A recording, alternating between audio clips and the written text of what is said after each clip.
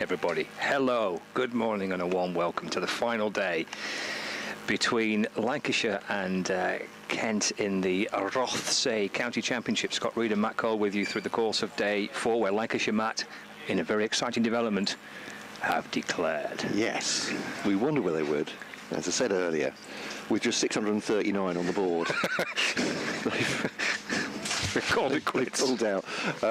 Seriously though, 265 for Kent just to make Lancashire bat again, or bat throughout the day to save a draw. And Lancashire need 10 wickets. That's the long and short of it. And before I get too pessimistic on you, Kent have lost 4 in a row. And right. I'll go back to the stats in a minute. I'll depress all the Kent fans, but they have lost at least 2 games by an innings. Right. So the thing for Lancashire there is, although this is a very flat, bit lifeless pitch, I think if they put the ball in the right areas, they just need to play on the minds of these Kent players who have had a wretched last few weeks in the county championship or last few games. So, right. Yeah, I think it's a great idea. Take a whole day at Kent and charge them basically, not to lose their heads on this pitch. And if they bowl like they did in the first innings, Lancashire, I'll be very optimistic about this. Yeah, it's. I agree with everything you've just said. Obviously, you've seen Kent more than I have this season. On the evidence of the 3 days that we've seen from this game, well, the logic should be that Kent shouldn't lose 10 wickets today. But with a new ball and with James Anderson, so you factor that in for the first 45 minutes or so of the game. We reckon that the Kookaburra, the players tell us that the Kookaburra ball, you got kind of like 25 to 30 overs out of it, really. So you got the morning session, of the chunk of the morning session, to try and get something out of the new Kookaburra ball. But of course, the interesting bit on top of that this afternoon, or through the course of the day, is how much spin will Lancashire get from the pitch. We saw a little bit from Parkinson, didn't we, with his leg spin yesterday, and from leaning. So that's the other element. Will Lancashire be able to will the pitch start to turn for Lancashire today? But if the mindset is to block and to defend, it looks like you can do that on this pitch reasonably comfortably. But there's the pressure of the runs, there's a pressure of the fact that they're coming on the back of 4 defeats, and So I think it's great for the game if you're a neutral, and if you're a Lancashire supporter, perhaps, that there's a psychological battle today for these two teams in terms of whatever the pitch might be doing. For Lancashire to win this one, just to keep the pressure on. If they can do that, they've got a chance that Kent will show their fragility. But on the other hand, Kent need to show character. Compton's could be key. Compton's on strike for the first delivery of the Kent second innings. Jimmy Anderson to open up, and he fires one in full, and Compton clips it away to the leg side. He, as not just Kent supporters, but I'm sure Lancashire supporters know, has the ability to bat for very long periods of time. Yes, 6.5 hours in the first innings. Good news for Kent. If he does that again, that's one end sorted. Absolutely right. Just needs. There's Anderson over the wicket to Compton. That's tapped away to cover, no run. Just needs the other 10, one of the other 10 to stay with him. Yes. And not get a draw. Yeah, I mean, you look at the minutes that he batted, 402 minutes. I mean, that's as much as as half the other players. 6:40, isn't it? 6 hours 40. Yes, I kept looking at that minutes and doing the same maths again and again, and going, no, it can't be 6.5 hours. Well, can he bat all day again today? Anderson to Compton. That's onto the pads of Compton, and I suspect, if not pitching outside leg stump, perhaps heading down leg side. First kind of early shout of the day, though. Yeah, so Compton and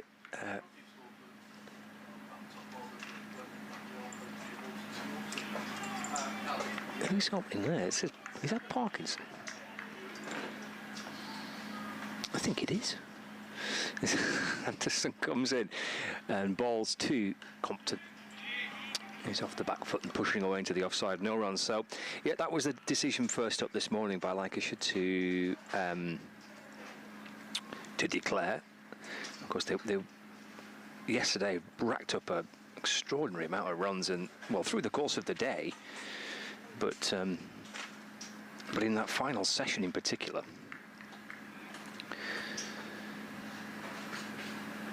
Yeah, they scored 519 runs on the third day, Lancashire, 263 of them coming in the evening session. They have declared overnight on 639 for 9 declared, so a lead of 265, and they're going to try and take 10 wickets to see if they can try and force a win on the final day. Kent are batting in their second innings, and they're 0 for 0.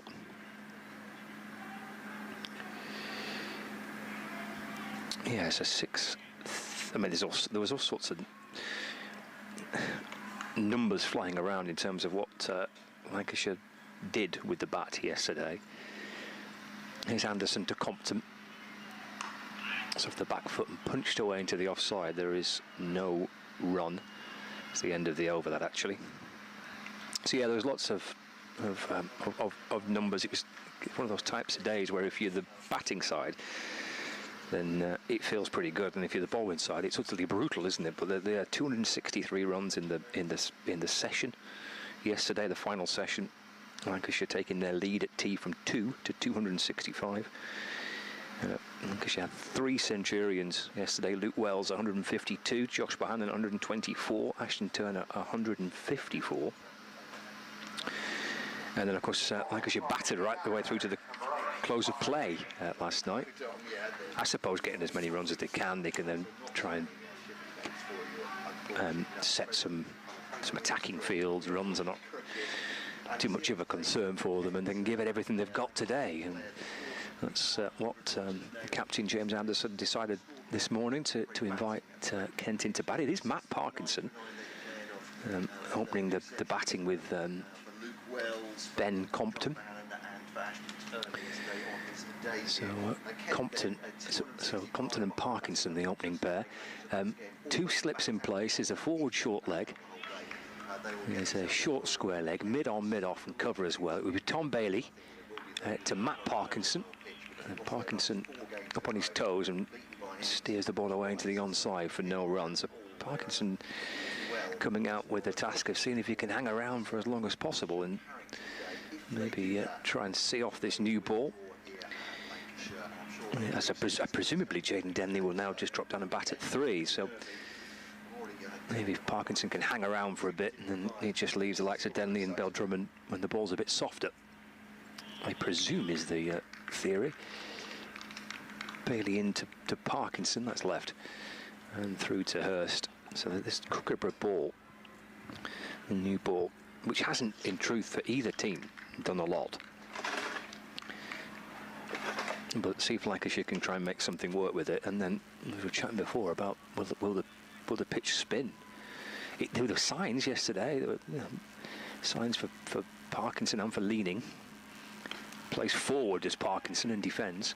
In fact, defends it so straight that it bounces back down the pitch and hits the stumps at the non-striker's end. So still 0 for 0, couple of dot balls to start Bailey's first over of the day. Yeah, and the evidence from Jimmy Anderson's first over, and again he's bowled a bit of seam before, hasn't he? So Bailey in to Parkinson. Again, that's just dropped into the offside, no run. It's fascinating. I saw Matt Parkinson netting this morning, and I still thought when they came out it was Jaden Denley until he took his card, just assuming that it would be. We hope that nothing's up with Jaden Denley, but they might just. Parkinson's defence much better than it's been throughout his career. I think he's improved as a batter, so it's an interesting tactic from him, isn't it? Yeah, it is. Yeah, so Denley warming up this morning, he's getting involved in the warm-ups. Brings Parkinson forward, that just slides on past the edge of the bat, and there's no run.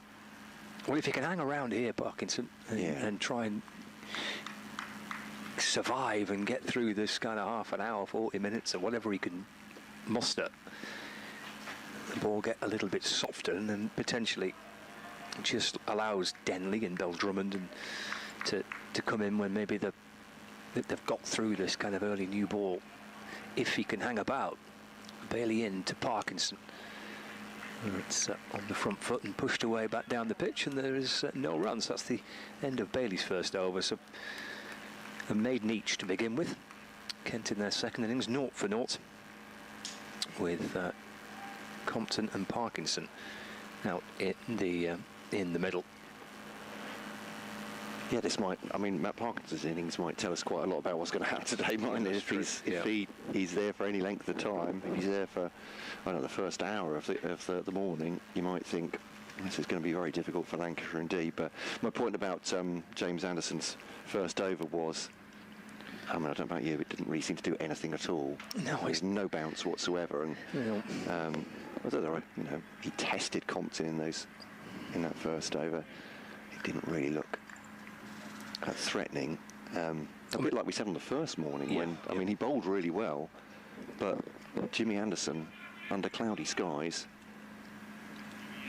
winning the toss, putting the other team in, you would imagine would be a little bit more lethal than that. But yeah, I mean, the first change for both sides in the first innings was spin, wasn't it? Yeah. Jack Leaning, first change for Kent, and it was Chris Green, the first change for Lancashire, both within half an hour or so. There's Anderson then bowls to Compton, just tucks that off the pad, and there'll be a single. Understandably, a lot of chat from the Lancashire fielders, and there's an ooh and an ah, as that one's just nudged off the pads by Compton for a single. It's down for a bump of gloves there with Matt Parkinson. I was gonna say, if anyone's got any sort of statistical record of Matt Parkinson opening the batting in any form of professional cricket, I would be very interested. Anderson to Parkinson, bouncer through the wicket keeper, but there Adam Hollyoake is a positive man and obviously an innovator too. Well, this is right up Parkinson's street, isn't it? If this idea is floated to him, I don't think that he's shirking away from it. This is having gotten to know Matthew over the few years that I was obviously while he was with Lancashire. I think this is right in his area. I'll take it on. I'll give it a go, especially against his old side. Yeah. As Anderson bowls to him, that squirts off a thickish edge, but down to gully. Again, not a great deal of bounce from James Anderson, but I'd imagine in his head he's thinking, this will be fun. Yes, if I can frustrate. There's no animosity with his old teammates, but he's that kind of character, isn't it? He is. That sort of competitor. Interesting decision, though, isn't it? It really is, yeah. Effectively, he's their night watchman, and they're putting him in right at the start of the day. So, Anderson to Parkinson, clips a single into the onside, sidearm throw by Tom. But don't get yourself run out. No, honestly. Oh, sorry, I've gone a bit Kentish there. What was that? There's that innings a few years ago where he batted for an age. What can you remember what? For Kent, yeah. He got 48, I think it was against Surrey. I'll look that up in. He seemed to bat forever. Those, yeah. And we did have one or two comments from just from a couple of innings before that, when Lancashire supporters obviously gently teasing, saying, "What on earth have you done to Matt Parkinson?" As Compton defends that on off stump. There's no run. But yeah, so I don't know. He's a changed man. Chris Green's warming up already. I know it won't be long, will it? I mean, there'll be a burst with Bailey and with Anderson with the new ball here, but we saw within half an hour that Chris Green came into the attack on the first day. That's Anderson bowls to Compton, and that inside part of the bat maybe challenges him a little bit. But again, there's just no bounce from the pitch at all, and it's not low bounce. It's no great pace in it. Apart from that, ball into the onside. I did ask Adam Hollyoake about the pitch yesterday and said, "Look, this isn't a great spectacle. I'm trying not to lead him too far down the garden path, but said, what do you make of this wicket? Is this a proper county championship wicket?" And he quite rightly said, the summary at the end was, if you want to watch the same conditions, for both sides going through a whole match, cricket isn't the game for you. He said that's the wonder of this sport. It's gone full there as Bailey to Parkinson looking for the LBW. That's probably heading down the leg side. Not whether he's got a little bit of bat on it or not, but it looked like the angle we're looking at anyway. It's spearing its way down the leg side. Yeah. And I suppose, to be honest, if he'd said anything else, it would have sounded like sour grapes anyway. But I thought it was a very good way of putting it. Is this is the game we know and love, isn't it? Bailey to Parkinson. Back and across. Pushed away into the offside. No run. Well, I suppose we'll have a better idea maybe later on today. I mean, if this game is quite clearly going to peter out to a pretty dull draw, and Lancashire are not able to generate on the fourth day any kind of pressure, and the pitch doesn't really do much, then you can probably make an assessment that maybe it wasn't the greatest wicket to play 4-day cricket on, but yeah, it could serve up a good game today. It's driven. I mean, there's the element of the ball too as well. I think that's Stephen Croft was keen to point that out, that you look at the scores around the country as well. There's lots of big runs being scored by team states, and the factor of that part of that will be the Kookaburra ball as well. So it's not unusual to see high-scoring games and draws when we've been using the Kookaburra ball in the last few seasons. Worked away by Parkinson out towards the offside. There's no run. I suppose that goes into the conversation about different conditions, different situations, different balls, different types of games, I guess. Yeah. I was looking at his scores from last season, Matt Parkinson, by the way. So yeah, both the 48, yes, he got against Essex, and 39 against Surrey. He batted for upwards of 2.5 hours in both those games. So well, that would do, wouldn't it? That's a very good point. Yeah, job done for Parkinson if he can bat anywhere near shake on that now. Yeah. Bailey in balls. Oh, slow ball already from Bailey, and doesn't deceive Parkinson on this occasion. Dropped into the offside. There's no run. I don't know if this maybe is a lower score. Take a bit more of a. Kent fans out there on the new email. Do you have a new email address? I do. I've not heard about this email address. Why not mentioned it? Bailey to Parkinson. Playing a miss. Taken by the keeper Hurst. No run, end of the over. 2 without loss, 4 gone. Looks like I have. KentCricket at bbc.co.uk. That's a good email. That's a good email address. Thank you very much. One of the better email addresses. I like it. It's got the BBC at the end, which it's got everything you need. Yeah. Keeping it in-house. Yes. KentCricket at bbc.co.uk for all your email needs. Well, if they're involving emailing the cricket commentators. All right, you can't just put random thoughts to it. Actually, I don't mind that. Random thoughts are Sometimes the random thoughts are much more interesting, to be honest. There we go. So, end of the over. James Anderson to resume. 2 overs, 1 maiden, none for 2. Compton defends that. You'll be surprised to hear. What do they call it on it? I should know this. It's been a long time since I drove a desk in the studio. Hotkey. There we are. A hotkey, right. Can I have that on a hotkey? Have that on a hotkey, yeah. Bowler comes in.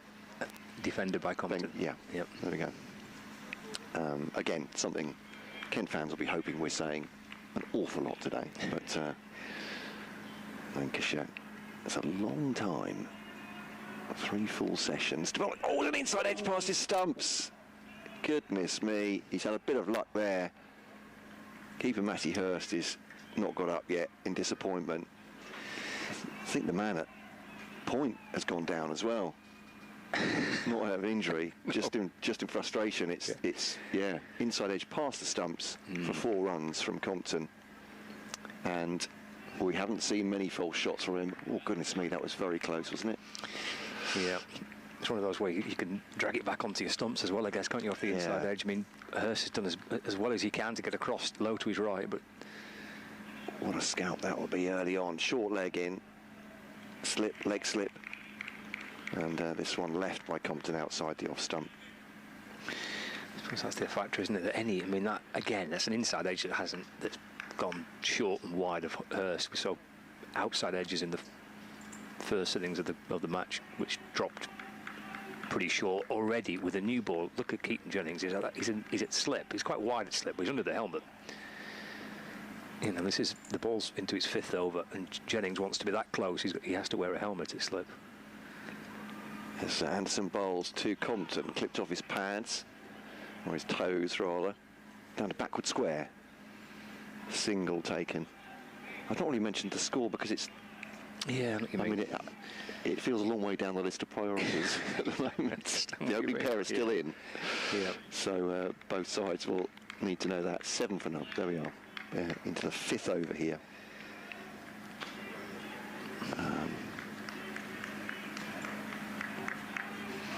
But yeah, so a little bit of jeopardy. Nerves for Ken. Excitement for Lancashire. Parkinson. This one's good length from Anderson. Rises up towards the midriff. Played down by Parkinson. He looks better defending than he does attacking, dare I say, Matt Parkinson. Well, play a few shots, Matt. Just thinking about the flash outside the off stump in the previous over, where obviously, I mean, you don't get very much time to decide, do you? It's easy when you see a slow motion replay and say, oh, he shouldn't have gone for that, but sees a wide ball and thinks about hitting it. I mean, Kent, I suppose technically, if they did what Lancashire did yesterday, put on a pile of runs in the first 2 sessions, but that won't be their thought just now. And it's clipped off the pads. That's a good shot, actually. Nice. As said. Unfairly treated Matt Parkinson, not for the first time, with his batting. 2 runs taken. And I'm still on the look for these. I have to say, these Matt Parkinson innings from early in the season last year, or that his decent scores are all an hour or more. And but yeah, I think maybe it's the Surrey one, which is about an hour and 40, hour and 50, where he scored 48. But I'll get there eventually, Scott. But it's one of those where it could well have been a tenner in the teens, couldn't it?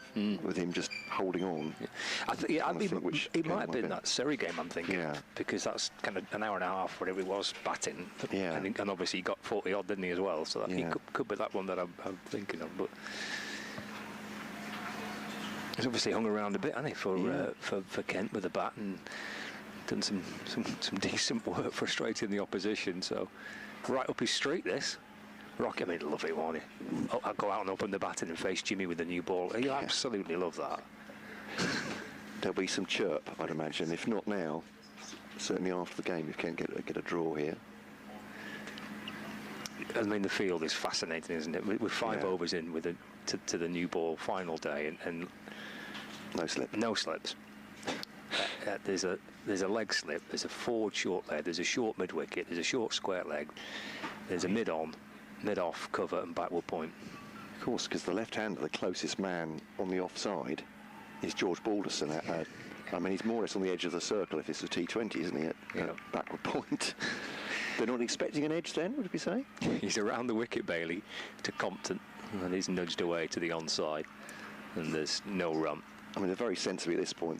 They're cutting off where Compton farms his runs, aren't they? And I mean, that sounds really obvious, but Adam Olliott was saying yesterday, I was saying, what's the key to taking wickets? And he says you have to bore them out on this. You really do. He said Lancashire did that really well. He said, I don't think we batted particularly well, but Bailey to Compton, turns it to the leg side, no run. So I said, well, Joey Everson looked like he bowled really well. I mean, was he boring? I said, I don't want to be critical. He said, really, mate, it's not.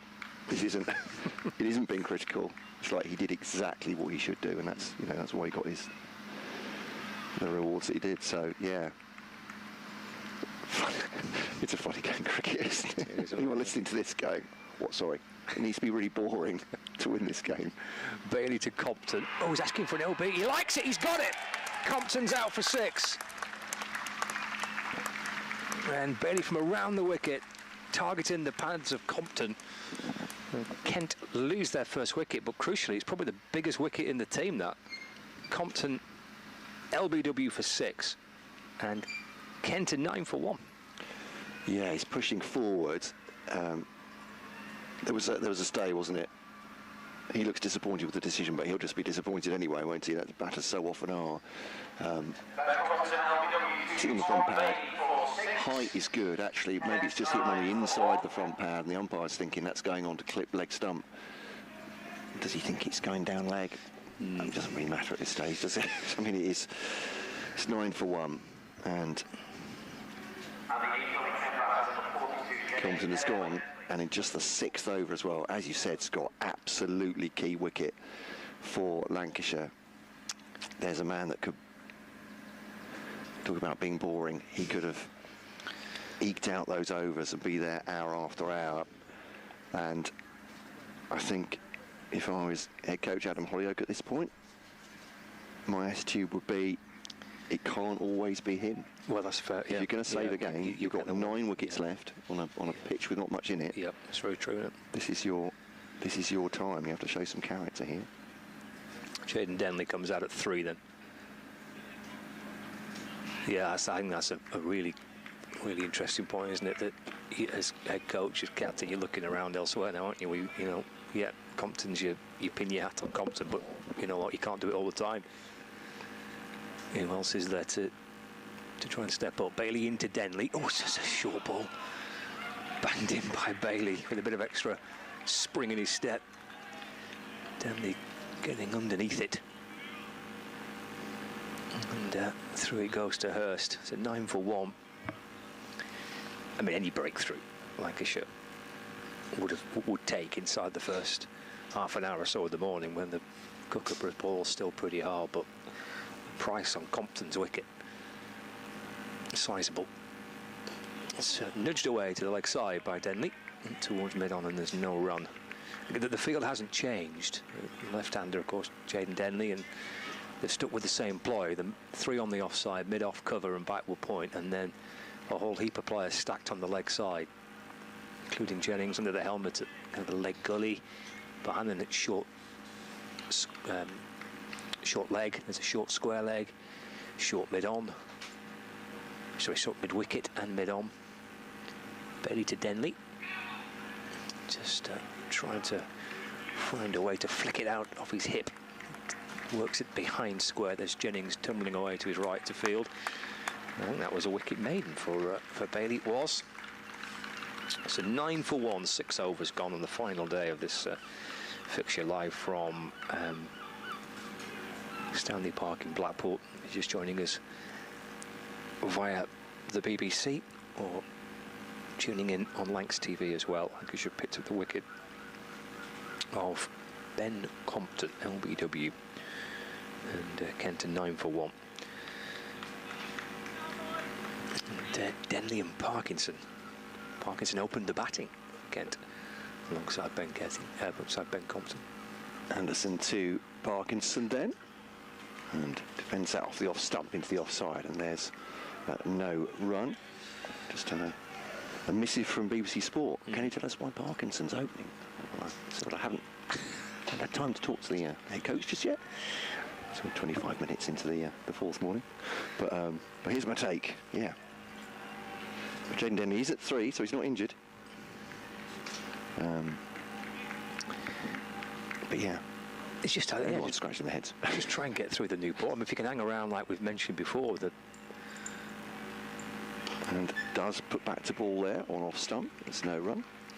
We mentioned his scores. Like, was it last season? He batted for a couple of times for like an hour or so. Yeah. Even against Surrey, we got 40 odd against an hour for an hour or so. If you can hang around, the ploy obviously being that Compton hangs around with him, and just try and make the ball a little bit soft, get through Anderson, get through Bailey. There's nothing really in it for the seamer, in truth.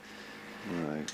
Parkinson facing Anderson now, and just clips into the onside. They take a quick run to the arm of Bailey. Oh, that's very close indeed. He's taken a shy at the wicket-keeper's end. Jayden Denley's running to that one. I think Parkinson set off quicker than Denley did. He called Denley through. That had hit pretty close, I'd imagine. Yeah. We welcome listeners on Sports Extra as well, who are also asking the question, why is Matt Parkinson opening the batting? Well, if you weren't with us, we've already explained this once. Well, we think we've done the best to try and offer some kind of explanation to it once. Yeah. Anderson round the wicket to Denley. Squeezes that into the offside, and there's no run. And I mean, you can't expect to turn up late and it's just to start again for you. You know, if you're going to come, you know, be here on time. I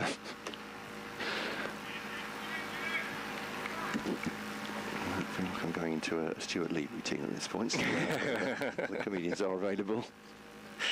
The thing about me is, here's Anderson round the wicket to Denley. Sees it up to mid-on, and there is no run. I think I'm going to leave you to the last ball of James Anderson. Oh, right, okay. Fourth over, because that, you've got updates to do. I'm getting the word. You're getting the word. Well, for the benefit of listeners and viewers who may have just joined us, then Lancashire declaring on 639 for 9. That declaration coming overnight. Well, that's not true. That declaration coming this morning. Anderson to complete the over, in and balls. The back foot Denley defends to cover, and there is no run. 7 overs gone, 10 for 1, Kent. So Lancashire's declaration, 639 for 9 declared. That was a lead of 265 runs. Lancashire yesterday adding 263 runs in the evening session. 263 in the session at the end of yesterday, going from a lead of 2 runs at tea to a lead of 265 at the close of play. There were 3 Centurions: Luke Wells 152, Josh Bohannon 124, and Ashton Turner made 154. Even Jimmy came out and had a bat late on.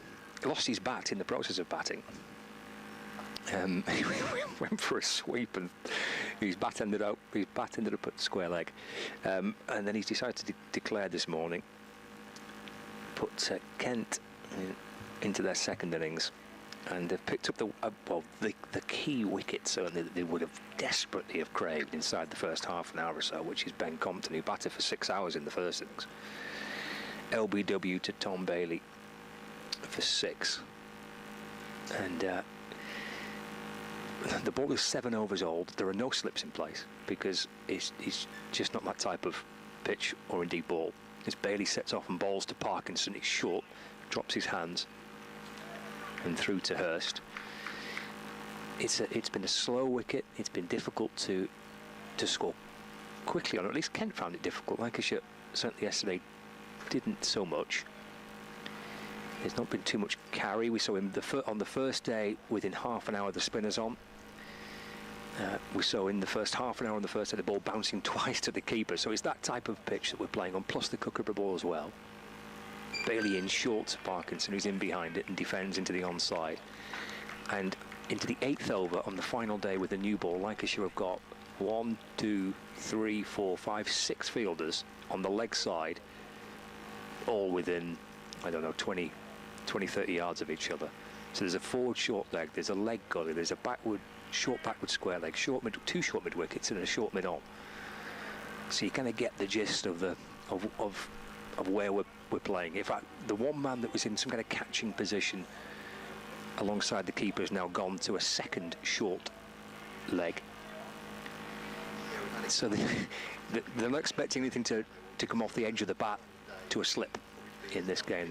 That's not how they think they're going to get their wickets here, Lancashire. The spinners will come into it at some point. They have to. Chris Green, Luke Wells. It'll take some effort to take 10 wickets, but they're trying. Here's Bailey in, bowling to Parkinson. And Parkinson leaning into it, pushes the ball up towards mid-on. And there is no run. These two are the 2 bottom sides in Division 2. Lancashire haven't won a game this season. Kent have won 2, and even though they've won 2 and Lancashire haven't won a game, they're actually bottom, and Lancashire are second from bottom. So they're battling it out for different outcomes on this fourth day. Bailey from over the wicket, balls to Parkinson. Just trying to bang it in short, and Parkinson gets in behind it and drops it away in towards the onside. And there's no runs. A 10 for 1, trailed by 255 runs, with a minimum of 88 overs to be bowled in the day's play. It's been a game here at Stanley Park on the west coast of Lancashire, only about a mile away from the beach and from Blackpool Tower. Bailey sets off and bowls to Parkinson. It's short and slow down the leg side. Parkinson just trying to swat it away. He had to wait an age for the ball to get to him, Matt Parkinson.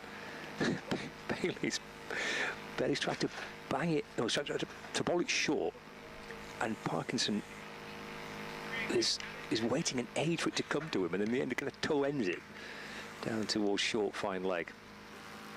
And there's no run. One ball left of the 8th over. Parkinson, who is opening the batting, waits for Bailey, asking for the LB. Tom Bailey spins round, pleading towards the umpire. And umpire David Milnes with a very gentle shake of the head to break Bailey's heart, to keep Parkinson out there as well. 8 overs gone, 10 for 1. Kent, in their second innings, they still trail by 255 runs. Parkinson's on 4 and Denley on 0. Yeah. Thanks for all the heckling this morning. Yeah, it's been good fun. It's mostly come from our BBC colleagues. It has, yeah, which it'll be reported, don't worry. I mean, yeah. Maybe he's missing being here because he was here last season enjoying some ice cream. Maybe secretly he wishes he was here at Blackpool today. I gather that was it Stu's cream machine? It was. Put a big smile on. It did. Kevin, how's his face? He did seem to get a little bit giddy with it. Yeah. There we go. Just watching back this LBW decision, maybe a little high and maybe a little leg side, but Bailey was pleading for it. Here we go. We've had 8 overs of the new ball, and we're going to go for some spin. Yeah, very sensible as well, I think, from James Anderson. Bailey's causing some trouble from the other end. James Anderson, strangely, you might say, for a man with wickets in the 4 figures. I'm not sure the exact figure now, but across his professional career. But he's the captain as well. He did this early in the Kent innings, in the first innings. And it was Green who took the first wicket, actually, of Denley, who face him now. Tempted him to go for a sweep, didn't he, which he top-edged. Now Denley faces him. Around the wicket comes the Australian to Jaden Denley. A contact past Keaton Jennings at short leg. There's 2 slips in as well. And talk about psychological. They are just looking to worry him out of the batting, isn't he, at the moment? I think Jaden Denley, they are surrounding him with close fielders, trying to convince him this is just an impossible task, and driven into the offside. Talking of great innings over a long period of time, Jaden Denley did bat, it might have been last season against Essex actually, showing great powers of concentration, down batting 6 or 7 rather than elevated to 3, but certainly showing incredible temperament for a teenager. He'll need to do that again from a Kent point of view. Lancashire, prize wicket of Ben Compton, and the plan of perhaps Compton and Parkinson, perhaps Parkinson staying there for an hour with Compton. Well, that's out the window, because Compton's gone and Bailey has mopped him up. 9 more for Lancashire. Over the wicket now comes Green to Parkinson, just pushes it past the short leg, backward square, and that's no run. He is not for moving. How many overs gone now? What was he again? You've got in early with that. Saying in my ears. Yeah, we've had a few emails come in today on... Oh, he's gone! He's nudged that to the man at short leg. to Keaton Jennings, Josh Bohannon, beg your pardon, on the leg side, and it's gone. And Matt Parkinson fell for the trap down the leg side, just nudging it behind, and that will be a second wicket for Lancashire, and 11 for 2.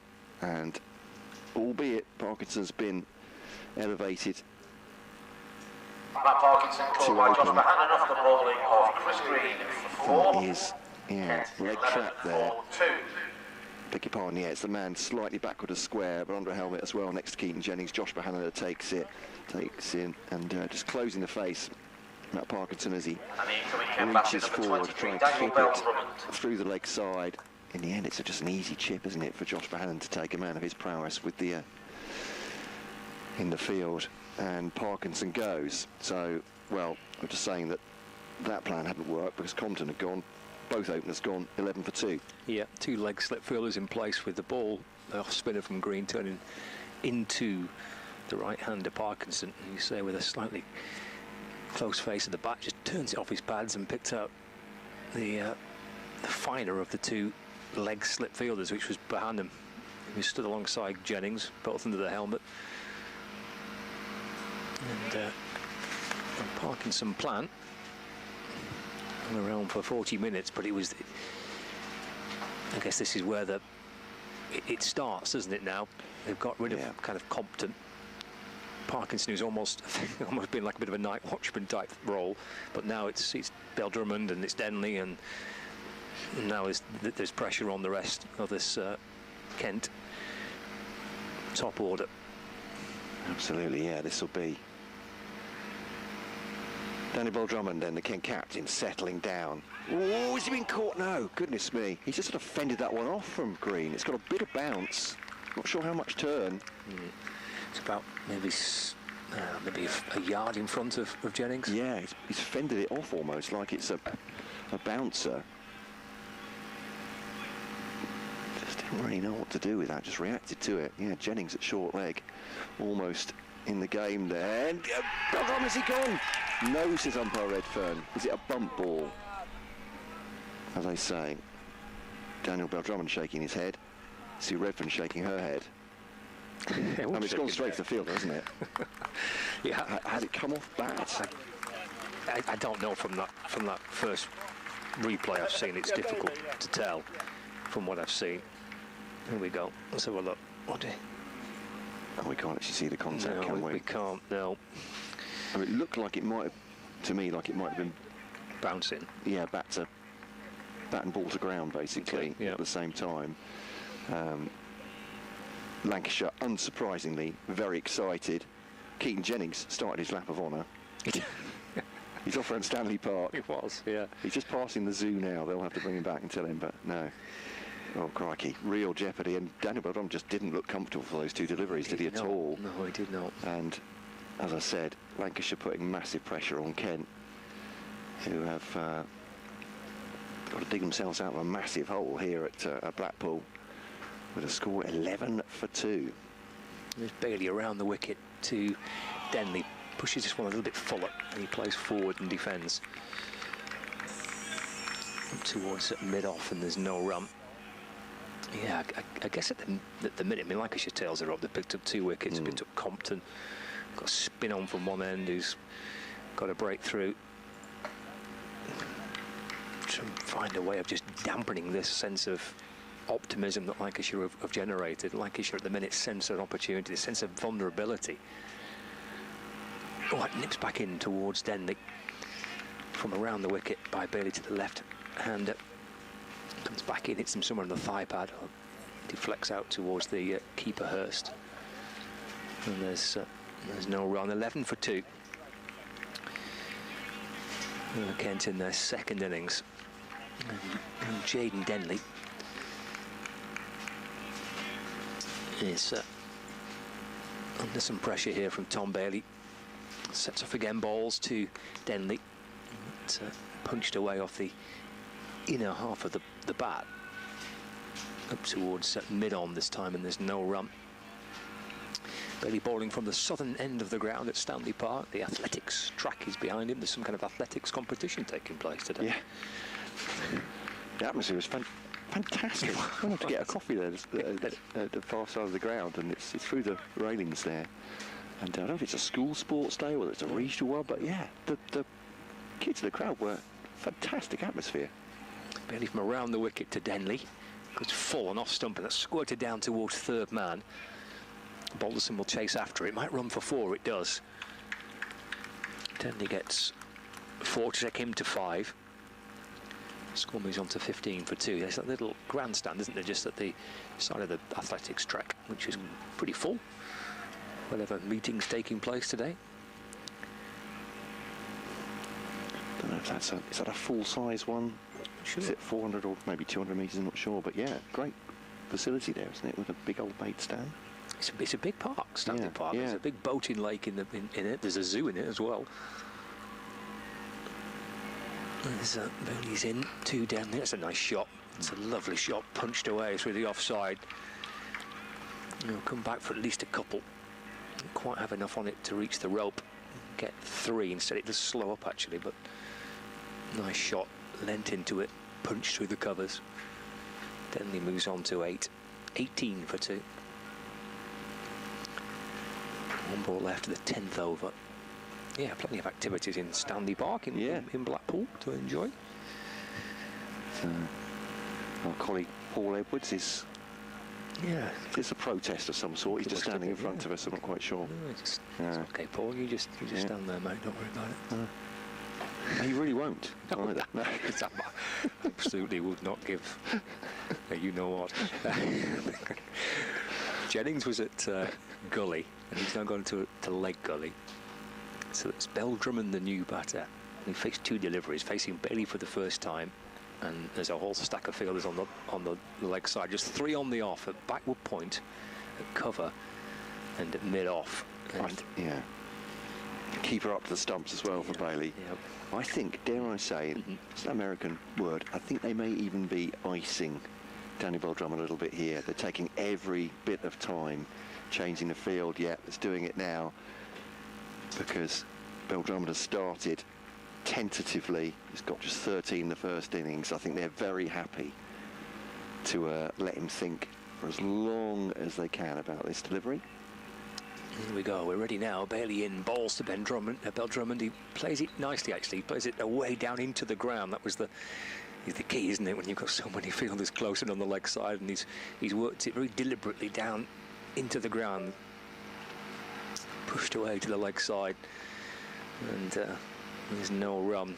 Great test for 2 batsmen here, Bell-Drummond and Denley, both at different parts of their career, of course. Bell-Drummond, a vastly experienced player, a fine player for Kent.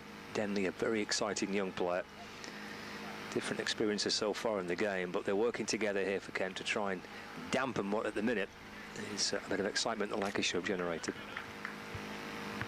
It's Jaden Denley under pressure here. 2 slips and a short leg of the close fielders. As Chris Green already has a wicket coming around the wicket to the Kent batter. Does that hit the wicket-keeper's pad? I think it might have done outside your stump. Denley sort of offered the bat to it at an angle. No great excitement from the slips there. I think it's gone fairly wide, and it's naturally turning away from the left-hander as well. But all the pressure on 19-year-old Jaden Denley here, his captain at the other end.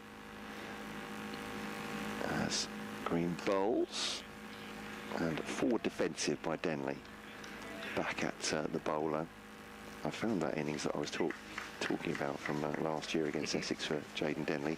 I'm almost afraid to mention it because fair enough. Yeah, going through the stats of Matt Parkinson when he's batted before for an hour and a half, and Green bowls to Denley now, drives it into the offside, and single taken. But what I would say, he was under extreme pressure in that game against Essex last year at Chelmsford, and as they take a single, and they gave him a lot of chirp, right, put it that way, and did everything they could to try and stress him out. But that was a very fine innings indeed.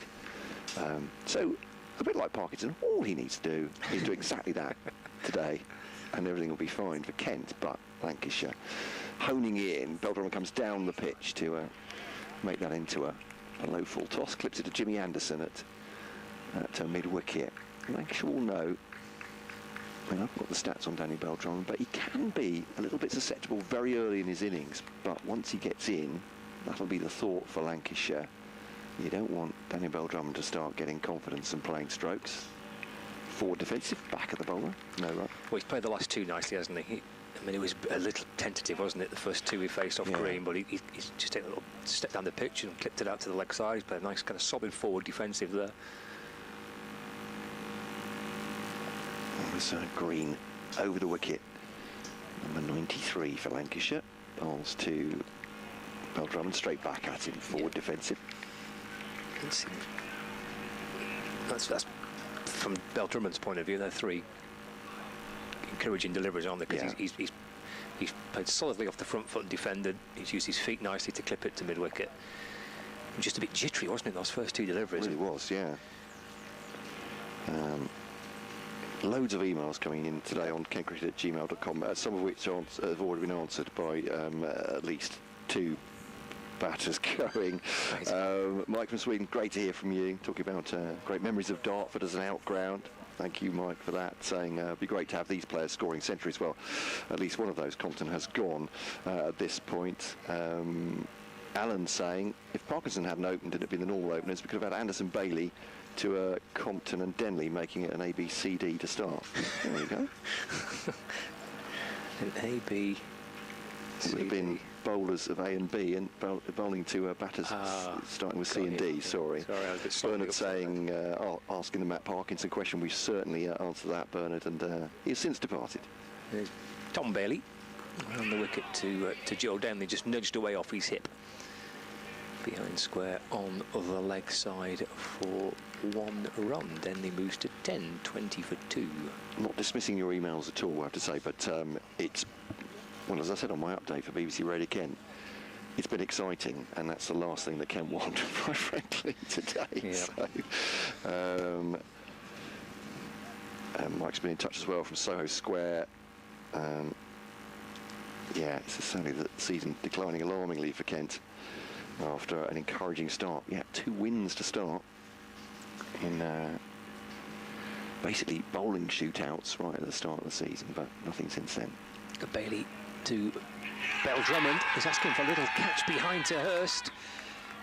The umpire says not out. Not interested at all, David Milnes. There'll be a lot of this today, and there'll be a lot of pressure applied on both umpires today, and which is absolutely fair enough. That's all part of the game, isn't it? To see if there's anything happening, little glove, little feather behind. Is that out, LBW? Is that caught? Is that come off bat? There'll be all that going through the course of the day today. Milnes pretty convinced there was nothing untoward on that. Bell-Drummond gets in behind it and defends towards the leg side this time, and there's no run. I'd just say that was a great appeal, though. It was. It was in unity. It was a united front, wasn't it? I mean, it's all part of the game, isn't it? It's trying to put the pressure on the umpires in that respect. It's in a completely fair way, obviously. It's impossible. It's gaining a little bit, yeah. On that replay, you're not got a clue. You'd need kind of ultra edge, wouldn't you? Something like that, some technology to see if and what it's come off. Umpires in the best view of the house.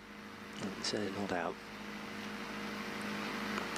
Again, Bell-Drummond in behind and defends towards mid-on. Also, to be fair to the Lancashire fielders, I'm not saying this is pure gamesmanship, it's that they're very excited, and if they see a whiff of a chance, they will be very keen to celebrate it. But yeah, that's what the umpires are for. It's meant to keep their heads. 20 for 2 in the 12th. Bailey over the wicket to Bell-Drummond. He's worked off his pads into the onside, just drops it out towards the leg side. And then to make sure, I mean, there's no pace in the pitch, we've mentioned that a few times, but still he's having to make sure that he gets right on top of the ball and plays it with his bat angled down so the ball bounces ideally, as he did there, kind of a yard or so to his left on the cut pitch, just takes out the possibility of short leg or the mid wickets or the leg gully coming into place. Final delivery of the over. Bailey to Bell-Drummond. That's through to Hurst. End of the over, just pushed forward did Bell-Drummond. Ball slid past the edge of the bat. And Bailey collects his cap. 50 minutes of play this morning. 2 wickets Lancashire have got. Denley and Bell-Drummond going together. Denley on 10, Bell-Drummond on 0, 20 for 2. Yeah, just on the plus side again. Just over 5 hours now to survive this game. Yeah, it really is tense, but it was a fabulous take that from Hurst, wasn't it? Just send it back on the replay. Yeah. That one down the leg side that they thought he may have gloved. It's a great take by the keeper, standing up to Bailey. Green to continue. Stands very tall, up on tippy toes more or less, and little prance in the off spinner. Tall and bowls to Denley into the offside, and there's no run. James Anderson fields at a very leisurely walk. I can hear a shout, but I think that might be from the athletics track beyond, actually, is it? Rather than from supporters inside the ground. Everyone's just paying attention here. Concentration. Not least Jaden Denley, who sees this off the off stump into the offside, and there's no run. He has 10 from 19 so far. Bell-Drummond still yet to score from 11 deliveries, but the score immaterial for Kent pretty much at this point. It's edged!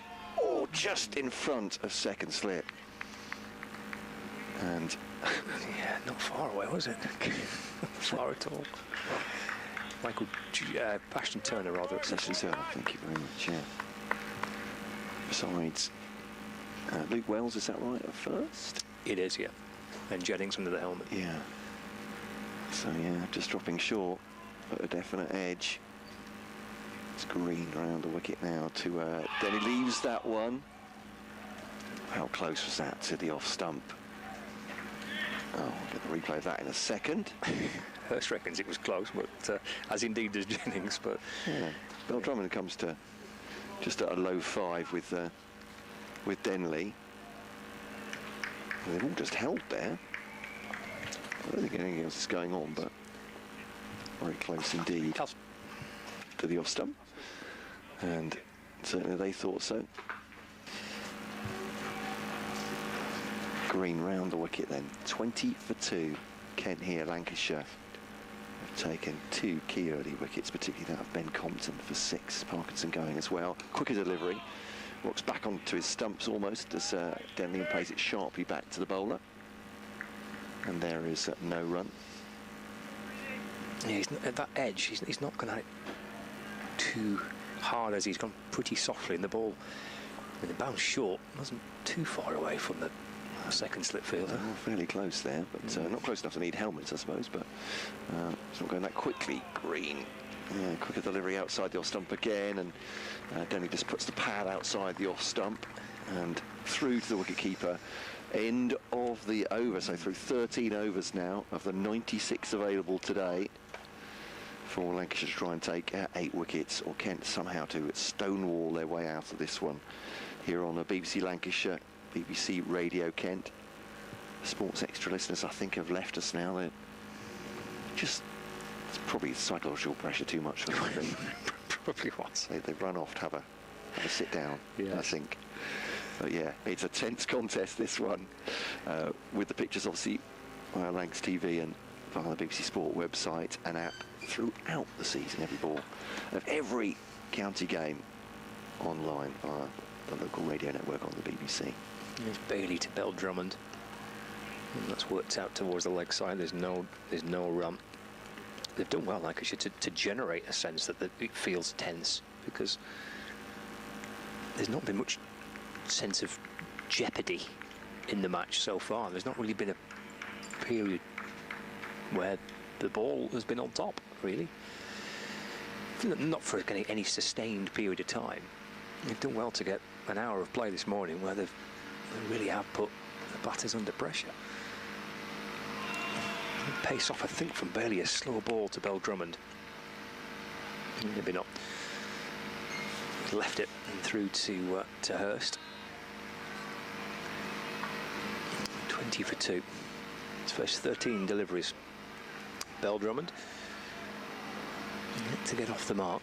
Not that is a huge concern for him just yet, but it adds to the sense of pressure trying to be built. Bailey turns, sets off again. Bell-Drummond getting forward, smothering the ball, just leaning into it. Bat cushioned alongside his pad. Ball deflects away into the offside. And there's no run, not many fielders on the offside. Not in front of the batter anyway, just one, which is Michael Jones at cover. There's a backward point, there's a slip, leg gully, short mid-wicket, short square leg, mid-on, and a deep backward square leg. Bailey bowls, and it's off the back foot by Bell-Drummond, and he looks to try and pull it, gets a little thin bottom edge, and gets his first run. Gets up the other end for a wee while. So he's up and running. Brings Denley back on strike. 21 for 2. Left-hander Jaden Denley. So field all swapping positions. Anderson wants to chat with his bowler. There's a man on the drive on the offside. There's a fielder at extra cover.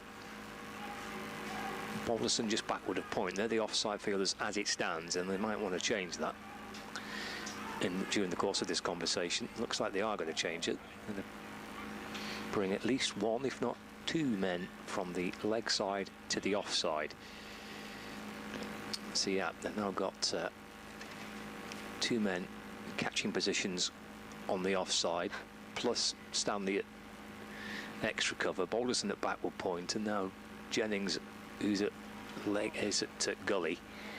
And in fact, they want another one, I think, on the offside. So Bohannon, who was at short leg, he's also going to the offside. So it's a completely different setup to what they have with Bell-Drummond, where it was all the fielders on the leg side, and now they want the majority of the fielders on the offside to Denley.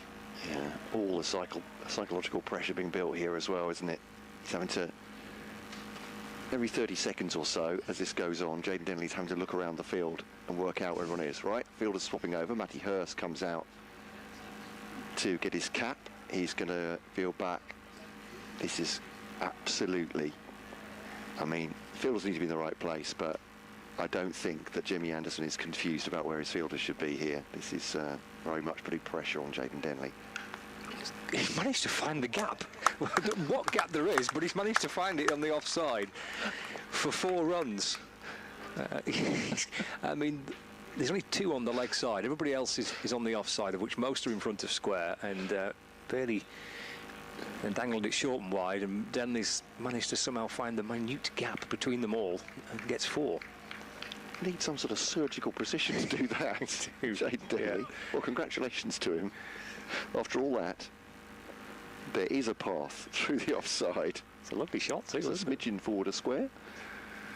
Bailey back in to Denley. And that's driven. It balloons off Bohannon. He's one of the close fielders on the offside, and then it's Stanley who's gone chasing after it. And Denley gets through for a single. So that's the end of the over. 26 for 2. Denley on 15. Bell-Drummond on 1. And Kent at 26 for 2. With an hour of, well, just over an hour of the morning session, which has been and gone. Bailey's bowled unchanged, hasn't he, from that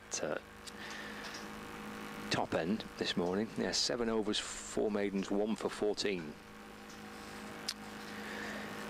And Anderson bowling 4 overs from the northern end, and then quickly turning to Chris Green, who did find the wicket of Matt Parkinson. He's in again, this time to Denley. That's left as Green. He's off spin from around the wicket to the left-hander. Ball just pitches and turns gently away. Two slip fielders ready.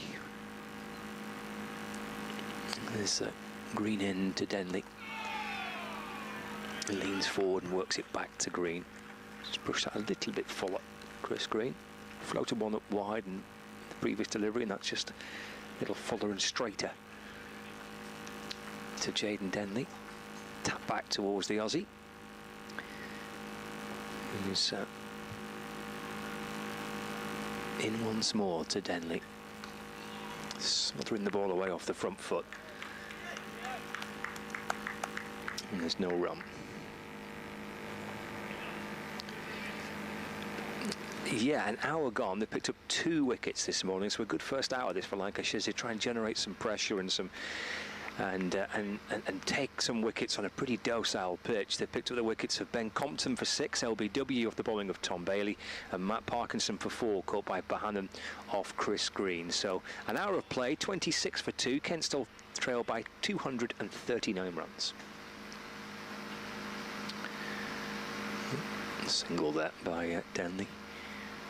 Able to work it away through the offside for 1. Takes him to 16, 27 for 2. 2 balls remaining of the over. Brings Bell-Drummond on strike, so Green this time will come over the wicket to Bell-Drummond. He works it away into the offside, off the front foot, just a little shuffle forward to meet it. And gathered by Green. For a decent spell of bowling, isn't he, Chris Green? He sent down 37 overs in the first innings. He might go beyond that today. Bell-Drummond works it to the leg side, through mid-wicket, along the ground. Yeah, it really has been, Dom. They've lost another wicket, Kent, in the last half. Jogs through for a single, so he moves on to 3. The score moves on to 20. Oh, they're quick on the scoreboard. 28 for 2. So Bell-Drummond on to 2 at the end of the 15th over. I've paid no attention yet to what's happening elsewhere because it's been a really thrilling first hour of play here. South End replacing Tom Bailey, number 10, George Balderson. First bowling change from the south end of the ground with George Balderson coming in, but just taking a look at some of the other Division 2 games today. So Middlesex 294 for 5 in their second innings. They're at Northamptonshire.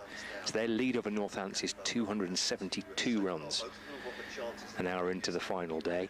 Glamorgan are 176 for 3. They're at the league leaders Leicestershire. They're still behind. They're 47 runs behind Glamorgan with 7 wickets remaining. And Gloucestershire are 432 for 4. They lead Derbyshire by 221 runs. So going into that, well, like I say, an hour of play on the final day, the Gloucester boys are in front. Surrey yesterday clinched a victory over Worcestershire in Division 1, but there are 4 other games taking place. As Bell-Drummond drives a ball of full length from Balderson to cover, and there's no run.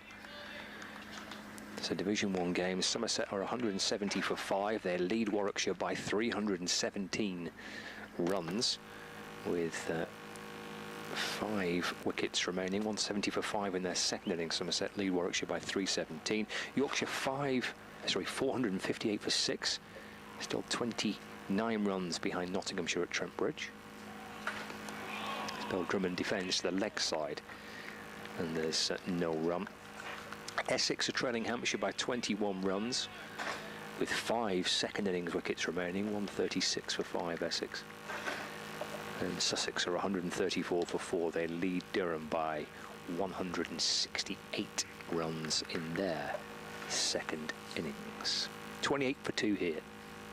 Kent in their second dig. As Bell-Drummond defends. Back to Balderson. There's no run. It was Balderson that got Bell-Drummond in the first innings, with a ploy that they've set again today, which is the keeper standing up. Not much room to work the ball into the leg side. and he'll probe away. Balderson in and around and just outside Bell-Drummond's off stump. In comes Balderson again to Bell-Drummond. Forward he goes, pushed away into the offside, and there's no run. Gathered by Michael Jones at cover. The 4 balls of Balderson's opening spell of the day. Loops back round and sets off again. Bell-Drummond tapping his bat, the keeper crouching down behind the stumps. He's over the wicket and balls. That's worked to the leg side. He's gone bouncing awkwardly in front of Anderson and skipping out towards the deep mid-wicket boundary. I think it has gone for 4. It has. It was Mitchell Stanley doing his best to catch up with it and flick it back, but timed that well enough. It's sped away for 4 through the leg side to take Bell-Drummond on to 6. And Kent 34 for 2. And nicely played away by Daniel Bell-Drummond.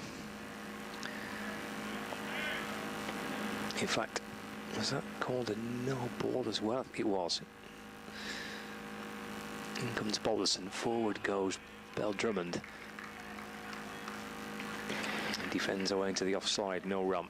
I'd like to propose a new law of the game for cricket, having watched a number of these nervy affairs with Kent this season, last season, that if it's a no ball, Kent don't want an extra delivery. Can they just say, nah, you're all right?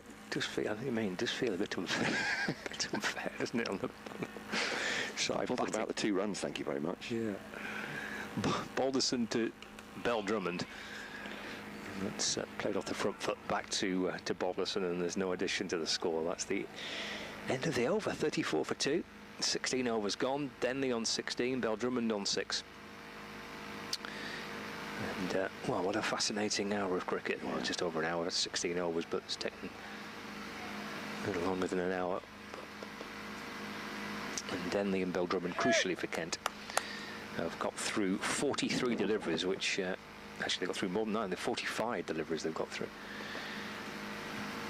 as they just try and settle things down. 2 quick wickets, Lancashire with their tails up, and these 2 try and take the sting out of it, at least for the time being. Yeah, tempting to dominate like Lancashire did yesterday with first 2 sessions. I think they lost a wicket in each, didn't they? And how Kent could do with that kind of stubbornness, but it's a different kind of game when you're just trying to protect your wickets. Reverse from Jayden Denley. It's hit the ground and it's skewed out towards Chris Green. Has taken a long look at young Jayden Denley. Just leant down to pick up the ball. Not sure there was anything said, but he might be just thinking to himself, Chris Green, go on then. All in favour of the reverse. Green now to Denley. Pads up outside the off stump, but through to the wicketkeeper, and there's no run. For a man of his tender years, Jayden Denley's played a decent amount of cricket for Kent, but also under 19s cricket as well, both here and abroad. Green to Denley, defends this. Back up to Chris Green, and there's no run. But this will be a different kind of test for him, a real psychological test. Not about flair here. He has 16, Bell-Drummond has 6, 34 for 2. Both these sides desperate for a win at the bottom of the county championship table. Blocked out by Denley into the offside. There's no run. 2 slips for Company, I think. Oh yeah, sorry. Yep. Yeah, the second one just wandered off. Is that Michael Jones? And now, yeah, they're bringing Keaton Jennings round at that silly mid-off. Very close indeed. The slip's in as well. As Denley faces this one from Chris Green, nudges that onto the onside. Nicely done by Denley. Just going to the gap where Jennings was in the last delivery. 1 more to come from Green of his 5th over. Lancashire on the attack here. Fielding change. Balderson comes into the circle, if you like, into the ring. at mid-wicket. Denley goes to the reverse again, straight into the ground. Fielder picks it up. It's Josh Bohannon, I think, there with the fielding pads on, but hit very deliberately into the ground by Jayden Denley. Good contact, a couple of bounces up to Bohannon, who's got the fielding pads on. They're very distinct, actually. Are they outside? No. I think they could be, actually. Yeah, I think they could be. Like their outside is whites. Yeah, I think they are. Sorry, yeah. Yeah. Well, I put a second wicketkeeper in. Why not? It's good that from End of the other. It was good that from Bohannon, because they're they're really keen to keep Bell-Drummond on strike here to Balderson, and they brought Balderson up from mid-wicket to block a single. So we went on the reverse to try and find a run, and it's good from Bohannon to stop it. It was bouncing around rather awkwardly for him, but it's allowed Balderson to have another crack at Bell-Drummond. Bell-Drummond defends a ball of fullish length going towards the offside, and there's no run. 34 for 2. Yeah, so I'd like to add that no ball or to Yes. Well, there's a bit of a council of war when I arrived this morning. The brains in the press tent getting together to reformat the season for next year. Oh, there's lots of talk about that one. Yeah. Yeah, there was. I was very confused by it all, really. Balderson to Bell-Drummond, forward in defence, and there's no run. I mean, I'm often confused. That won't surprise anybody, but... I mean, they're always increment. I mean, there are ICC changes, aren't they, to playing regulations, but there is a constant flow of change, isn't there, in the format for the... I was going to say the 3 forms, the 4 competitions, obviously, in domestic cricket. Balderson to Bell-Drummond. Clips the ball away to the onside, and there's no run. To my source, which I couldn't remember, of the ECB saying earlier in the season there'd definitely be no changes to 26. Apparently that is not necessarily the case, that there is still a format to be, or it's still a calendar to be voted on by the counties, I gather, for next year. But they could vote for no change, obviously. 34 for 2. Bell-Drummond waiting, Balderson in. Oh, it sneaks through to the gloves of Hurst. It just nips a fraction away from Bell-Drummond. Hurst takes it, then flicks off the bails.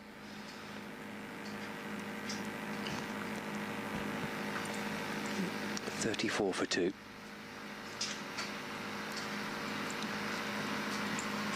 It's good this by Balderson to Bell-Drummond. Yeah. There's no let up really of the pressure so far. Again, he has to defend the top of his off stump and plays it back down the pitch.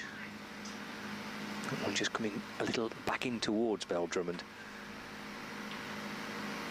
He's hit a very nice groove here as George Balderson.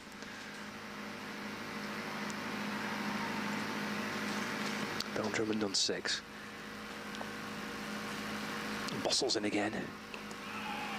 Gets onto the front foot this time, smothers the ball away, and picked up at backward point, and there's no addition to the score. So a maiden that for George Balderson. It's a good probing testing over, and Bell-Drummond negotiates it nicely.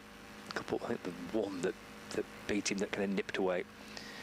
The others he's defended to the leg side or smothered away into the offside. Means that Green has another crack at the left-hander. Good point. They seem to, be honing in on both of those, don't they? Because Green will be turning the ball away from Jayden Denley, which is keeping those 2 slips very interested indeed. Short leg Keaton Jennings. And then Daniel Bell-Drummond is having a bit of a time, being given a bit of a time by George Balderson. He's Green to Denley again, goes for the reverse, and that might be 4 actually. Josh Bohannon goes flying after it, but the ball goes flying to the boundary. Good contact actually from Jayden Denley. I think again he's safety first. He's knocked that into, as much as you can be with the reverse, he's knocked that into the ground first, and it's bounced away from the other two close fielders on the offside, the two slips, and Bohannon has no chance cutting it off. Yeah, so it's 4.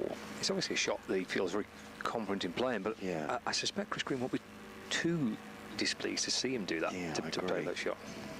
It's obviously not as secure as a stout forward defensive, but Green to Denley, and that is a forward defensive. I think he actually may have taken a step back, but has then transferred his weight forward to see that one off stump, and there's no run. Only 20 from 37 balls, and strangely for Denley and Bell-Drummond 6 from 30 so far. They're not quite sure what they're appealing for there. This next delivery, I think, has hit body, maybe high up on the thigh pad, is it? It's bounced out towards the slips. Good work from Matty Hurst, though. It was a lusty appeal, but only him. Yeah, it was. He didn't get much help, did he, from his teammates? No harmonies at all from the slips or the bowlers. Oh, well, that's Green just nudged into the onside. Thinks about a single, but Green crossed across the ground, isn't he? Tall, athletic figure, making sure there's no respite for Denley for the moment, or maybe for Bell-Drummond at the other end. They're very much keeping these two pinned down at their ends if they can, and 2 balls to come of this over from Chris Green. Lancashire look as if they definitely want Denley at this end, the far end, as he goes for a reverse. Once again, that'll be 4 more. Actually, that's really well hit again. It is, yeah. And that relief of pressure shot from Jaden Denley, 8 off Green, and they've got plenty of runs to play with at this point. Lancashire, they can attack as much as they want. I mean, if it gets to the point where Kent get close to the 265, they need just to make Lancashire bat again, then we'll be talking about a very different game at that point, where I think for both sides, it feels a million miles from there, that's for sure. But Denley moves on to 24 from 40. Those 40 balls, the important thing. 30 deliveries faced by Bell-Drummond, and the final digit of the score, 42 for 2. Very important to Lancashire and Kent. This one's a push into the offside, and Chris Green looking frustrated because Denley has actually taken the strike for the next over, and credit to him for keeping his head in that over again from Chris Green. He takes a single at the end of the over. 43 for 2. Jaden Denley has 25. Denley Bell-Drummond has 6. I saw a comment, I think it might have been on the YouTube feed, about the relationship between Jaden Denley and Joe Denley. They are nephew and uncle, and the last few weeks have actually seen them replacing each other in the side. Have been quite interesting in that respect. So Joe Denley opened the innings the last 4-day game for Kent against Derbyshire, and lo and behold, he's out injured. And Denley replaced him. It's a rule of Kent. You have to have a Denley to open the batting. Is it? Indeed. Now there's been a gap in the Cowdrey line for a couple of years. He's going to be replaced by the Denleys. Yeah. The dynasty. He dealt with that Chris Green over really well, Jaden Denley. Balderson to Denley. Inside edge back onto his pad for no run. Picked his 2 reverse sweeps out really well in that last over. Yeah, that was well battered. Facing those 6 deliveries from Green. It's also just upset Lancashire's rhythm, because they quite like Balderson to Bell-Drummond, and they quite like Green to Denley. Keeper standing up. Balderson from around the wicket to Denley, who worked out through the leg side, just to the right of mid-wicket where Anderson was fielding. Michael Jones, I think, going after it. Does get to it, hurtles the ball in towards the keeper, loses his glasses in the process, his sunglasses. Denley takes a single. 26 to Jaden Denley, 44 for 2. It's been a really, really enjoyable morning session, and the way that these two have battered has added to it, really. The pressure that Lancashire have generated, and actually the response from these two so far, adding to the intrigue. It's Balderson to Bell-Drummond, getting right forward and defending. And there's no run. Cushioned away into the onside. It's a solid front foot defensive push by Bell-Drummond. Thanks to Andy, who on the emails, kentcricket@bbc.co.uk, has sent in his own scoring, his score card from a battle between Kent and Lancashire. John Player League 1979 at Moat Park, Maidstone. Forget a bit of a lull. We'll talk about that, Andy. Thank you. Balderson to Bell-Drummond. And deflected down into the ground. Good stop at short mid-wicket by Luke Wells. And there's no run. He's just talking about outgrounds. He's living in Chislehurst. I recall watching Kent at Blackheath, and this scorecard, which he's filled out dutifully, as Andy back in 1979. Tea time in Thailand, he says. Thailand, it's overcast there as well. So, yeah. So getting the feel there. Might be a little bit warmer there than it is here. Yeah. I'd imagine. A little bit more humid, maybe. Yeah. Balderson over the wicket to Bell-Drummond, reaching for it, defending, and then pushing into the offside. He's on the front foot, bat just a fraction in front of his pad. Blocks the ball solidly, convincingly away into the offside for no run. Tell you what, there's a Thai professional league. James Anderson, imagine how far he could swing the ball in that humidity. That would be almost literally round a corner. Definitely put the opposition in when you win the toss. 44 for 2. Bell-Drummond waits. Balderson over the wicket. There's a little bit of width there. Cuts that away through the offside. And up towards the point boundary. He's got 4. It's the first time that Balderson in his 3 overs has actually just lost his line a little there. But it's been a brilliant spell. To be fair, to credit to Bell-Drummond, the only time he's had any sense of width from Balderson, he's been able to cut it away for 4. Moves on to 10. That's the end of the over as well. A little too wide from Balderson. A nice cut shot by Bell-Drummond. I'll get there in the end. He moves to 10. 48 for 2. 20 overs gone. Still trailing Kent by 217 runs. Yeah, some names to conjure with from those lineups in 1979 from Andy. Thank you very much. Bob Woolmer, Graham Johnson opening for Kent with Tavares, Asif, Alan Elam, John Shepherd, Chris Cowdery in the side. They weren't bad in the 70s, Kent, I think it's fair to say. Derek Underwood, he was quite good. Yeah, he was handy. Yeah. Paul Downton, wicket keeping.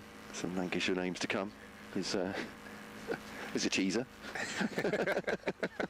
For home fans. Chris Green to Denley. We reached forward there a bit.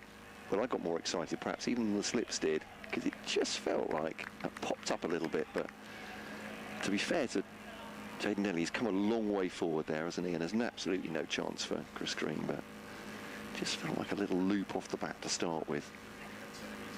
He's doing his best to see off these deliveries, but 48 for 2. Lancashire have already had a great morning. Quicker one from Green, and that's driven out towards the offside by Jayden Denley. Takes a single, and this will be new for Daniel Bell-Drummond. I think it's just he faced 1 delivery at the end of the previous over 2. I think that's a signal from Scott. He's tired of McCartney. But yes. It has been Green to Denley, hasn't it, mainly? Yeah, absolutely. So Chris Green gets 4 now. They did look, as you were saying, keen to keep them at those other ends. I suppose it's spinning in towards Daniel Bell-Drummond. The leg slip and an orthodox slip, short leg as well, Keaton Jennings. As Green bowls to Bell-Drummond, pushes it for the short leg, but along the ground. And no run. So yeah, Josh Bohannon's come in at slip. I'm saying this tentatively because we're kind of looking through a group of players here. Jayden Denley is unhelpfully blocking my view of Daniel Bell-Drummond as he bats now. As Green bowls 2 in, just blocked by Bell-Drummond, goes past the man at leg slip. Josh Bohannon Let us know where I can see the replay. A bit of an idea of the layout there. Yeah, so leg slip, Josh Bohannon, Luke Wells at an orthodox slip, and Keaton Jennings at forward short leg. That's Green bowls to Bell-Drummond again. Just nudges that along the ground up to James Anderson. He's not very far away at mid-wicket. Not sure if that was a smile or a grimace from Chris Green there. He's very expressive, isn't he? That's Chris Green. He's very smiley. You know he's in the game. Yeah.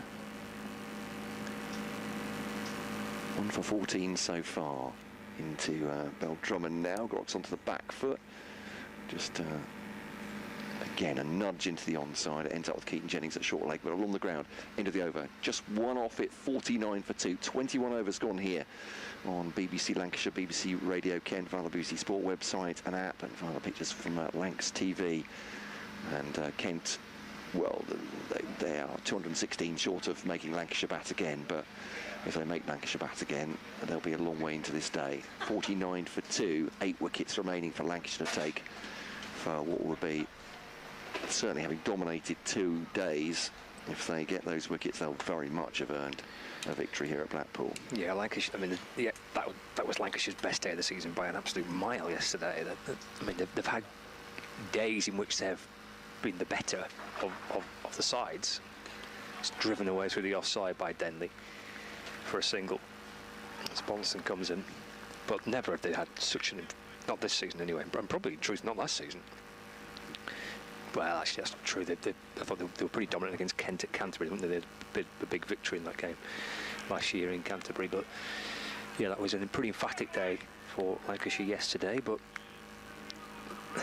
Kent hopeful that in the big scheme of things it won't really matter and they can survive today. Here's Balderson to Bell-Drummond. Defends. Rocks onto the front foot. Pushes away to the offside, no run. So we've got half an hour left of the morning session. Lunch for the past 2 days has been at a very exciting 1:10 but we're back to the regular 1 o'clock today. Tea at 3:40. Balderson to Bell-Drummond. Just smothering the ball away. There's a half an appeal from Balderson. His bat is close to the pad. It's come off the bat. Maybe they're just wondering whether it just deflected off the pad first, but because they're pretty close together. But he's safely put back to ball and smothered that one away into the offside. Keeper still stood up. 3 catches close in on the leg side. Balderson to Bell-Drummond. Forward again in defence. And there's no run. That's a straight delivery. That's just tailing in towards Bell-Drummond. So he's largely been probing away just on or just outside Bell-Drummond's off stump, which is how he got him in the first innings with the keeper stood up, little nick behind. It was a great catch and a good delivery from Balderson.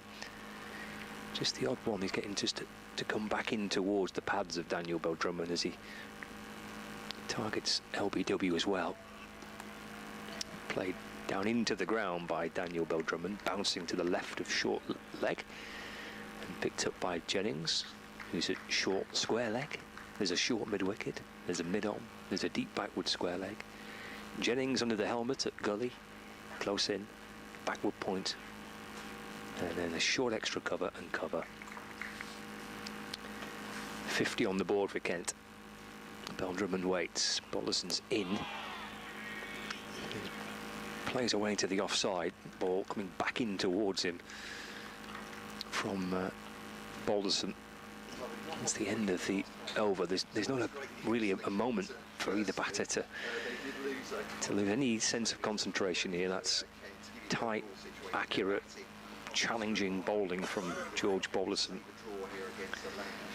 And then you've got off spin of Green, who's tall off spinner and trying to generate what he can from the pitch with different variations in pace and line. Just in Denley looking to defend, looking to reverse sweep as he tries to negotiate Green's off spin. Can they get to lunch just the 2 down? Green in to Denley. He'll take a single here. He's got rid of one of the close fielders. They've had 2 slips and either a silly point or a leg, or a short leg to Denley. That was reduced just to 1 slip and the silly point there. Denley takes a single off the first delivery of the over and gets Denley and Bell-Drummond on strikes. Now with a leg slip and a forward short leg. Green is off spin around the wicket to Bell-Drummond, jabbing the ball away, or at least attempting to, as the ball spins back in towards him. Ball ricochets away into the offside, and there's no run. Green again, squad number 93, tall Aussie, stands at the top of his mark and then goes up onto his tiptoes and slowly, gently creeps his way in and bowls to Bell-Drummond, who leans into it and defends again. And there's no run gathered by Green off his own bowling, actually, just leaning forward down to his left. Polishes the ball on his way past umpire Sue Redfern, and he's in and bowling, and Bell-Drummond down the pitch towards him. That's just nudged away on the bounce, beyond the reach of Green, down towards mid-on. Bell-Drummond through for a single. He moves to 11, 52 for 2. Brings Jaden Denley back on strike. 2 slips. And then 2 fielders on the deep on the leg side. Deep backwards, square leg, long on. Green to Denley. It's short and wide and swatted out towards the leg side. he's gone through for 1, but he wasn't really running, was he? He was just kind of gently walking, and then quickly realised, if I don't get my skates on here, I'm going to be struggling. So he had to get a bit of a trot on as the throw came in towards the bowler's end. Yeah, Captain Denley and Bell-Drummond had almost passed him at that point, hasn't he? So he did just say, I think you should run, old boy. Yes. Maybe. Might be a good idea if you're up the other end at this point. We can't both be here. Yeah. But you say, yeah, it was a real rush at the end. The final ball of the over. Here's Green to Bell-Drummond. Down the pitch he comes and work back towards the bowler for no run. Kind of shuffling forward, bat and pad together, defends. It's the end of another over. So 25 minutes remaining. Lancashire will be desperately trying to get another one before lunch. These two have now faced 87 deliveries for this 42. Kent were in real need of something just to settle things down. Lancashire were excited, they were on top, they picked up 2 wickets in the first 8 overs, and these two were trying to dampen that down, and so far, well, they've taken Kent to within 25 minutes of the lunch break with 8 wickets remaining going into the final 2 sessions. You were talking about the state of the ball as well, the Kookaburra ball, is that, you know, if these two could see their way to lunch, then it'll be around about 30 overs old, possibly. That'll be in Lancashire's minds as well. And they just want to hone in as much as they can. Balderson continuing to Jaden Denley, going round the wicket into the left-hander's pads, more or less, and just works that up to a wideish mid-on. That's Tom Bailey, and there's no run. I was musing with our morning presenter on BBC Radio, Kent Dominic King, he's not a cricket fan, but it's nice to try and bring that across to people who have no real interest in the game, but as Denley on the back foot driving it, Luke Wells picks that up at extra cover.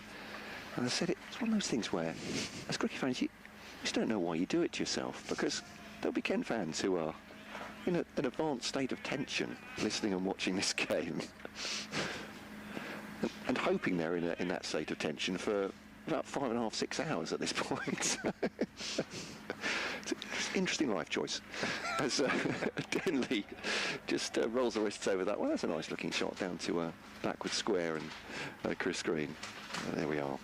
Yes, they'll be hoping that the tension is all but gone kind of just after tea, won't they? That'll be the ideal scenario where there's just too much to do and The pitch is playing as we thought it would do, which is not a great deal of help for the bowlers.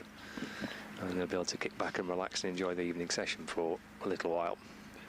If there's tension going right to the back end of the day, then we're in for a fantastic finish. Yeah, absolutely. Here's Balderson over the wicket to Bell-Drummond. He's had him in trouble a couple of times. Bell-Drummond just dropping the hands on that one. Short leg. Josh Bohannon picks it up. Bell-Drummond can and does play the ball late, which always gives a bit of excitement, perhaps bringing LBW into play as well for a bowler. And these two bowlers, Balderson and Green, seem to be, didn't they, the key in the first innings pretty much. No disrespect at all to their colleagues, but they started off with the wickets, didn't they? Green took the first one and Balderson the next two before Jimmy Anderson chipped in outside the off stump. If that's not too dismissive, I'm not sure he's not in earshot. And that one left by Bell-Drummond just outside the off stump, straight through to gloves of Matty Hurst. It's a good lead, though, isn't it? Good judgment from Bell-Drummond. He's either trying to get the ball to tail in towards the pads and target the LBW Balderson, or just probe away outside off stump. Occasional one just nips away, maybe. Try and get him caught behind as he did in the first innings. It's Balderson to Bell-Drummond, sends it into the offside.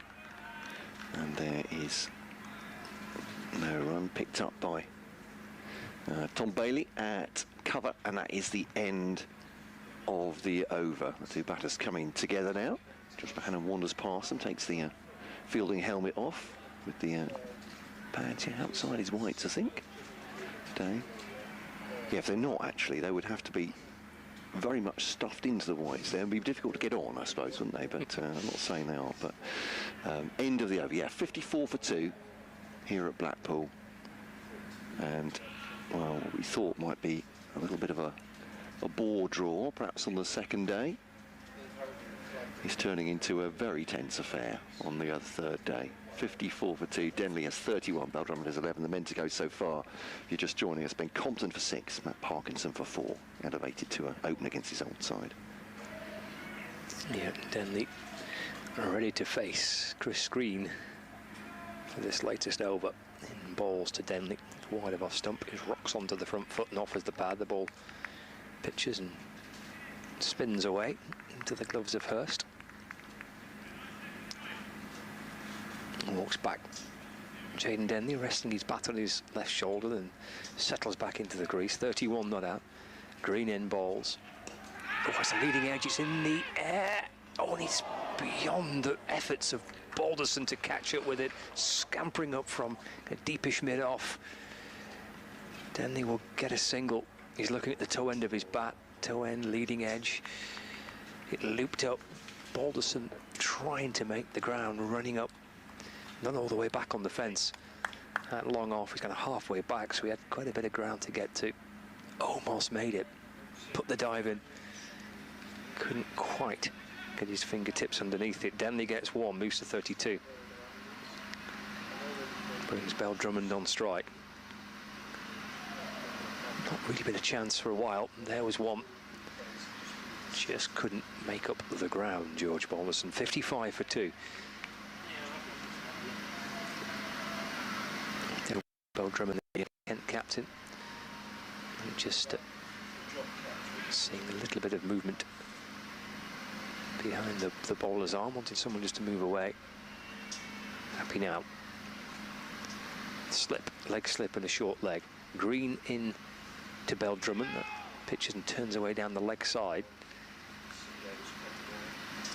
Taken by Hurst.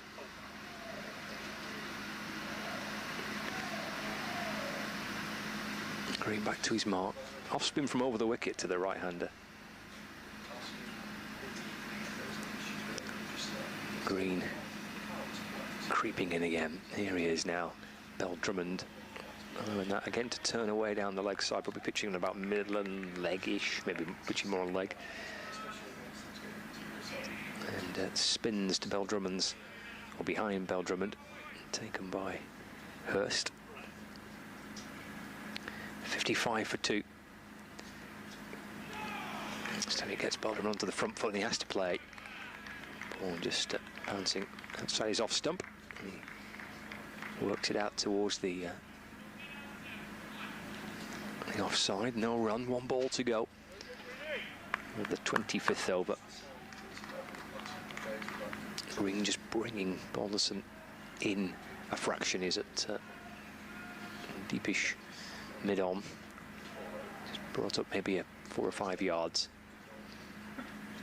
Green to Bell-Drummond. That's whipped out towards the leg side and stopped by James Anderson at mid-wicket. That's the end of the over. Well, there was a chance created. It was a leading edge of Denley's bat that scooped back over the bowler's head, and Balderson tried to make the ground to take the catch, but it fell short, and Denley still going. 32 to him. Bell-Drummond on 11 with just a little under 20 minutes left of the morning session. 55 for 2, Kent. Great effort from George Balderson, that, wasn't it? It was, yeah. I mean, absolutely flinging himself at the ball. Replacing George Balderson. Agonisingly short. Mitchell Stanley. It'll be Mitchell Stanley on his first-class debut. Oh, a bowl from the south end. Let's give you an update. It's been a bit busy with the cricket and everything, but catering concessions much the same today. Burger and fries in a sort of Winnebago across to. Am I hyping it up too much? No, I like it. I'm impressed with that description. Long on to Jaden Denley here at the far end. Pizza van at long off. Betsy's. Yeah. Got coffee stall, just wider, a bit more extra cover. Is just Stanley to Denley. That's a lovely shot from Denley. Hit on the up, just checked back past the bowler really through that wide mid-off position. And an angle that would be bisecting the pizza van and the coffee stall, by the way, in case you need to know that. But they're up on the raised bank there. But yeah, maybe just a bit of a loosener from Mitchell Stanley. It wide, beautifully timed by Jaden Denley. Neither batter has really had an opportunity to show their strength so far, have they?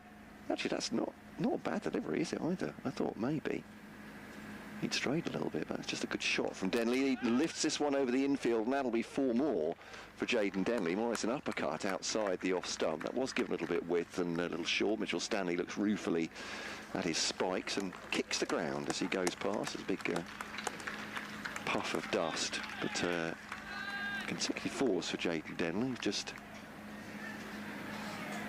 freeing his arms. I think we had a much chance to do that. I'm not sure if that'll be a release of pressure or that'll be good for Lancashire to think he's going to start playing his shots here, but Stanley, right arm round the wicket to Denley, defends that one up to mid-on, and there's no run. I think the coffee stand's called Froth Me Silly. It is, right? yeah. I went across for a little coffee this morning. Froth Me Silly. Very good coffee, I have to say. Yeah, very nice. Great company out there. They're lovely, aren't they, those two? And there was a run on the lemon drizzle this morning. Yeah, not surprised. You're going to do that? Get that before lunch. So it's very popular here. Here we go. Mitchell Stanley to Denley has a good ball. Yorker length. Denley has to block it out. This goes off for a little wander. Jaden Denley. Not quite off to square leg, but in that direction. He's a back twiddler as well, isn't he? So twiddle of the bat, gets himself arranged. It's a good reply from Mitchell Stanley after the first 2 deliveries going for 4. 63 for 2. Denley has 40 from 57 deliveries. Bell-Drummond 11 from 54 so far. Denley, it's an inside edge, and that's gone square of the wicket. Michael Jones has no chance for that to try and react to it. It's crawling out towards the boundary, which gives the fielder a chance to throw in. I think that might be. Is there a sub-field on? Possibly. Could be. I can't see a number on the jumper, but yeah. I mean, to be fair to Scott, he can't see the fielder or that part of the ground at the side of the marquee. So I'm looking on the monitor to see if I could see him on the screen, but I couldn't. Around the wicket comes Mitchell Stanley once again. And Denley up on his toes this time and safely defending this one into the offside. End of the over, 10 off it, but the excitement on the 5th ball of the over, wasn't it, really, from that inside edge square. was an inadvertent cut off the inside edge by Jaden Denley. He's on 42. I should mention at this point that that's his highest first-class score. So 65 for 2, 42 of 59 in a fledgling career, obviously. Denley and Bell-Drummond, who's played a couple more games, 11 from 54, the Kent skipper. 2 wickets down. Lancashire had those in the first 9 overs. Compton and Parkinson going to Bailey and Green, respectively. Yeah, this has been a very, very good effort. Bell-Drummond and Denley. Yes, we talked a lot in the last couple of days about the pretty docile pitch, but still Lancashire found a way to put pressure on this morning early on. As Green's into Bell-Drummond. It's worked through the onside for a single. And the challenge for these two when they came together was just try and dampen that excitement that Lancashire generated, that sense that something was going to happen, that maybe the ball was spinning, the pitch was maybe misbehaving, whatever it was that they were trying to conjure up in the opposition's mind. They've found a way so far, if they can get to lunch in particular, of just putting that to one side for the time being. On the front foot goes Denley and defends away to the offside, no run. Yeah, 42 to Denley, then 66 for 2. It's not a bad crowding for the final day. Yeah, a bit of a queue when I came in at 10. That was, yeah. Not as much as the first 2 days. There was plenty in days 1 and 2. There's Green's off spin around the wicket. Denley drives. Going to the offside for a single. Takes him to 43, 67 for 2. Paul Edwards from the Cricketer and the Times there, just reinforcing the Denley high score. Yep. Well, he's been well fueled this morning as Paul Edwards, because he went for a slice of cake this morning. Did he? Yeah. Lemon drizzle. And, no, he didn't. No? Not lemon drizzle, no. It's clipped away in the air. Gets 1 or 2 of the Lancashire players down on their knees. It was in the air for a fraction, but to the left of Jennings, who's at short leg. There was a chocolate orange as well. Go for that one. That did look good. He went for the chocolate orange. Goodness me, that looked good. It was an early shout for a slice of cake, but he was getting fueled up for the day. Was Paul. Green to Bell-Drummond. It's getting played safely through the leg side. Clips it out towards mid-wicket for a single.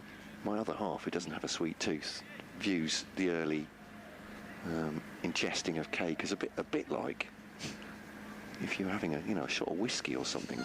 She'll say to me, "A bit early, isn't it?" No, it's cake. Is it ever too early? Quite. Actually, you could get a coffee with a little shot of whiskey over there, can't you? Can you? Yeah, notice that. Green in balls to Denley on the front foot, pushing away to the offside, no run. End of the over, 68 for 2. Yeah, they had... oh, yeah, there's a bottle of sherry or something actually on the counter. There is. Yeah. Oh, right, so they do sort of Irish coffees, do they? They do. There was Bailey's, there was a whiskey, and there was sherry. So you can have a little shot of something. If it gets Kent supporters in the ground and it gets a bit nervous later on, you just can take the edge off it with a coffee and something in it. I mean, if I'd known, didn't look closely enough, obviously, distracted by the cake, but we are 68 for 2 here, Denley on 43 and Bell-Drummond on 13, I've never seen that from like a mobile coffee place. No. The option of, just spicing it up a idea, bit. Though, isn't it? To say, if you're not particularly wanting to down a pint, particularly at sort of 10 in the morning, although there were those that did yesterday, I'll have to say, but why not? Is that Luke Wells just warming his shoulders up, so maybe he'll have a dart before lunch, which will come at 1 o'clock today. And this will be George Balderson to continue. Sorry, Mitchell Stanley continue. Went for 10 off his first over. This one's turned to the onside by Daniel Bell-Drummond, the right-hander. It's a short leg for company, no slips in. They're not doing that business with the seamers. No slip catches at all off the seam bowlers in this. I have to say off the seamers because Buchanan at leg slip caught Parkinson, of course, didn't it this morning, but yeah, no orthodox seaming away slipper catches. 68 for 2. Bell-Drummond just drops the hands on this one, blocks it out into the onside. and there's no run. Yeah, I mean, I don't really. I said we come from a mixed. I come from a mixed household, and so my other half really is interested in sugary stuff, and neither of us can understand the other in that respect. So you just have to shrug your shoulders. Just accept it. Yeah, we are who we are. You know, that's it, yeah. Yeah, I do. As in much life, you just have to appreciate the differences between people, don't you? Quite. So, it's not for everybody, the cake life. Bell-Drummond faces Stanley now, left outside the off stump. Decent lead from Denley Bell-Drummond. Carries on to the toe end of his bat suspiciously. There's nowhere near it, but perhaps he forgot to check the ball before. But yeah, just fourth first-class match this for Jaden Denley's played 13 one-day games, list A games as well for Kent. But as I said, I don't think I'm cursing him for this, but looks like he's got a very good temperament. And Stanley bowls to Bell-Drummond, and one bounced him out at short leg. Yeah, he looked. Well, I mean, he might feel something different inside, but on the outside, which perhaps is more important, he didn't look particularly flustered, did he? He looked very, very calm. Tried to look very kind of comfortable and composed, because certainly in that first, when he came out to bat, that little spell there was really difficult. Stanley to Bell-Drummond guides that to point, and that was a mark at the set of that innings against Essex last season at Chelmsford, and there, believe you me, with 7 down and Essex trying to hone in on the win, in batting I think it's 7 or 8, there was plenty of chirp, plenty of pressure on him, plenty of fielders for company, and spoke to him afterwards, and you'd think he'd been for a net, frankly. All right, fair enough. But as you say, you don't know what's going on inside when this is happening. Down the leg side, Denley Bell-Drummond's only too happy for that not to be called a wide. I think that's another delivery gone, and he's left it. 28 overs gone, 68 for 2. Jaden Denley has 43, so that was his previous high score, 41 not out against Essex, that I was afraid to mention before. But feel a bit more. But not cursing him early on with that. Bell-Drummond has 13 of 63, atypical innings for Denley Bell-Drummond, but he absolutely has to. That's interesting.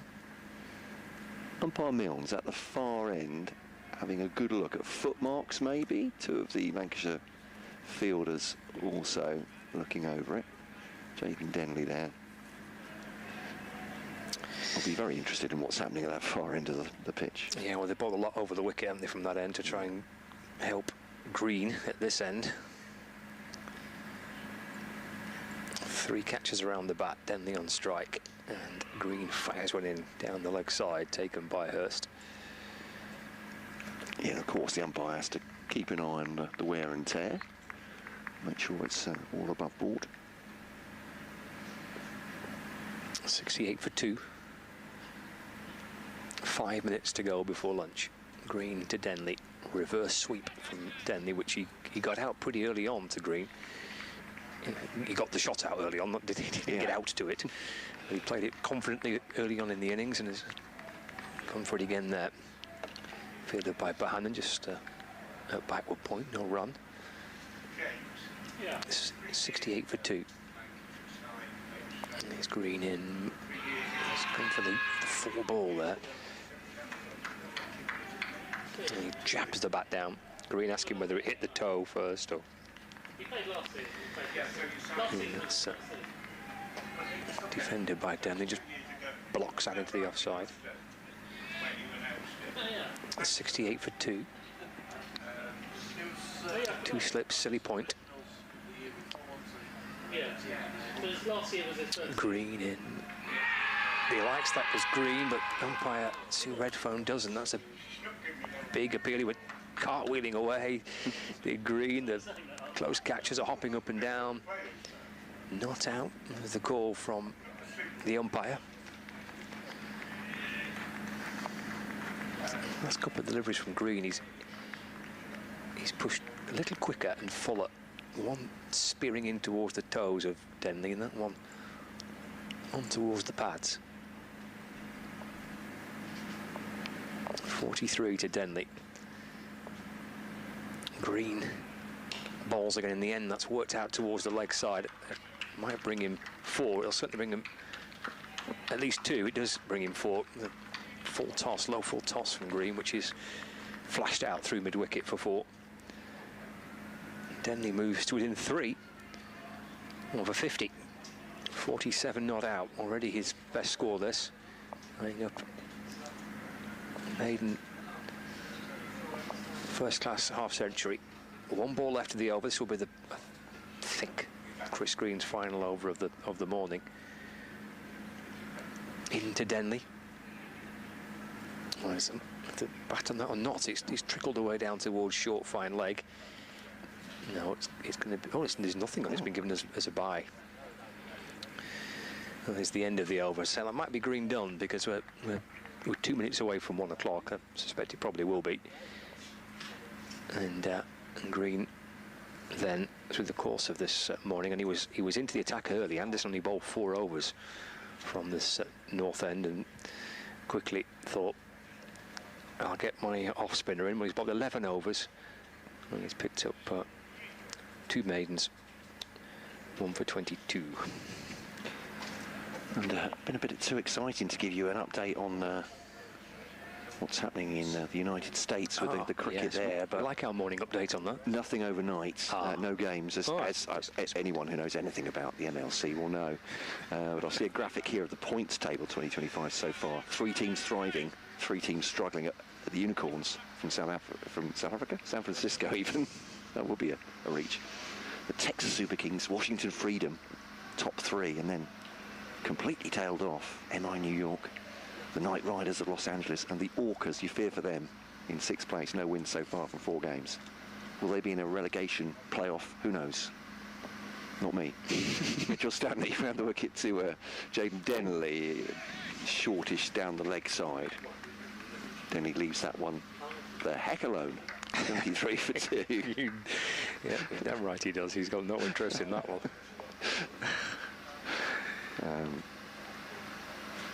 Trying to be as emphatic as that leave looked. You're mad if you think I'm playing that. 73 for 2. He does try and play that one though. Comes into the body. That's a nice. Ooh, that's hit him on the elbow, on the point of the elbow, and Jaden Denley is in trouble. He is in some trouble there. Yeah, that is.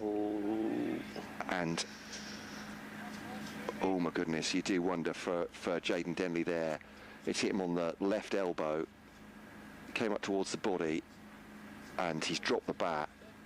And I think, well, I'd have to say from his reaction, you wonder very much if he's coming back from this, because that's going at, well, what, 75, 80 miles an hour, and it has hit him on the point of the elbow. Dan George comes out, he is in a lot of pain, is Jaden Denley, and I think physio Dan George is saying, can you even bend your arm? Yeah. He's looking back to the dressing room, is Dan George. They're waving. Well, Danny Bellrum's asking for a drink, but I think, I mean, it'll be painful anyway. The question is if any severe damage done, but Jaden Denley, I said, has not, never mind walk it off, he's just sunk to his knees and dropped his bat there. He is in a lot of pain.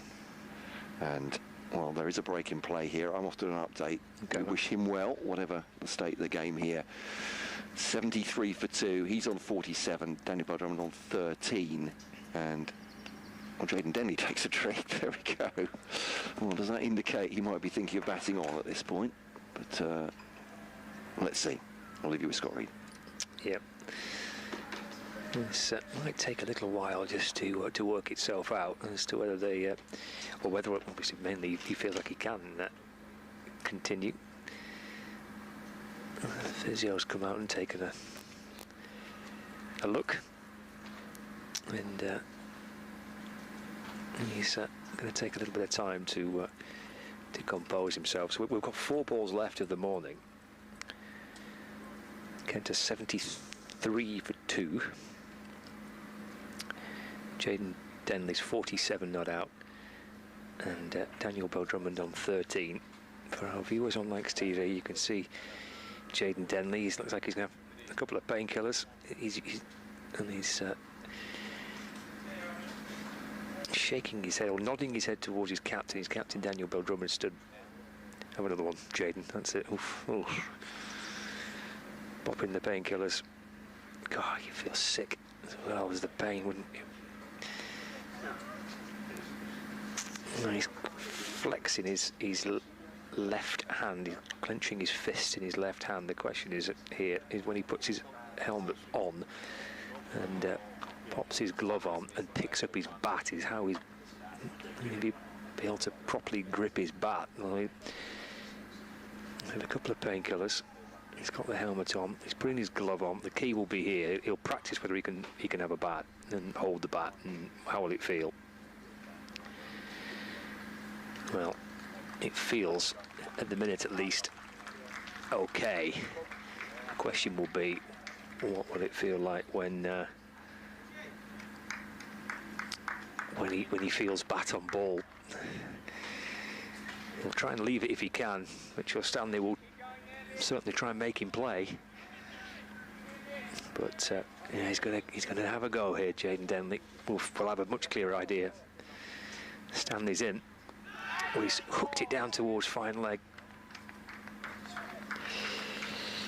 Yeah, edging towards the lunch break on this final day, and Kent are 74 for 2. They've rebuilt after losing 2 early wickets. Lancashire were on top early on with Compton departing and Parkinson shortly after, but since then Jayden Denley, career best score, 48 not out, and Daniel Bell-Drummond, the captain of Kent, he's unbeaten on 13. So almost at lunch on the last day. Kent are 74 for 2. They trail by 191.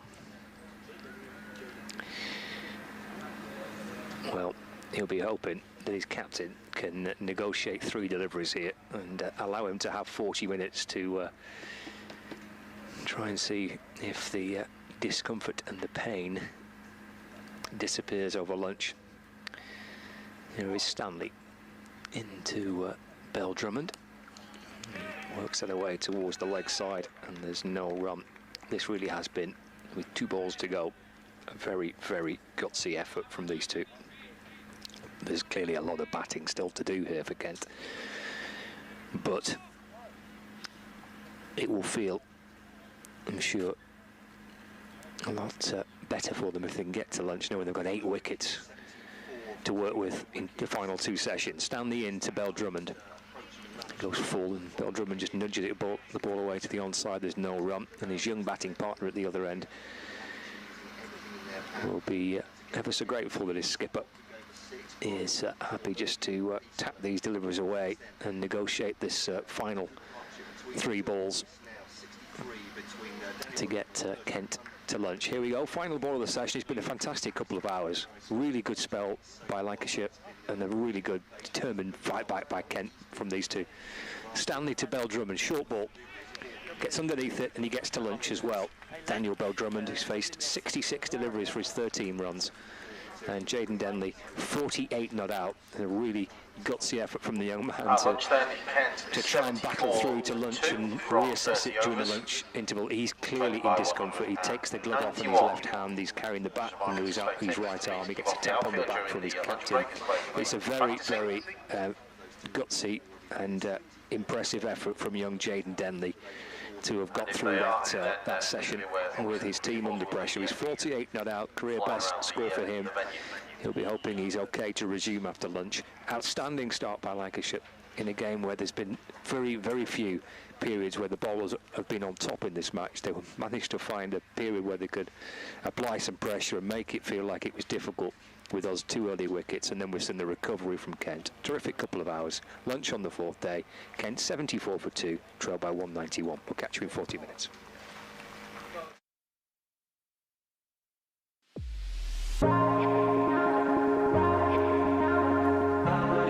Two names rich in history. Barton's, our family-run business with over 100 years of experience in drinks distribution, and Lancashire Cricket, a club drenched in tradition, heritage and globally recognised moments. Since 1917, Barton's has been supplying the finest wines, soft drinks and premium beverages across the UK, partnering with world-class brands to bring unforgettable experiences to every occasion. Now, we're excited to announce we will be bringing that same passion to cricket fans at Emirates Old Trafford. As the official wine, spirits and soft drinks partner of Lancashire Cricket, we're elevating matchday experiences, hospitality and celebrations across the next 3 years. From the first ball to the final cheers, Barton's is here to make every moment one to savour. Keep an eye out for some familiar brands such as Guinness, Celavino, VK Hooch and Britvic. Barton's and Lancashire Cricket, partnership built on passion, unforgettable moments and history.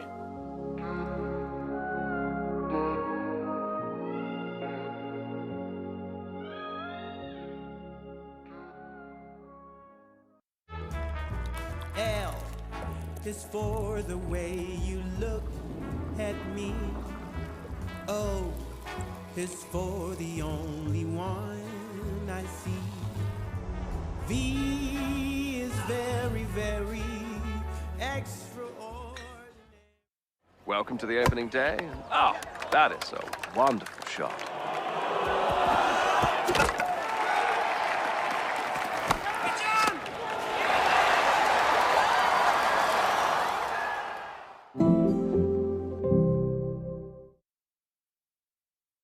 This is a call for hungry dreamers and hard-working self-believers. Success is down to more than just luck and talent. It's striving to be the best, breaking the boundaries and never giving up. Are you ready to become your best self? Are you ready to unlock your greatness? So what are you waiting for? This is Education Evolved. This is UA 92. When I was a kid, there was no professional women's cricket. I didn't even think that women could be professional sports people. Especially early on, it just didn't really seem like there was a career in it. To support myself around cricket, I had to work at the petrol garage. I was the only girl, so I stood out. I'd love for young girls to be able to dream about being an athlete and it to be achievable. Thanks to the Hilton funding my contract, it's allowed me to play the game that I love all day, every day. We're like an engine and we need to be fuelled with the right gas. Without funding, we can't be visible. You can't be what you can't see. As a team, it feels like we're breaking boundaries. Thunder and Lancashire always want to put women's cricket at the forefront, and now I think that's really shining through. It's mad to think that without the Hilton funding, like, we wouldn't be playing cricket every day, training. Well, we could be, but we wouldn't have any money. We wouldn't, yeah, true.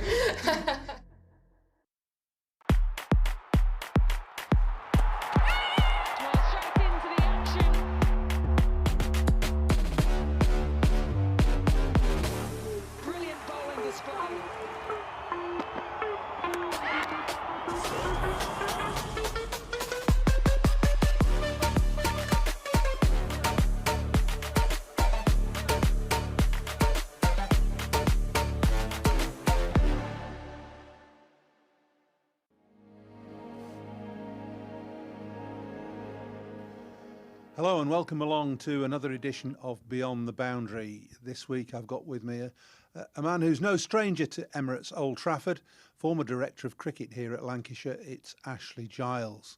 Ashley, good day to you, and it's really good that you've taken time out to come and say hello to us. Do you still have good feelings about the old place? Absolutely. It's always a pleasure to come back to Emirates Old Trafford, to Lancashire. Actually, my wife and I often talk about my time here, which is only 2 years, but 2 really important years in my career. But my wife, Stina, always comments that I was incredibly well looked after here, really well looked after and welcomed by everyone at the club. So really fond memories, of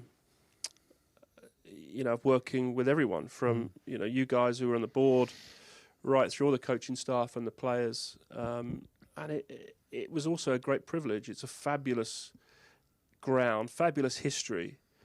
And I feel really privileged, as I say, to have worked with 2 of the biggest clubs in the country in Warwickshire and Lancashire. Yeah, I mean, your time here came after a spell with England as one-day international coach, and I think at the time you were very much of the mind that you didn't want to just coach. You wanted to try and step up and move into a sort of directorship type role. Would that be true? Absolutely, yeah, spot on. And at the same time, I started a master's course, a degree course in sport directorship here in Manchester. I've always wanted to sort of broaden my horizons or push my boundaries as to what I could do and my experiences. I love coaching. I still love coaching, and in many ways, that's the bit I missed and miss, is that one-to-one connection you get with a player on sort of taking him on that journey from A to B, or a team from A to B. Clearly, when you make that step to directorship, you are slightly more removed, and you've got to be more removed because your role is different. It's more strategic. It's more broad. But and Lancashire was certainly a good learning curve for that for me, because I was both coach and also stepping into the boardroom. I was going to say that it was an important step for you because you were ostensibly still doing a fair amount of coaching, so there was still that one-to-one and team liaison type role, and I think you probably, I don't think it'd be exaggerating to say that you laid the foundations along with Glenn Chappell of this current squad. Although you look back to 2015, there are very few players that played in the T20 final that are still here now. Yeah, absolutely. And I did see it was important transition years, I think, for Lancashire, and we both worked through that in bringing some of these young players through, giving them opportunities, as well as making sure you looked after those very solid citizens you have in a dressing room, and some of them are still playing. I mean, Crofty's still out there, which is extraordinary. It is. Great credit to him as and playing as well as ever this summer.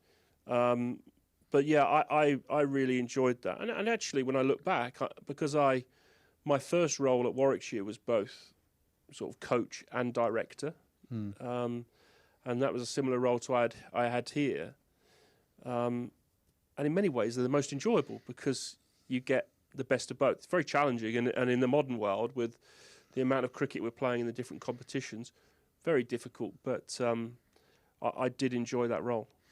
And when you were in that role at that time, we're going back 7-8 years now, how important was it to you to develop the next layer of talent, if you like, to look at the way the academy and the age group structure was set up? Yeah, it always has been, and was, and is still. I think that's the fundamental bit of our cricket, both our clubs and internationally. We've got to be, in an ideal world, looking at a strategy that's long term, that's sustainable over a long period. And I've always tried to, and probably maybe sometimes to my detriment, move away from quick fixes and winning tomorrow. Sometimes you have to do that. You have to be aware of that. It's still not always possible. But I've always wanted to, I'd rather build over years than months, because I think that's better from a sort of legacy piece, to leave something behind. Even if when you're gone, that structure remains and grows, and hopefully Lancashire's got a bit of that. I hope, and I certainly think, looking at the Warwickshire squad as well, that I went back to, I suppose what we did, myself and Jim Troughton, and then now Paul Farbrace coming in, have built a squad that has had success and hopefully will over a long period. Well, I think you're quite right with Warwickshire, but I think you're also right with that Lancashire have done that, and that it's been a club policy to develop academy and their own talent, and that's self-evident when you look at the sides that are playing now. But when you were in charge, I think probably the two standouts that came through in your time here were Liam Livingstone and Hasib Hamid. Yeah, and both fantastic players. You sort of you championed Liam a little bit, didn't you? You got him into the side, and batted him lower middle order initially, and a very different role. And Haas was, is a different customer altogether. Yeah. But I hope one of the things I did, because Lancashire has got such a wide net of talent and available talent. It's a huge area, isn't it? A huge area. The whole of the Northwest. And there's a huge amount of talent that's always come through your academies and youth systems. It's almost creating the opportunity for that talent. And so I think Liam was a good example where, yes, when he first came in the side, he batted 7 and got runs. But I think in good sides or in mature sides, you allow yourself to do that, is to play a player that you might not be sure about, but actually it should be the senior players around him that pick up the slack. And if he does well, it's a bonus. But if he doesn't, he'll learn and he'll grow from that. But you're not expecting someone to come in and smash it up from ball one. That's the ideal scenario, isn't it? To fit your 1 or 2 highly talented youngsters into a framework that contains some solid senior professionals. Absolutely. That's the difference between mature and immature teams. It's not them as personalities, it's them as a group, the amount of cricket they've played. And my experiences, even going back as a player at Warwickshire in the early 90s, were exactly the same, that I was able to go into a team that had success, that knew its game, and not feel the pressure of having to get 5 wickets every time I bowled or runs. But if I did, it was a bonus. But I was learning from the best as well. It was, I think they're the best environments to work in. Plenty of commentators, the public, supporters say, well, you've got to give the youngsters a chance. But you can't give them all a chance at the same time, because that just leads to inexperience and not almost inevitably, but very often failure. Absolutely. You can ruin them. You can burn youngsters, and getting that timing right. So sometimes you put people in. I think back then, even Saqib was another example who we played, but always with the mind, well, you might have to pull them out. It might not be quite ready, but you want to. I'd rather err on the side of giving them an opportunity to pull them back than never knowing, just sitting on the sidelines. But it's got to be in a controlled way that doesn't, as I say, and you said, burn them. Do you think our county system, from a county perspective, allows the development of talent to come through sufficiently? And I'm not necessarily pointing this towards England. Yeah. Whilst everybody probably admits that the county system is there to try and provide England players of the future, it would have to do that. Would be part of it, but it has to stand on its own 2 feet as well, as far as I'm concerned. Yeah. So, and is it set up to do that now? Well, if I just talk about that, I think I always saw my role as a head coach, director of cricket, and I think you did as 2-pronged. You absolutely your responsibility to try and win things for that county. That's why you're there, and that's what you're being paid for. But we also have a responsibility to try and produce England cricketers, and you've got to try and move these 2 things along together, which isn't always possible. And there are times when the short-term pressures become really big.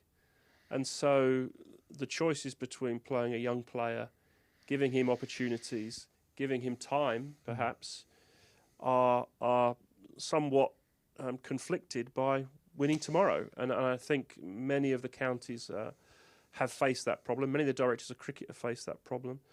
And in a system that has promotion, relegation, not saying that's right or wrong. We're not going to get into that debate, I don't think. But it can place those pressures. Well, there are so many different variables and systems that are promoted, proposed, talked about in terms of divisional cricket for the county championship, whether it should be 3 6s, 10 and 8 as we've got now, or 12 and 6, or whatever. I mean, you can talk, and we've been talking about this in my lifetime in cricket, sort of 45 years, never come to perhaps a satisfactory conclusion. But having said that, you're probably ideally positioned now and placed, having spent enough time in the county game and having an elevated position in England, within the England setup, to realise that there is always going to be a bit of a conflict between county and England. Always. And I'm not sure how you can get over that. Well, yeah, and I'm not sure, but I made the point during the winter, which I don't mind repeating, is that there's got to be, both sides have got to come together on this. There's got to be collaboration on what the best thing for the English game as a whole is. At the moment, I'm not sure those things are aligned. We're obviously playing a lot of cricket, a lot of different formats of cricket, and I think we've got to... I mean, ultimately for Championship cricket, which is what we're here for, which I'm watching today, which is great, because we're watching two good teams on a good pitch at a great ground. You know, it's really, really going to be... It's tough cricket. I think we've got to find a way to play more Championship cricket spread through the summer. You know, we, again, probably spend an hour or 2 hours working out how we might do that, but we've got to find a way to do that. Well, I hear what you say, and I'm encouraged by the county cricket that I've seen already this summer. We've been blessed with a dryish April. And the only thing that I will say that you would perhaps need that we haven't had so far is a bit more pace in the pitches. I think the pitch has been pretty good generally, runs scored, and it's hard work for bowlers to take 20 wickets in a match. Yeah. So you've just said it. We're Lancashire, Warwickshire, 1 and 2 in the county championship last year on a test match pitch, basically.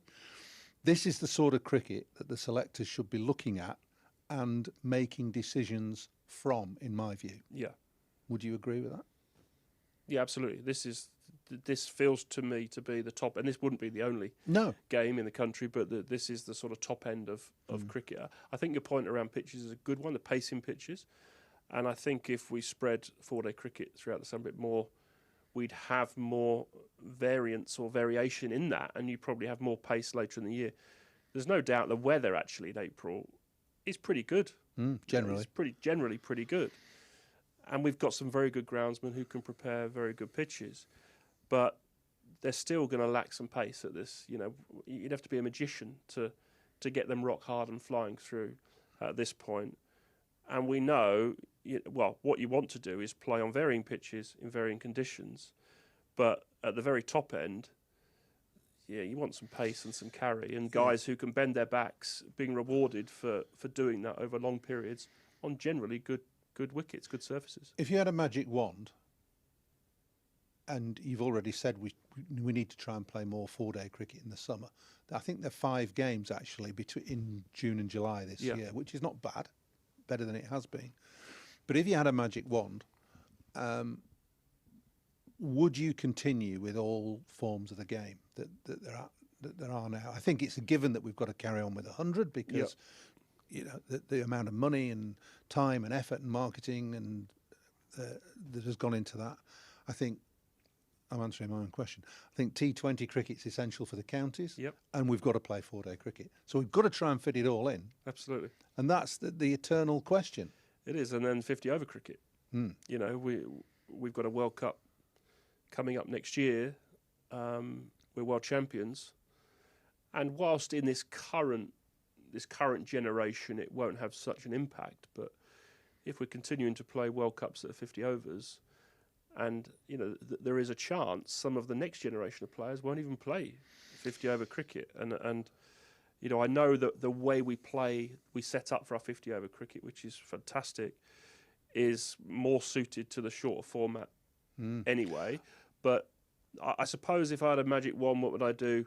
I'd still find a way to play a more consistent, you know, championship cricket through the summer. So blocks, basically. But I would, you know, and this is me talking, I would think about, you know, how we could do the T20 slightly differently. It's a very good competition. The quality of cricket's good. But could we play that? I know it goes against this, you know, what we moved to in not swapping formats all the time. But maybe a more appointment to view once a week, Friday or Saturday night. Let's just make it clear here. There's no agenda in this discussion. This is Paul and Ashley having a chat. So it's personal views.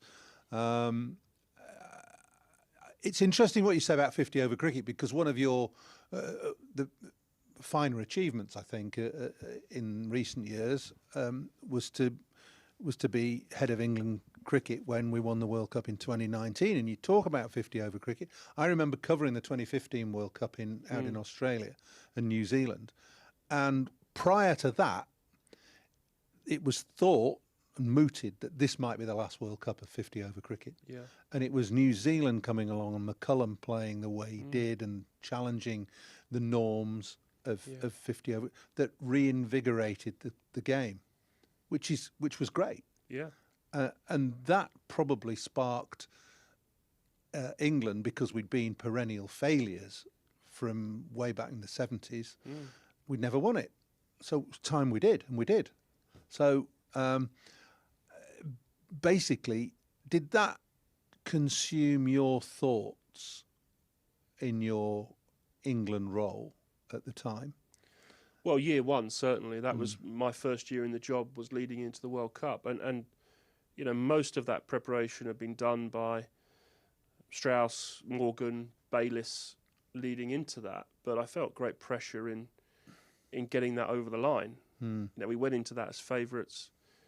There was a period through that tournament where we looked like we may not even make semi-finals. And so, you know, my job then is almost just trying to support, pull everyone together, make sure we're staying on track, which I know, you know, Owen Morgan and well, Owen's going to do. Trev was still very relaxed, but my job always is to appeared very that. relaxed, Trevor. Yeah, incredible. And I think that sort of came to head before the India group game at Edgbaston, and I think the guys sat down and said, you know, what are we worried about here? You know, we know there's the expectation. We know we all have those personal worries about what might not happen, and we've been on that journey. Let's just play the way we've been playing and go out and play with that confidence and in an aggressive way, and can't fault them. It's obviously a bit twitchy, and looking at strategy, you know, that strategy that was probably over 5 years in the making, or 4 years in the making, we still only won on the last ball of the tournament of a super over. On a countback. On a countback. So that's how tight it is. So that had to be the strategy, and it, you know, but whatever, I guess. I'm not going to say too much about it. Whatever one hand gives, you lose something. Well, I was going to come on to a more general point, really, about prioritising, whether you're in charge of a county or you're in charge of an international team.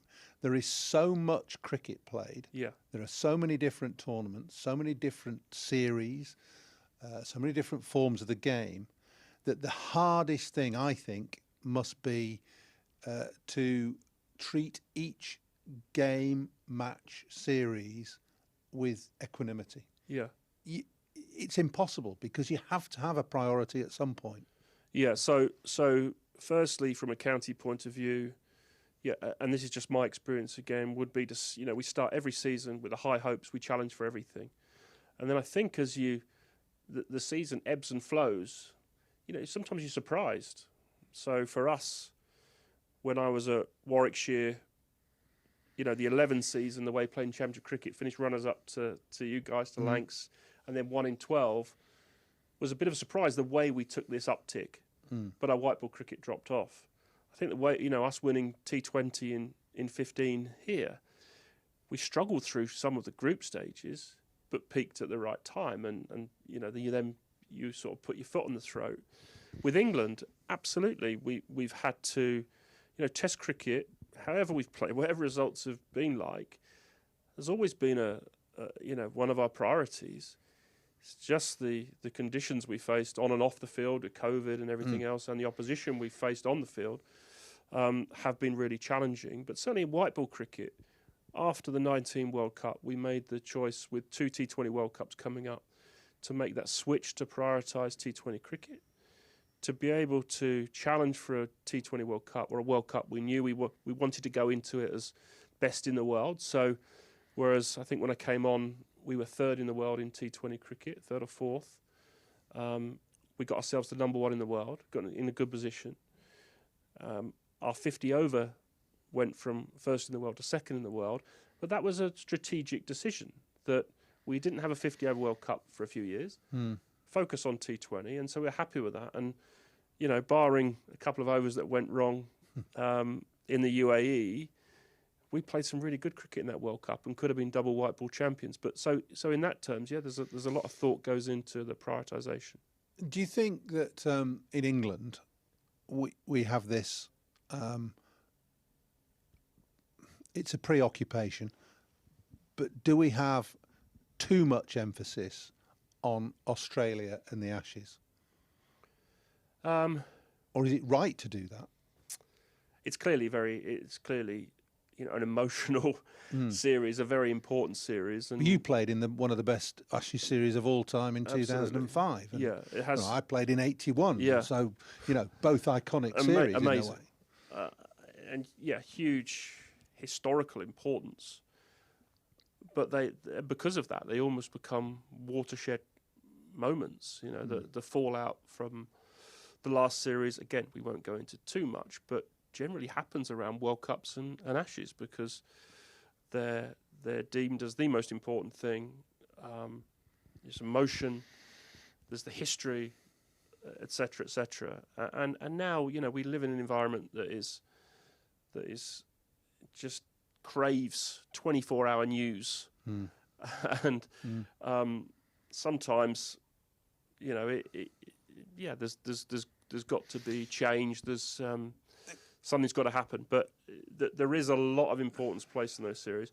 And I think going back to something we talked about just a minute ago, it's becoming more and more difficult. I think in any sport, and cricket, and particularly county cricket, was probably immune from that a few years ago, to set your target about building long term. I've got a 5-year plan. Well, you might not get 5 years.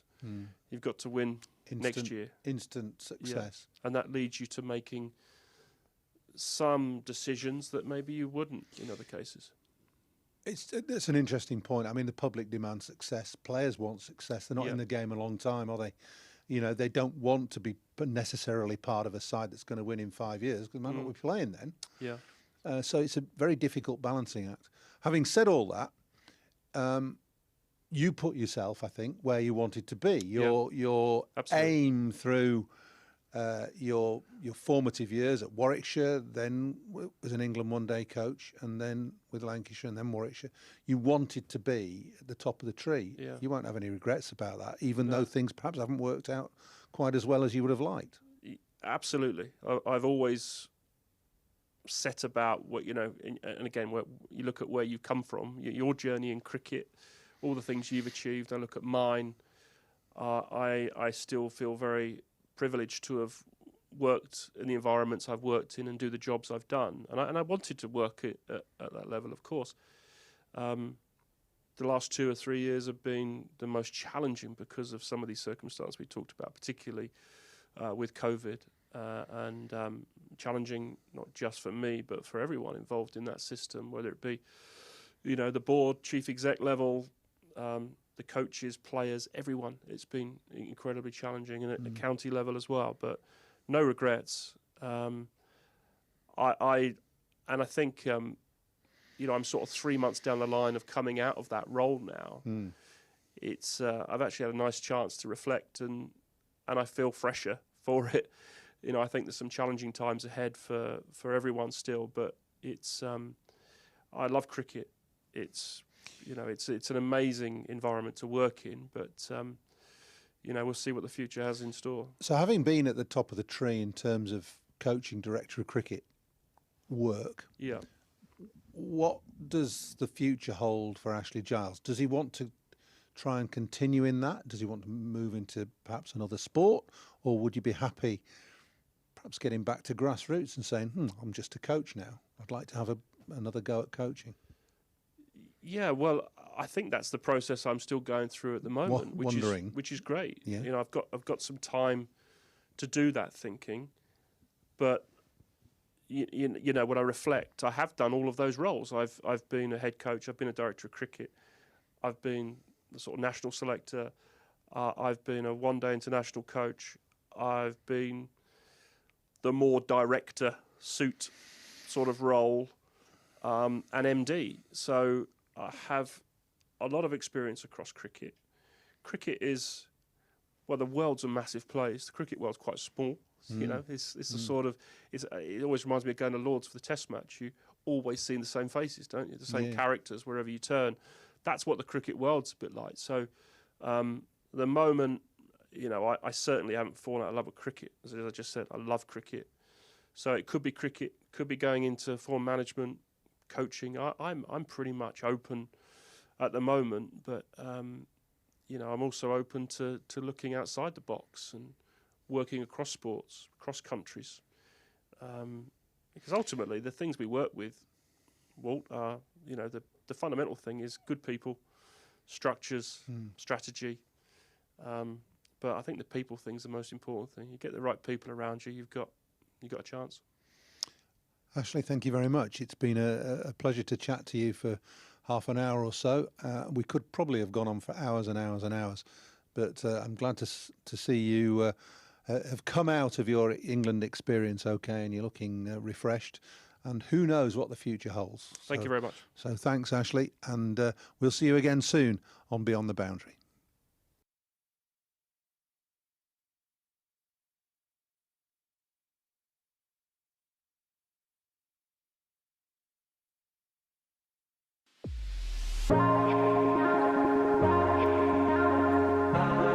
Two names rich in history. Barton's, our family-run business with over 100 years of experience in drinks distribution, and Lancashire Cricket, a club drenched in tradition, heritage and globally recognised moments. Since 1917, Barton's has been supplying the finest wines, soft drinks and premium beverages across the UK, partnering with world-class brands to bring unforgettable experiences to every occasion. Now, we're excited to announce we will be bringing that same passion to cricket fans at Emirates Old Trafford. As the official wine, spirits and soft drinks partner of Lancashire Cricket, we're elevating matchday experiences, hospitality and celebrations across the next 3 years. From the first ball to the final cheers, Barton's is here to make every moment one to savour. Keep an eye out for some familiar brands such as Guinness, Celavino, VK Hooch and Britvic. Barton's and Lancashire Cricket, partnership built on passion, unforgettable moments and history.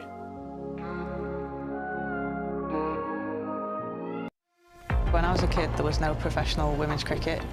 I didn't even think that women could be professional sports people. Especially early on, it just didn't really seem like there was a career in it. To support myself around cricket, I had to work at the petrol garage. I was the only girl, so I stood out. I'd love for young girls to be able to dream about being an athlete and it to be achievable. Thanks to the Hilton funding my contract, it's allowed me to play the game that I love all day, every day. We're like an engine and we need to be fuelled with the right gas. Without funding, we can't be visible. You can't be what you can't see. As a team, it feels like we're breaking boundaries. Thunder and Lancashire always want to put women's cricket at the forefront, and now I think that's really shining through.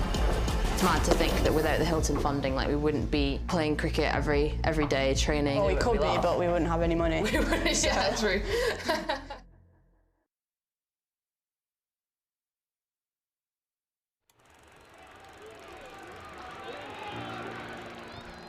1864.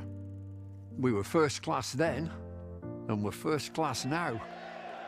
With a dream to spread cricket through Lancashire's towns, where girls and boys, with willow and leather, become more than a badge, but the red rose together. A club where more than legends are made, but friendships, obsessions, moments replayed on our screens, in our minds, in our hearts forever. Because it's who we are, our DNA, the red rose together.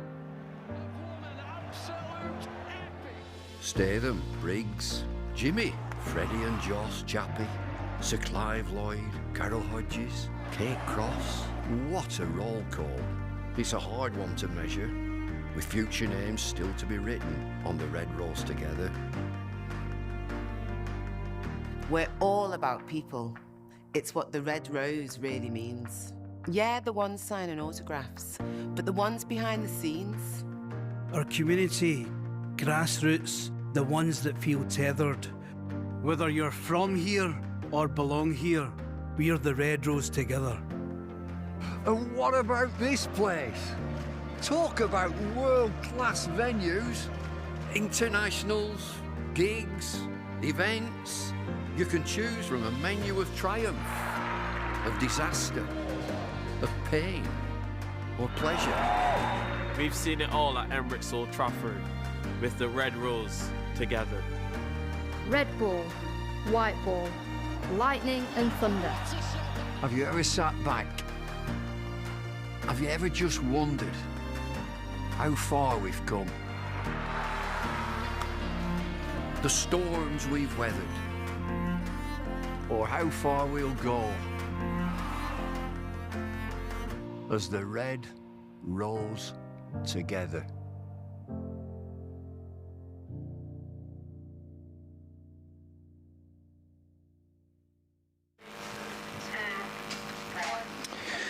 Welcome back then, the penultimate session of the game, with Kent heading out to bat on 74 for 2. So they trailed still by 191 runs. Daniel Bell-Drummond on 48, on 13, and Jaden Denley on 48. And a fascinating morning session. It was a terrific couple of hours of cricket, which started with Lancashire right on top and putting Kent under pressure and picking up 2 early wickets. And then Denley and Bell-Drummond fighting back for Kent, adding 63 runs so far from 129 deliveries. And the good news for Kent is that young Jaden Denley, for our viewers on Lancs TV, you can see, is okay to carry on batting. Got a horrible blow to his elbow in the final over of the session, the bowling of Mitchell Stanley. Took some treatment and was down taking some painkillers, and it was all a bit horrible to see. But thankfully he's okay to continue, because he's 2 runs away from his first class 50, and he'll be 1 run away from it now. This is the first ball of the afternoon. He's dropped away into the offside for a single, moves on to 49, 75 for 2. So yeah, a really interesting morning. It was a terrific kind of fight back by Denley and by Bell-Drummond, real full of character and skill to get through the morning. Lancashire have somehow got to try and find a way of generating that sense of jeopardy and pressure again. Green's in, forward goes Bell-Drummond and defends, and there's no run, but Kent will feel a little bit more confident. They've got 8 wickets, 2 sessions of cricket and 8 wickets to play with, of course, of which already they've burnt away with one with Matt Parkinson. So they've still got the likes of Mayeye and Leaning and Everson and Finch. That's worked into the onside by Bell-Drummond for no run. So I'm sure dinner would have felt a little easier, or lunch would have felt a little better for them, on the back of the way that Bell-Drummond and Denley got to the tea break. 75 for 2, trail by 190, and 66 overs in the day, including this one from Chris Green. Turns back in towards Bell-Drummond, and he's just worked it out towards the leg side. And it's Jennings with a one-handed catch away to his right. Terrific effort from Keaton Jennings. He almost took it with the ball behind him. It seemed to go in between Jennings and Bohannon, the 2 leg side close catches. But Jennings sticks out his right hand, takes the catch. Green gets his 2nd wicket, and Daniel Bell-Drummond falls for 13 in the first over after lunch. Yeah, it's just a bit of a waft by Daniel Bell-Drummond, isn't he? He's taking his bottom hand off the bat, just trying to dismiss it off his pads, and end up with a great catch from Keaton Jennings. And well, I won't say it's all the good work undone, but they put together such a good partnership, those two, from a Kent point of view of 64. But Lancashire will be absolutely delighted. First over, they get rid of the Kent captain for 13. Unlucky for him in the first innings as well. He scored exactly that. Tuanda Mieye comes out next. And himself 63. And a big partnership with Ben Compton. Well, he can't do that again because Ben Compton's already gone. But Tawanda Mieye, relatively young in his third full season for Kent. And Jaden Denley at the age of 19. Some inexperience, you'd say, though. Tawanda's played many games, but they're now charged with trying to bat out the rest of the session, maybe, to keep Kent in with a chance of a draw. But brilliant from Lancashire to stick to their task there. That was a great catch from Keaton Jennings, wasn't it, for the third? It was. We'll be able to see that again in a moment, because he almost took it when it was behind him as Green comes into Mieye. He goes back and defends and just gently taps the ball back down the pitch. The first couple of deliveries he faced from Chris Green when he came out to bat, Denley and Bell-Drummond, he played a couple of shots like that, just turning it to square leg. Final ball of the over, here's Green to Mieye, plays forward, it's in the air, it loops beyond the reach of Jennings, and the way it went maybe tells us that there was bat on that. Hard to tell when you're watching it live from where we are, but it's the end of the over. 75 for 3. Mieye on 0 and Denley on 49. 31 overs gone, but yeah, the reactions from Jennings, because the ball, it looked like it almost gone past him. He took it almost behind him with his arm outstretched to his right hand side. A great reaction from the Lancashire fielder. Green strikes. Viewers on Lancs TV can see the dismissal. And Jennings, that's the one from Mieye, which went looping over the short leg fielder. But yeah, perfect start for Lancashire after the lunch break. It's amazing how that happens. You batter so beautifully, so patiently and calmly, and leading up to lunch, and the first over after the break, after the resumption, you're out. Yeah, Denley Bell-Drummond has gone. Mitchell Stanley bowling to Jaden Denley, just clipped off his hip to backward square, Michael Jones Fields, and there's no run, and Denley has come back out. Looked like he was barely able to hold his bat after being hit on the elbow.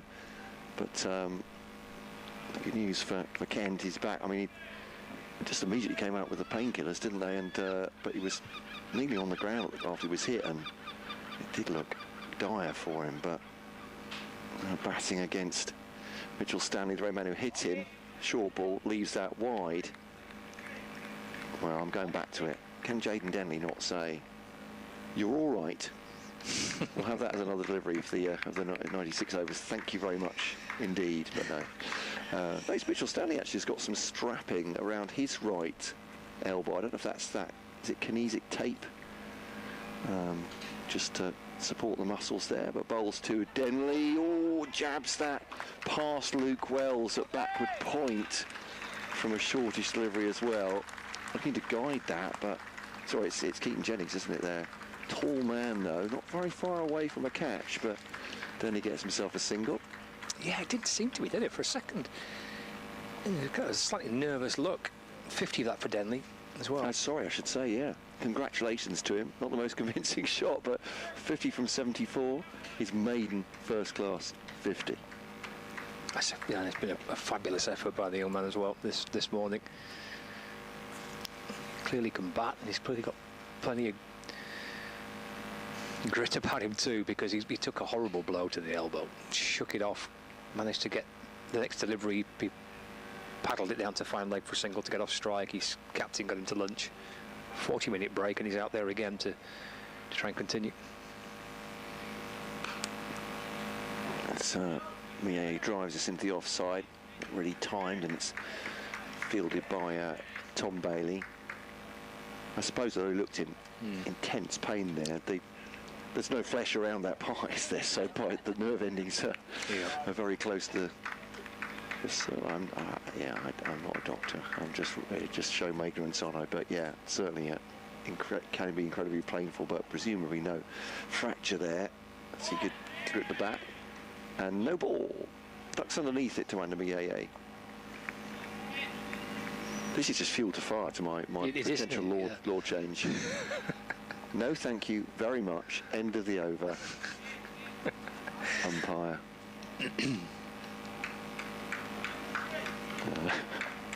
I'll give him another go. If he can't ball that one right, then he doesn't deserve another ball. That's what I say. Number 15, Mitchell Stanley. And that is a bouncer and almost carbon copy. Tawanda Mieye gets well underneath that. And so a ball to come of this over. Kent 79 for 3, losing Denley and Bell-Drummond in the first over after they resumed. Presumably you'd have it as discretionary, though. Like, for example, if Kent run a run chase now, fine, we'll take the no. Yeah. Completely discretionary to the batting side. Like it. That's Stanley pass to Mieye, just rears up a little bit off the length. He takes the bottom hand off as he defends it into the ground. Sorry, still one to come. Oh, because we had a no ball and a wide in this one, so it's going to be an 8 ball on 8 delivery over.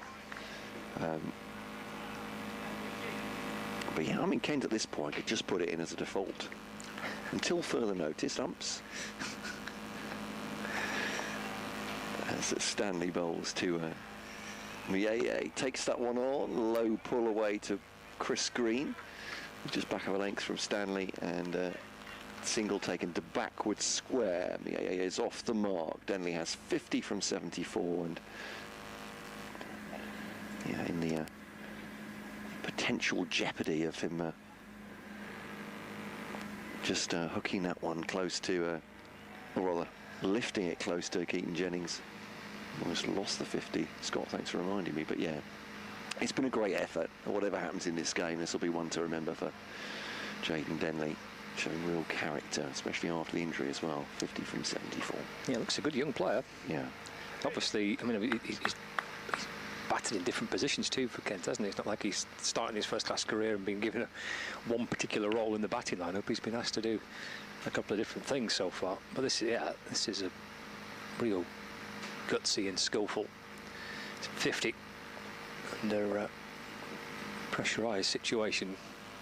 Mieye on the front foot to Green, pushing away into the offside. And there's no run. It's a big part of emerging from being a promising young player. Attitude is massive, isn't it? That temperament's really important as much as the talent. Leg slip, short leg.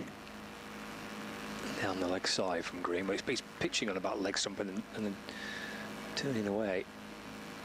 Taken by Hurst. Tawanda Mieye has a smile on his face. Trying to enjoy the challenge, Kent, of batting through the day. Make the game safe. Green in, bowls. Shuffling off the back foot and take a single. It's punched back down the ground. Green just got a little bit of something on it, a fingertip to it, took some pace off the ball, but Mieye moves to 2, 81 for 3. I wonder if Denley actually on his front arm, which is his right, of course, Rodney, isn't it? It's where has he got extra strapping on there to protect himself now? He had a little kind of band, didn't he, this morning, but on the front foot and pushing away defensive, there's no run.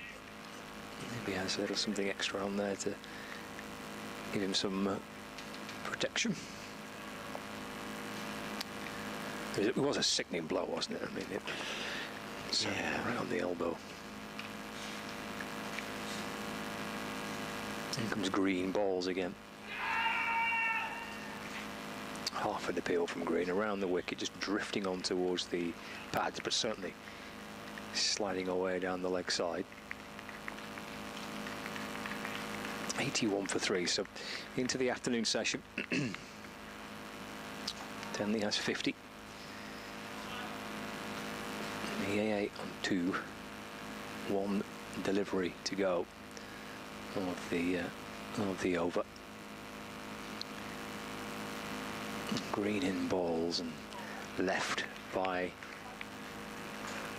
Denley through to the keeper, and there's no run. 63 to go today. Well, I mean, in theory, Lancashire could get more and bowl quickly, so it was worth to say it's a minimum of 63, but probably will be about 63. They're not bowling particularly quickly at this point. There was 30, so they're only 2 overs down, weren't they, at lunch? So they could hurry through, I suppose, towards the end if they wanted to get spinners on at both ends. But had a bit of cross-patch football news at lunchtime. Former Burnley player arriving at Gillingham. Here's Ron Stanley. Ooh, attempted pull by Mia's got an edge to that. Umpire's not interested. They're looking for a bottom edge there. Yeah, you're looking back, perhaps worriedly at the umpire, because it was a spirited appeal. James Anderson has got a big smile on his face. Or, sorry, that's not James Anderson, it's the other side of the... it's Tom Bailey, a big smile on his face. So they enjoyed the appeal. Not it being turned down. Yeah, it gets a little bit low. Does look like he's got quite well over the top of that. Yeah, but swish of the back, never quite tell. They're tails up here. That's Kent 3 down. 7 more wickets for victory here, Lancashire. Yeah, he defends that one off stump. And there's no run. Yeah, in the shape of target man, is fair to say, Sam Vokes. Sam Vokes, yeah, he's a good player for when he was at Burnley. He's part of the team that won promotion to the Premier League under Sean Dyche. Got 20-odd goals in the Championship season that year. Yeah, it was Vokes and Ings and a big man, little man up front in that season. Yeah, great poacher, Danny Ings. That's pulled away low by Tuandamia. You'd have 2 players, Balderson and Green behind square. See, more of a glance than a pull by Tuandamia, but worked just the same for a single. 82 for 3, left-right combination. Left-hander Jaden Denley comes on strike. He was with Gillingham manager Gareth Ainsworth for 4 seasons, I think, and Ainsworth took Wickham up to the Championship. So, yeah, reunited at Priestfield. It's Mitchell Stanley to Jaden Denley. Safety first. He does hook that away, but all about keeping the ball down through. Fine leg. A single off Mitchell Stanley. So there we go. A bit low to talk about football, or particularly being too parochial with our patches, but well, I saw he was a good lad. I saw a message on the website, the BBC website. The fixtures are out tomorrow, aren't they? I think I saw it's tomorrow. Yes, indeed, 26th, yeah. Thursday, isn't it? Yeah, that's tomorrow, absolutely right. EFL fixtures out. And he ducks underneath this one from Stanley, rather bridling at a number of news outlets saying last week, the fixtures are all out. No, they're really not. Premier League fixtures are out. Yeah, they are out. You know where I'm going with that. I don't know if that sounds terribly old-fashioned or a little bit sour grapes, but there is other football in the world. Is the bouncer from Mitchell Stanley through the keeper, and there is no run as Mie leaves that one. Doesn't need to swill, so away just leaves it. And Denley 51, Mie 3, 83 for 3. 7 more wickets for Lancashire to win this one, and the best part of 2 sessions to do it in. And Chris Green 2 for 27 is the man causing, if not absolute havoc, certainly some severe concern in the Kent ranks. Yeah, I mean, Lancashire, though, it's going to have to, if Lancashire's going to win, it's going to have to try and offer some spin, isn't it? The pitch is the pitch going to spin on the last day? We saw little signs of it yesterday. A few signs here and there. Maybe the ball was starting to turn, so Parkinson and leading. Because there's not much in it for the seamers. As Green continues. Not seen any leg spin yet, have we? Denley allows that one to go through. So could yet see some Luke Wells. But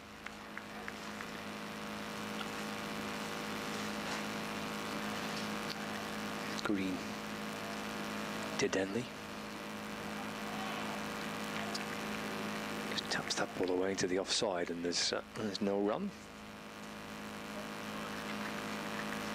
He's picked up 2 for 27. Chris Green, Matt Parkinson, his first wicket this morning, and Daniel Bell-Drummond in the first over after lunch. In to Denley, driven away, which burst through the fingertips of James Anderson. Denley gets 1, moves on to 52, 84 for 3. So that brings Tuanda Mayeye on strike.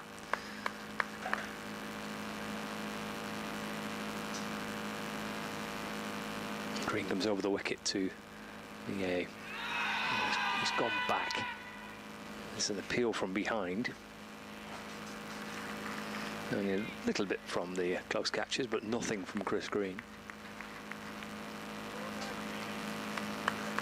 2 left of the over, says umpire Sue Redfern. Green strides in balls again. And he's turned that to Jennings. It's short leg. He has. The finger goes up. Tuanda Mayeye wasn't for budging straight away. And then Sue Redfern lifts the finger to tell us that Jennings takes a clean catch and Green's found the bat. And Mayeye has to depart, and 2 quick wickets after the lunch break just changed the complexion of the game. 84 for 4. Ball spinning back in towards Mayeye. Oh, it's a good low catch. Yeah, 2 wickets to fall since lunch, so a really bright start to the afternoon session, both off the bowling of Chris Green. The first was Denley and Bell-Drummond. He turned one off his pads and it was caught at short leg by Jennings away to his right. And then another Jennings catch, this time a good low catch, as Tuanda Mayeye played a forward defence and he came off the inner half of the bat, and Jennings takes a good low catch as well. So a good start to the afternoon session. Kent 84 for 4 and still trailed by 181 runs. Oh, it's a super catch that by Jennings. That's gone low down in front of Keaton Jennings. Got his fingertips under the ball. Against Lancashire, to bat out the rest of the day to get a draw. And terrific take from Jennings. And, well, not a great deal happening in that kind of final 45 minutes. And that was after a brilliant kind of start to the session. Lancashire able to generate pressure and tension and a sense of jeopardy, and something was happening, and then that was tampered away by or dampened down by Bell-Drummond and by Denley, and then Green has found a way to spark it back into life again after lunch with 2 wickets. Captain's gone, Bell-Drummond. Mayeye, second top scorer in the first innings, departs early on. So that brings Jack Leaning out to the middle. I've been wondering what might be the difference on the final day, and I suppose it's whether what became pretty clear after half an hour on the first day when they turned to Chris Green. Would it break up? Would it spin? Would it offer something for Lancashire spinners on this 4th and final day? Well, Green is right in the game here, as he was first thing this morning. He's probing away, trying to find more wickets. He's got 3 catches close in on the leg side and the slip as well. Another right-hander in Jack Leaning. 84 for 4. Green's got 1 ball left of the over. And Leaning just rightfully taking his time. And he's okay now, settled into his crease. Oh, no, not ready, just pulls away. Just look around to see who's where. 3 behind him, close in, catching on the leg side and the slip. Here's Green to Leaning. Oh, that's a lovely delivery. They like it, they've got it. 2 and 2. Leaning departs, he's been trapped LBW. Green will be on a hat-trick for his next delivery, his next over. And Kent have lost their 5th wicket. 3 have fallen early on in the afternoon session. All 3 for the Australian off-spinner, Chris Green. And first ball, Jack Leaning adjudged LBW. And Kent, from a position at lunch where things were feeling calm, and have lost 3 quick wickets in the afternoon. 84 for 5. Decent bowling from Chris Green, but once again, I'd have to say, Kent 84 for 5. Kent absolutely crumbling here, and this pitch has not had very much in it. And Chatelain goes away. He's had a poor season in the Championship, and that just adds to it.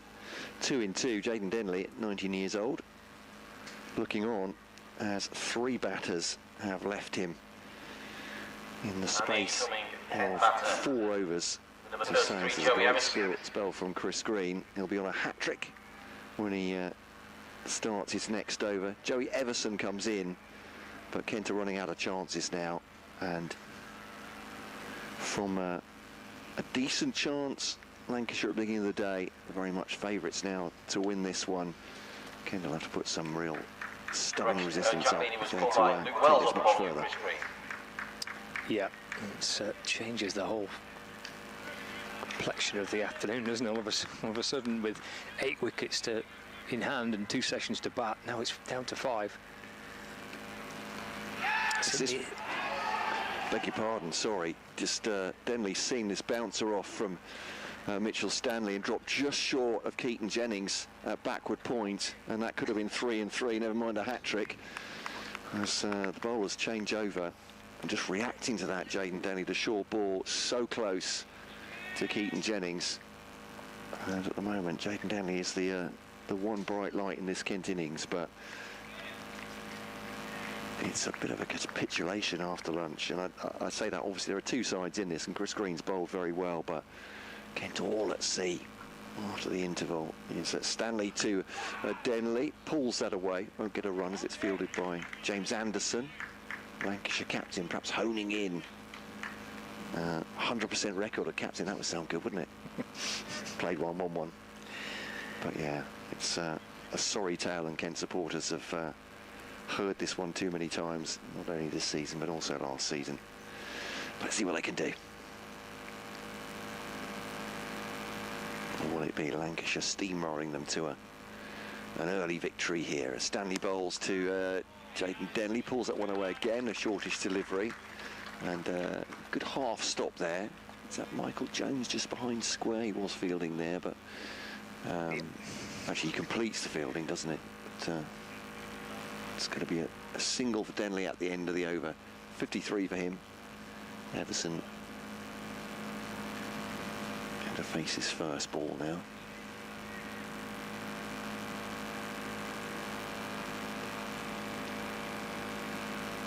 Halfway through this 36th over, and this is looking very pale indeed, particularly when we bear in mind that Lancashire scored 639 in their first innings. The surface hasn't changed that much. It's a good ball from Stanley, and, well, the best you can say for Joey Everson, he's played inside the line there, with his back tucked quite well next to his thigh pad, but that's a good delivery, very close to the off stump, and no run. Yeah, it's probably his best ball, isn't it? Yeah. From Mitch Stanley. It's his first-class debut. He's not played any first-class cricket up until this week. He's played some second-team cricket as he tried to kind of build some stamina into it. Stanley to Everson, pulls that away. Just turns on it, really, helps it down to a fine leg. Balderson field. I think he'll be in action this afternoon, I'm sure. Well, if he gets the chance, with the way the wickets are falling, maybe not. Single for Everson, gets off the mark. Ball left of the 36th over, 86 for 5. Well, Green's in for a bit of a stint, isn't he? He might bowl through the day from this end. I was joking that he would go past his 37 quite comfortably. Well, he will, won't he? 37 in the first innings. Yeah, it's Joey Everson hooking at that short ball from Mitchell Stanley. He's perhaps just trying to play his natural game there. Sorry, it's Jaden Denley, of course, hooking at that one, but doesn't get the top edge on it, and that's the end of the over. Kent 86 for 5. 5 more wickets for Lancashire. Harry Finch to come.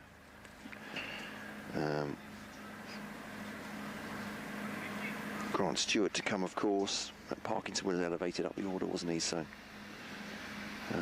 Joey Everson effectively coming in at 7, but it'll be Stewart, then Wes Agar, who was belligerent, and Kashi Valley And that'll finish off the Kent lineup. That's what Lancashire are hoping for. And very much with a chance now. 4 for 28, Chris Green. On a hat-trick here at Blackpool. Joey Everson will face him. Michael Jones padding up now. 2 more padding up, is it? Looks that way, yeah. I think he wants as many as possible around the bat. Well, why not? For this hat-trick ball. So it could be some time. Joey Everson probably has time to go off, do a bit of shopping in the town centre. Go for a ride on the pleasure beach. Yeah, indeed. Go up the big one. Trip up the tower. Yep. Back in time for the first delivery of the 37th over. Is that Luke Wells? It is, yeah. He's, oh no, actually, there we are. No, he's has to cram the pads under like fairly slim fit trousers there. Josh Bohannon has as well, so it looks like he's wearing pads on the outside, but yeah, short leg, silly mid off, slip, at least 2 leg slips, and now George Balderson's trotting in to be a short mid on. Yeah, there's 4 in a little circle, aren't there, on the leg side, all around the bat, and then the short straight mid on as well. Silly point and a slip. Hat-trick ball for Chris Green at 86 for 5, and Joe Everson's on strike. And Green's in. He goes back and just dabs the ball away safely into the onside. There's no run. Big smile from Chris Green.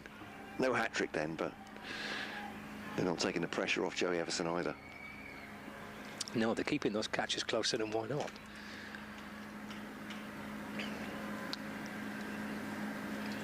Green in. And defender towards the leg side.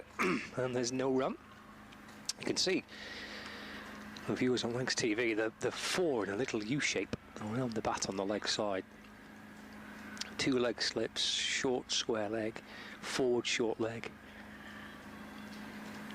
And there's Green. And balls. Sweeps. And gets the ball away. Joey Everson. In fact, he gets the ball away for 4. Swept out towards the square leg boundary. And the score moves on to 90 for 5. And Joey Everson is up to 5. 90 for 5 in the 37th over. 3 wickets, 3 quick wickets after the lunch break. Green in, forward goes Everson in defence, and there's no run.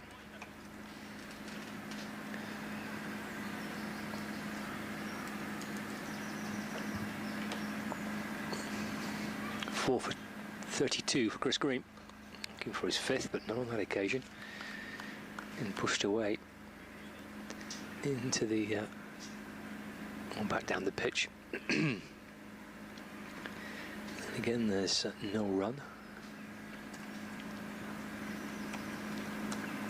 Final ball of the over is Green in, balls.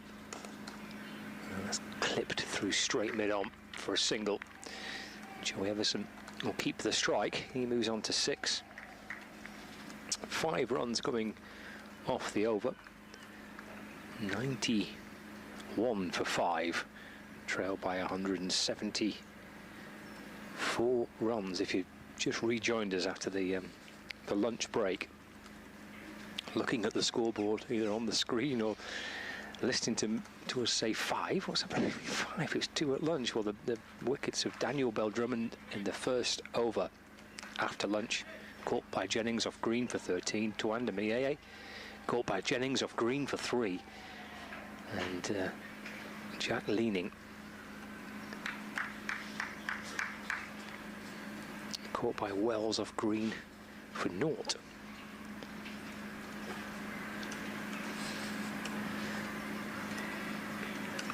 And that's where we stand.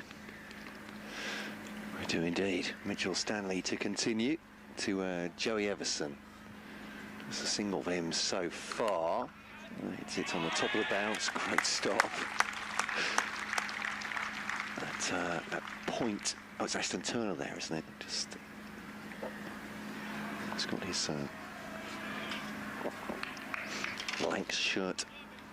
Oh, his name and number hidden by the jumper. Fielding really well at point, though. Seems no relief for Kent. At the moment, there certainly isn't. Looks like he's just heading one way. Mitchell Stanley again hit on the top of the bounce by Joey Everson. Clubbing it into the offside, fielded by Tom Bailey. And yesterday, Lancashire were patient for long parts of the innings with Luke Wells and Josh Bohannon, and then moved on to take the Kent attack apart. And still dominating here. Oh, loops of a catch. Does he? Bat and pad? No. Off the thigh pad, says umpire Milnes at the far end. And Bohannon. Good effort from him at short leg, actually diving forward. Some helpful advice for the umpires from the... I was going to say from the cheap seats. They may well be the expensive seats, or even from the hospitality tent, but Mitchell Stanley got his maiden first-class wicket in the first innings. Grant Stewart, who really didn't get started for Kent. Not many have. Stanley to Everson. He's missed that one. I think it's kept a bit low. He's just taken a bit of pace off it, maybe, Mitchell Stanley. And threw the shot a bit early over the top of it.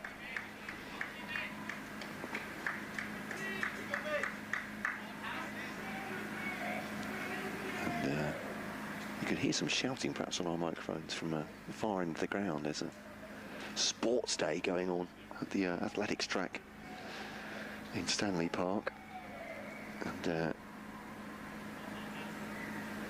very different atmosphere from the close concentration the supporters have here. An occasional jubilation from the Lancashire fans. Good bounce that one from Mitch Stanley. It's just swayed out of the way as Everson through to wicketkeeper Hurst. Yeah, it's quite a... he's full of passion and enthusiasm as the guy on the public address announcer, isn't he, involved by the athletics field. He's whipping up the crowd, certainly. And he's going since 10 o'clock, I think, this morning. So he's got some lozenges. We had a break for lunch, I hope, at least. Here's Stanley to Everson. Just nudges that one backward of square. That'll be a single. He moves on to 287 for 5. And at the moment, just in the process of trying to make the score look a little better. Welcome to This Is On Sports Extra, joining us right now. Kent 86 for 5, 179 short of making Lancashire bat again on the final day of this match between the bottom two in the county championship at Blackpool. But never mind that, Lancashire honing in on a victory. Just need 5 wickets more. Things looking better for Kent. They had a scratchy start with Lancashire having them 11 for 2 early on. 75 for 2 at lunch, though. It looked like Denley and Bell-Drummond and Jaden Denley, who's currently 53 not out in his maiden first-class 50, were perhaps starting to bat them out of trouble.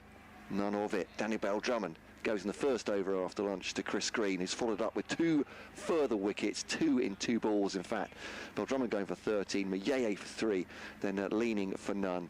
And Lancashire heavy favourites now to finish this off, and perhaps finish it off early on what Scott Reed has been a placid old pitch here, but they have got into the minds of these Kent players who are having a poor season and are really putting on the pressure and bowling and fielding very well.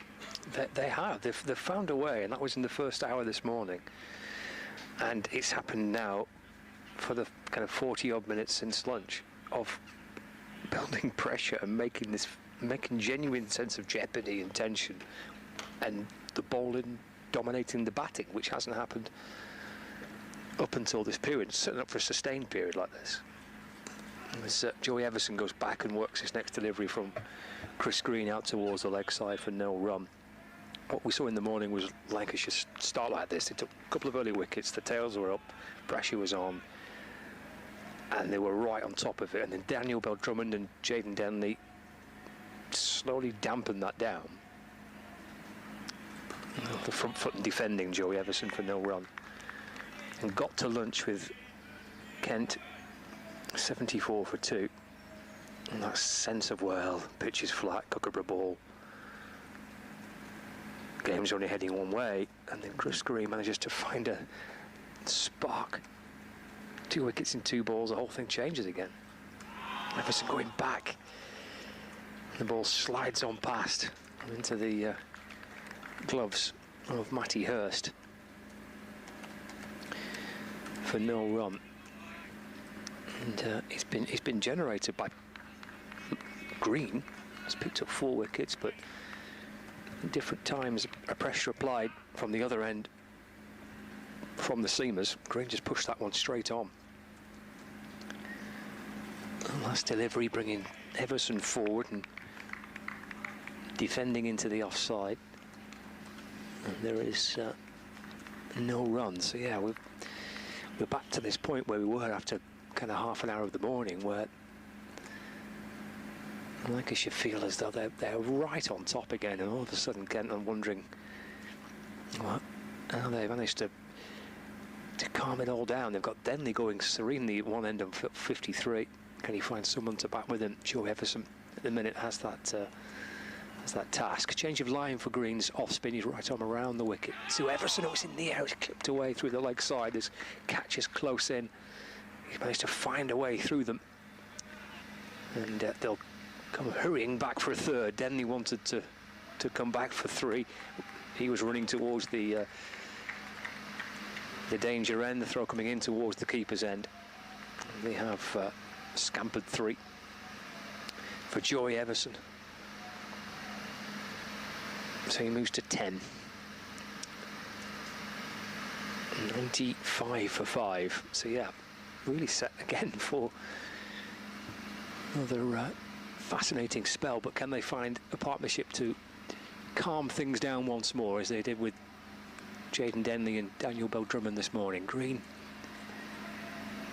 to the left-hander Denley, into the front foot and defends.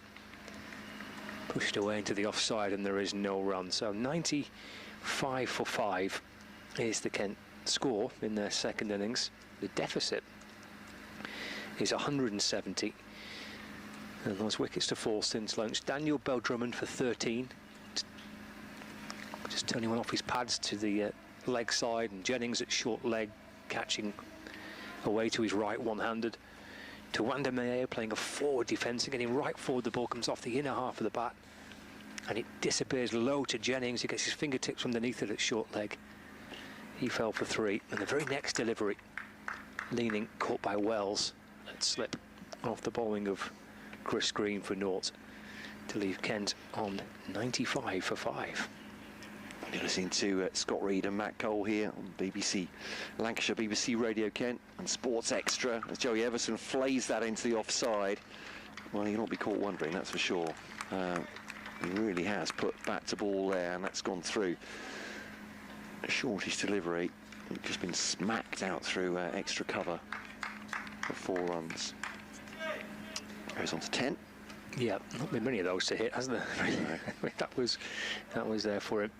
Free his arms a bit, walloped it away for 4. Stanley none for 21 from his 7. Here's bouncer. It's a slow one down the leg side, and Joey Everson is not interested in playing that. And there is obviously no run by virtue of that too. Chris Green at the other end is making it all happen, isn't he? It's been a great exhibition, and from Lancashire, a good exhibition in just putting pressure on, allowing Kent to crumble, if you like. This is back of a length, and it's seen off by Everson into the offside. It's fielded by Ashton Turner, and no run once again.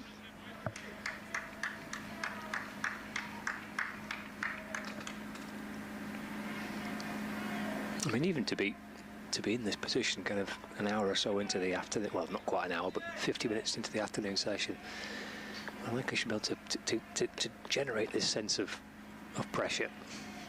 He's starting again, keeps that down well in the end, does Joey Everson, but almost had to follow it down with his bat to make sure it didn't end up at short leg.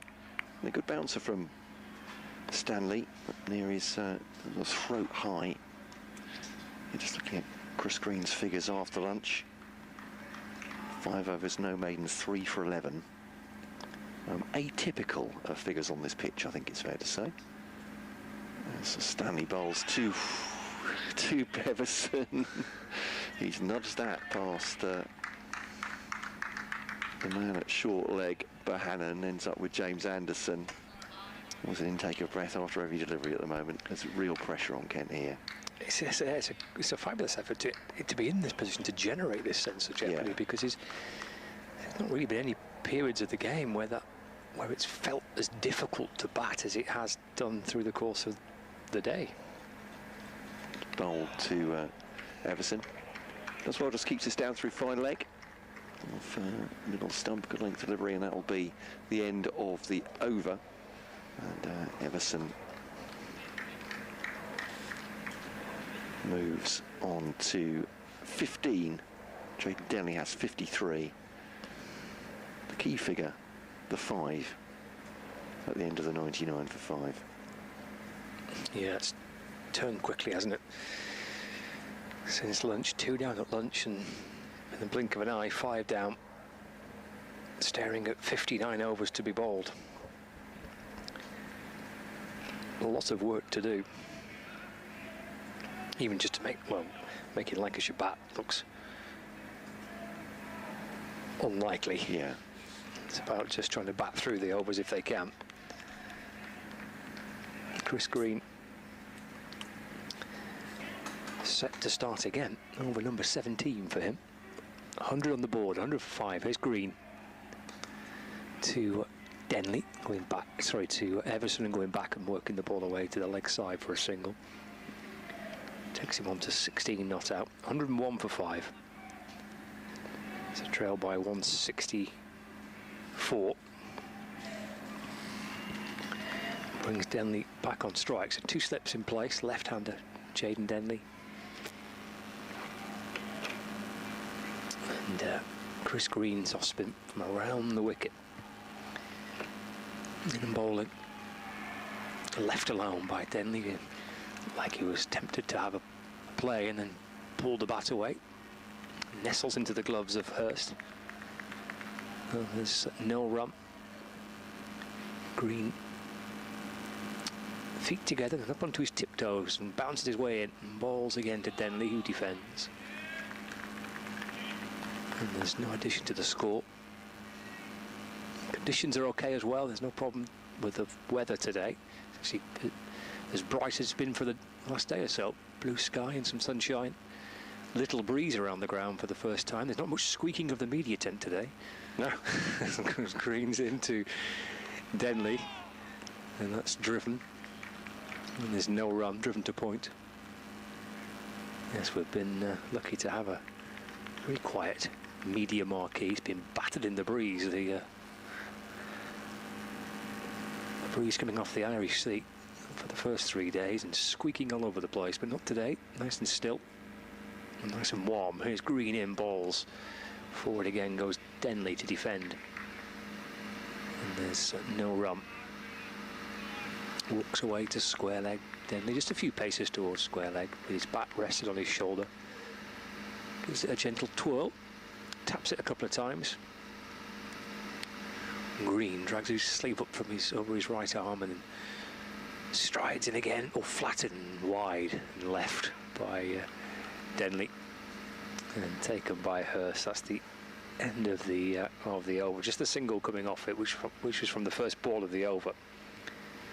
So 101 for 5. Denley 53. Everson on 16.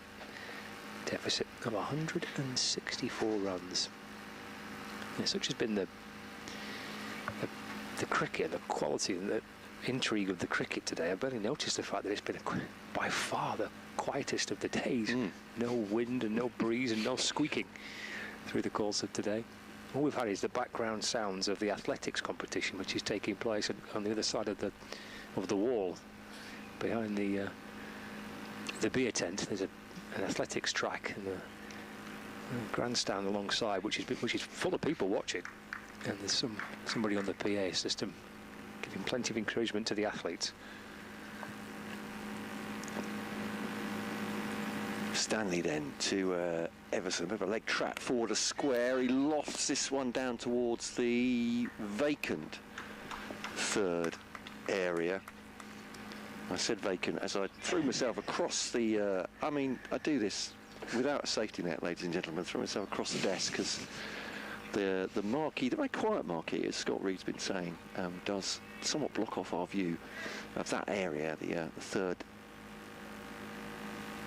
area through gully, as he lifted that one over Michael Jones at gully, and that has gone for 4. There's 2 men, 2 short legs effectively for Joey Everson. Feel free to insert the joke here. I'd say he's about 5'10", under a bouncer. He just ducks underneath that one, does Joey Everson. Yeah, he's got the plan set, hasn't he, Mitchell Stanley, which is going to be pretty hard work on a docile pitch, but he's got the 2 short legs, and there's a mid-wicket, and then there's 3 on the leg side boundary, deep mid-wicket, deep backward square, and fine legs, so he's going to try and bang a few in if he can and get Everson ducking and swaying. Ball's to him now, and it's fended off the pads, and that'll one bounce to which the short fielders is that Keaton Jennings? It is. I was going to say with a long sleeve shirt. Luke Wells has also got some pads, or had some pads on. Jennings and Bohannon closer. Yeah. I was wondering where Luke Wells is now. Deep mid-wicket. Deep mid-wicket. Has he taken the pads off? I think he has. This one's... Oh, it's a lovely shot from Joey Everson. Wide and a little bit full, but he's treated that. Driven through the offside. And I think this is fair enough from Joey Everson. He's going for his shots at this point, isn't he? When he sees anything, hits the ball. He's trying not to get tied down. Certainly Chris Green is doing that himself. 20 from 29. And there's probably going to be the odd ball like this, isn't there, from Stanley? You know, this is difficult to keep this sustained, especially when you've not played too much cricket. And this one is clipped behind square. And Chris Green fields and keeps the ball for himself, shines it on the inside of his shirt. Tall, slim figure. And he's taken 4 wickets so far for Lancashire. And I thought that might be the last ball of the over. He just picked it up and he was just going to run to go and bowl it quickly, but actually he's gone, because it's a left-right combination and Jaden Denley comes in, he's gone all the way to square leg on the other side. So he's a fine athlete, though. He won't be tired. It's all right. Stanley to Denley, leaving that one alone. And once more for Sports Extra listeners joining us recently, Jaden Denley, this is his maiden first-class half-century, and he's looked very good indeed. I won't say unfazed because it's been a lot of pressure for everybody, but just before lunch he was hit, looked like on the point of the leading elbow, the right elbow for the left-hander, and was in some pain, and sunk to his knees, such was the pain of it. It wasn't quite the magic sponge from the physio, was it? But they quickly got painkillers out there and a drink, and made sure he could grip the bat. You're right, son. And he came back out after lunch, which is good news for him and Kent for his future, and he's batting well today. He has, yeah, batted very well. Great skill and great courage. As Green is into Joey Everson. He's pitching the back leg stump and turning down his leg side. He makes sure he shovels it down into towards the ground, Joey Everson. No addition to the score. 3 catches on the leg side, plus the slip. All crouching down around the batter. Green in. And on the front foot and nudged away towards mid-wicket. Captain Anderson fields. And loops it up towards Chris Green.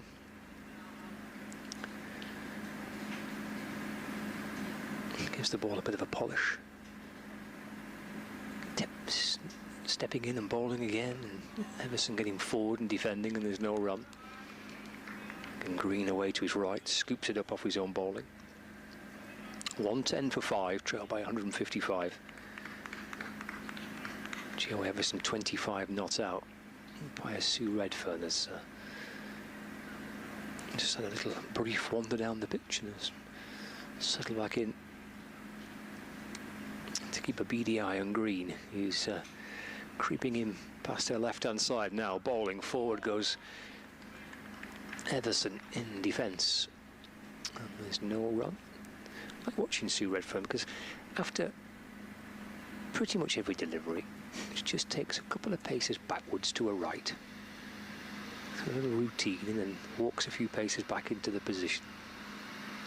Ready for Green to send down another delivery. Change of line though, round the wicket this time to Everson. Oh, and that slides on past the edge of the bat. And, well, to the keeper. You like that, did Green, that different angle. From around the wicket to the right-hander. Looking for a 5 for Chris Green. He's got 4 for 37. Final ball of the over. And driven away through mid-on by Joey Everson for a single. End of the over. Maiden for Chris Green. 110 for 5. 43 gone. 53 still to go. There's so much cricket left in the day. 5 wickets remaining. Green has bowled 18 overs, 3 maidens, and picked up 4 for 37. Yeah, has 2 5-wicket hauls in his first-class career so far, but has played relatively few first-class matches, but that's not unusual for Australian players, is it? But it's Sheffield Shield cricket for their first-class fixtures. But yeah, 45 wickets in that time. Played one T20 international for Australia as well. Good to see Tom Bailey, but I reckon he's not going to bowl pace. I think he's going to bowl off spin. Well, there we go. I didn't know he had that in his armoury. He does, and I think he might be tempted to bowl off spin. I think bowl off spin here. Yeah, he is. I mean, he's coming off a very short run, so yeah. So no other off spinner. Well, Ashton Turner, yeah, but not. Hasn't bowled yet. Yeah, he hasn't bowled yet. I think he's only bowled 1 over in the Blast as well, so he's obviously not bowled a lot of late. But yeah, Turner is an off spinner, Bohannon kind of part-time off spinner. Beautiful sunshine out there now. Sky's clearing. Everson. Sorry, Denley pushes forward. Maybe particularly with the Denley on strike, they might have thought this is the time to try and 2 off spinners trying to spin the ball away from the set batter here. 2 slips in. Denley little jabbing drive into the offside.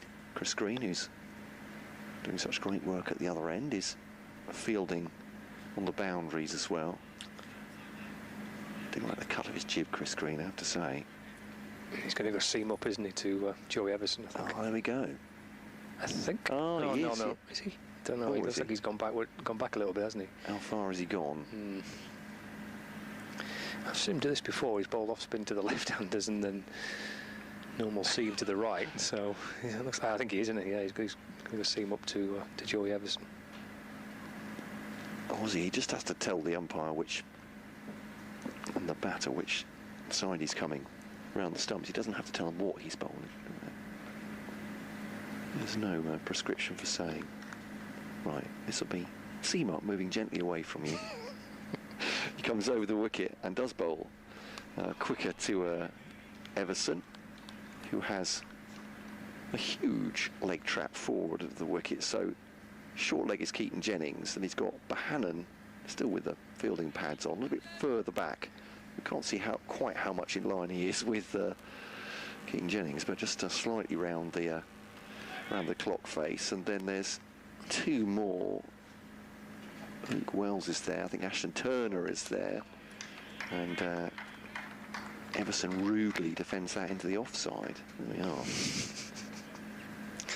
It's not the way he's supposed to be playing for Lancashire here, but yeah, James Anderson's been innovative with his fields. They spent plenty of time moving the field around as well. And why not? Trying to put further pressure on these Kent fielders. It's in bright sunshine now, as good as it's been all day. Bailey to Everson. Keeps the hand soft, plays it into the onside, and there's no run. One of the 4 fielders immediately forward of the wicket on the leg side picks it up. And there is no run. It's a lovely day now, isn't it? Yeah. Nice day for a walk on the beach. Absolutely. Down the promenade. Stu might be regretting his decision not to turn up with the ice cream van. He's only here for day one, wasn't he? Yeah, yeah. Day two was a bit of a punisher, I think, for an ice cream van, wasn't it? It was a bit grim and windy, and so probably looked at the forecast and thought, maybe I could be somewhere else, maybe on the seafront, who knows? That's Bailey to Everson, defensive back of the bowler. Actually, I don't know why I'm saying that, because I went for a walk on after day two. You did, didn't you? Yeah. And you got battered a bit, didn't you? It was not very summery. Battered and bruised by the breeze. Blowing a go. The sea was very dramatic. Blackpool seafront. Did look like we might be coming over the sea walls at time, and just got soaked. But had a good thing for the cricket, obviously, because I remind myself and listeners, it's not all about me. Is that we've not lost a lot. We lost third session first day, didn't we? Yeah. And otherwise, we've had enough time in this game to be well advanced, and Kent might not be saying that right now as they try and bat out the day, but certainly for the game itself, it's worked well. 111 for 5. Chris Green to continue. 4 for 37, the Australian. Yeah, Denley on strike. And 3 around the bat, 2 slips and a silly point. Green around the wicket, in and balls to Denley. Flick that away off his pads. And he scamper through for a single, takes him to 55, not out. 112 for 5. Yeah, we lost a bit of the morning, didn't we, on the first day? And then we lost a little bit of the evening session, didn't we? So we finished a bit early on Sunday. But then we've made time up as best we can on days 2 and 3. But no extra time to be made up on the last day. Just the 96 overs to be bowled. Here comes Green, in and balls. Driven to mid-off by Joey Everson. And there's no run. But yeah, this is absolutely picture-perfect conditions now. Yeah. It's glorious. Bright blue sky, barely a cloud above us. Stanley Park bathed in nice warm sunshine, nice and still, little breeze. Perfect to watch a game of cricket. Swept away by Everson. It's in the air down towards fine leg. We'll come back for 2. He a slightly nervous glance up to Joey Everson as to where the ball was and where the fielder was, but ball travelling off a thickish top edge, but landing safe down towards fine leg. There's a deep square on the boundary. Green for a second he was down on one knee, thinking maybe he'd found the top edge of the bat, and Michael Jones on the boundary at square leg could get round and take a catch, but ball landed safely. 2 for Joey Everson, takes him to 27. It's 114 for 5. And Green's got the ball in hand again. Into Everson on the front foot. And pushes that into the offside. And there's no run. Green using the bottom of his shirt to polish the ball. Everson taps his bat. Green again, feet together, up onto his toes, and then comes tiptoeing in.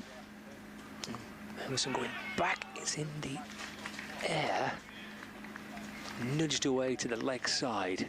Jennings again, who's taken 2 catches since the lunch break, went away to his right.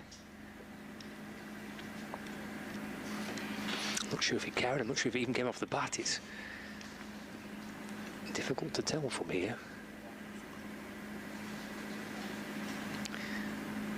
Green in, balls to Everson. He's gone right back and defends it into the offside, and Green is down on his knees in disbelief that Joe Everson went back and kept it out, which is what he did successfully. End of the over. Well, there's a bit there. There was a sweep that got the top edge. There was a shovel to the leg side, which may have come off the bat, and it may, if it did, it may not have carried. And then he's gone back to defend the last ball of the over. 114 for 5. Kent trailing by 151 runs. Emails coming in on Kent Cricket. bbc.co.uk. It's our brand new email address. Bring it all in-house. Corporate souls that we are. Andrew saying, would it not be better for Kent batters to play their natural game? And we were much of the same mind, Andrew and I. He says Joey Everson seems to be doing that. Good call, he says. 27 from 46, 55 from 95 for Jayden Denley. I was going to do that as well. Maiden first-class half-century. Goes for the reverse there, does Jayden Denley. Fielder will come around and cut that off. Of course, it's Chris Green, who can't keep out the action for more than 20-30 seconds at a time. The Australian throws it back in. They come back for 2. Then he goes on to 57. I mean, it was difficult early on to be on this Andrew, and we'll see there. Just trying to see the shine off the ball, and he hardness off this Kookaburra ball as well. As Bailey bowls him again, as he got him. They are celebrating. What does the umpire say? The umpire says... He's bowled him. He's bowled him, sorry, yeah. The bails came off, didn't see that. But, yeah, Joey Everson has... Jayden Denley has gone. Speared in by Tom Bailey bowling his off-spin. And, yeah, he has gone. A whoop of delight. And, yeah, I wonder if has he just played that on? Yeah, maybe just turning away from him. It's taken the stumps, though. It's 116 for 6. It's so difficult to tell. But, yeah, he has. Yeah, the umpire Sue Redfern just picked up the bail to pop it back on. And Bailey's off-spin. It's not the first time he's got a wicket with his off-spin. But they don't happen too often. But lovely piece of bowling. Angled in, pitches, straightens. Yeah, I don't think he's hit that, has he? It's just, as you say, straightened and... I think it has. Yeah, he's bowled him. Good knock by Denley. Yeah, 57 he goes for. And I'll be very surprised if that's not the highlight for Kent at this point. Psychologically, this has been very much the same old for Kent. 4 consecutive defeats, bottom of the county championship, Lancashire. Making hay while the sun shines, but also doing really well just to put pressure on Kent on the final day, hoping that good bowling and fielding and that psychological pressure will bring them wickets, and so it has. 6 down, 116 for 6. Last of the recognised batters for Kent. Joey Everson has 27. Harry Finch comes out. Good innings from him in the first innings, actually. Was there a good long time. Best part of a session long stand with Ben Compton for 52. I mean, they need that. They need more than that, Kent, at this point. They need Everson and Finch to stick around. Maybe not for a good time, but for a long time. Yes.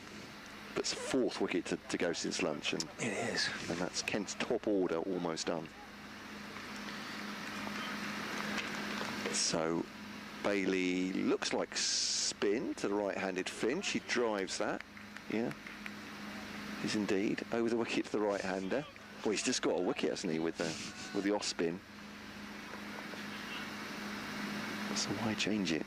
Probably a combination of seam up and off-spin. Tom Bailey. Finch leans forward. Takes that more or less on the full, I think, and it's up towards Ashton Turner at mid-wicket. And there is no run. 4 wickets more for Lancashire to take. Honing in on victory here. Homing in, I should say, not honing in. Sends up with Turner again. Once again, that will spin into the right-hander of Harry Finch, the Kent wicket-keeper. Sees it into the onside, and there's no run.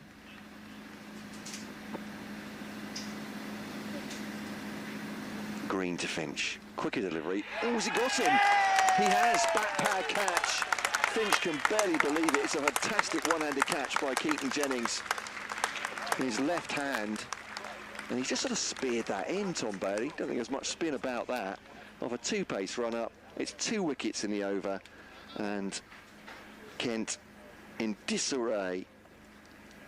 I won't say disbelief exactly for Lancashire, but some euphoria as they bowl themselves towards victory here on the final day. Second session of the day, 5 wickets to fall after lunch. And you were saying, Scott, they've done a really good rebuilding job, Denley, Bell-Drummond and Jayden Denley. towards lunch with a 60-odd partnership, but 4 wickets have fallen since then. Bell-Drummond, Mayeye leaning Denley, and now Finch gone for none. It's 116 for 7. It's a great catch, wasn't it? Yeah, by really good. Jennings.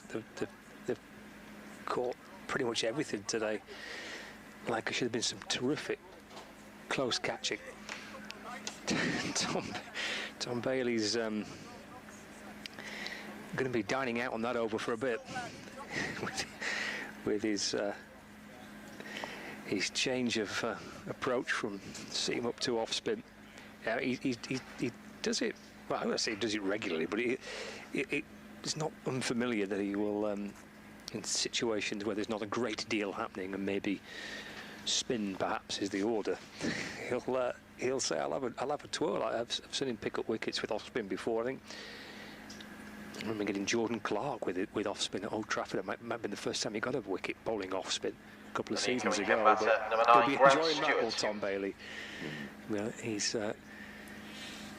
he'll take a great deal of enjoyment from that particular over.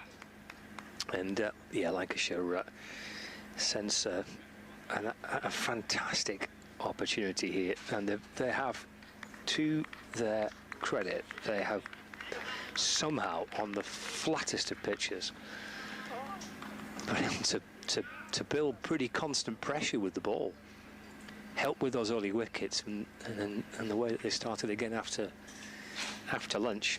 Grant Stewart joining Joey Everson takes something pretty extraordinary for Kent to see this through now, with still 50 overs left and just 3 wickets remaining. Chris Green in and bowling to Joey Everson. That's off the back foot, just a little step back into the crease and deflects it back to Green. So 116 for 7, trailed by 149. And Green is bouncing in again. Everson gets back and defends and plays it safely away to the offside, no runs. We saw two wickets in 2 balls by Green early on in the session, and 2 in the over from Tom Bailey. And so 7 down, 116 for 7. Green to Everson. It's worked down the ground, but for no run. So Grant Stewart out there, and then it's Wes Agart, and then Kashifali remaining for Kent. Green looking for a 5-foot. And then balls. And Joey Everson onto the front foot this time, working it into the onside. He's gone back a couple of times to defend, and gets forward to defend this time, turns it towards mid-wicket. Addition to the score. Green, who'll be enjoying some sunshine, is in and bowling. Pushed away by Everson to mid-off, where Bailey fields. Was an inspired captaincy too from Jimmy Anderson. Yeah. To Tom Bailey. Fancy a bit of off-spin, or maybe it was the other way around. He probably was. It's Green to Everson on the front foot and drops it back down the pitch. There's no run, end of the over, a maiden for Chris Green. And Kent are 116 for 7. Everson 27, Stewart on 0, and it's been some turnaround since lunch. 5 wickets have fallen since the lunch break. And Tom Bailey, who's picked up 2 of them, is going to continue. Well, indeed. Emails coming in. Thank you, you all, for your comments. Dan from Northern Ireland, big Lancs fan, he says. He's got some compliments for Scott there. But I think you're just being nice. I'm joking, of course. What's that, sorry? Just compliments for you, sir. Oh dear, we're not good with compliments. No, we're not doing that. Want to know how you both feel about using the Kookaburra ball in the championship. Seems to help the spinners, but seems to die for the seamers after about 25 overs or so. It's a good question. As Bailey bowls, well, that looks like spin to me, to Grant Stewart, who has driven that through extra cover. Mitchell Stanley takes a slow jog after it. It's very much 4 runs. And Grant Stewart, I'm going to go back to this because it's such an incredible innings. He did score 182 batting at number 8 against Gloucestershire. So he is capable with the bat. What he is charged with doing here with Joey Everson is probably batting out the best part of 50 overs. That's going to be a stretch for any tailender, goodness me. He's got some grip there. Isn't he, Bailey? Into Grant Stewart. A bit of bounce as well. He's a tall man, obviously tall and strong. Quick, wasn't it, that? Yeah, sorry, he's defended it, I should say. It's like a bit of a jack-in-the-box delivery, that one. It says this one's just gently swept behind square, and single for Grant Stewart. Yeah, interesting point, Dan. With the greatest will, we might not have a chance to have that long a chat about it. But yeah, I'm sure it'll be one that will be brought up. We know what the intention is from the governing body. They want to give the Kookaburra ball a try because that's what is used around the world, of course, and also very keen to try and replicate test conditions for in-county matches. So maybe it is harder for the seamers and maybe it is better for the spinners, but that reflects... Oh, pops a catch-up, does he know? Not quite. They're asking the LBW as well. So they're saying that was LBW and there was a possible catch. Can't be both. But excitement, of course, at 121 for 7. 3 more wickets needed. But round the wicket comes Bailey. Gives that a bit of tweak. Everson drives out to extra cover. Single taken. He moves on to 28. Stewart has 5. Kent at 122 for 7. Do you have any strong thoughts in short there, Scott Reed? Maybe one for a longer conversation. Here's Bailey. Oh, it's just between the 2 men at short leg from Stewart. Some jeopardy there as well. I don't know how close it was. The 2 of them with the helmets on thought it was. Stewart goes through for a single, end of the over. Yeah, I speaking to the players, and it seems to have a bit of a mixed response. I think the use of the Kookaburra ball. I mean, in the main, I'm not so sure it's hugely welcomed. But then I speak to some of the players who kind of don't mind it. I suppose it depends if you're a batter or a bowler, maybe. But we've got 3 more rounds, haven't we? We've got next week. That's going to be Kookaburra ball, and then the 2 championship rounds in July are both being used with a Kookaburra ball as well. What's it Matt Parkinson said? Certainly, he knew he's going to be more in action in this game, perhaps. And there are games where the Duke ball's used a little bit green top, and you might as well not have a spinner on your side. And that's something certainly the governing body are trying to get away from, trying to get more of a balance, aren't they? They're tweaking every year, trying to make that better. The Kookaburra ball, again, has a more pronounced seam this year as well. So, yeah, work in progress, perhaps one might say. But it's been like maybe the third or 4th season now on the spin that we've had at least a round of using the Kookaburra ball. Well, it brings different challenges, doesn't it? Different types of games, I guess.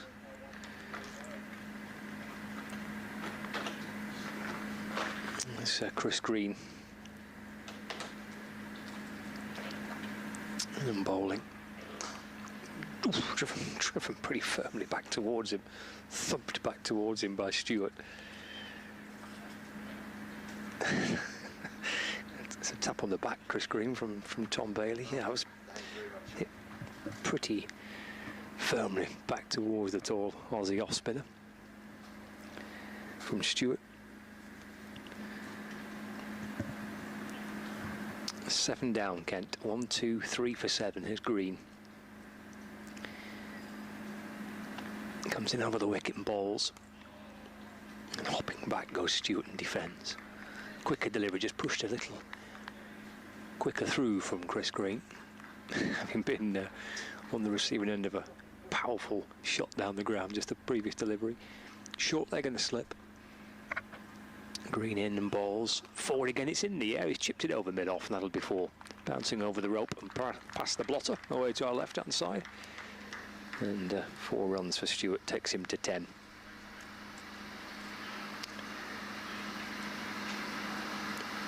The score moves to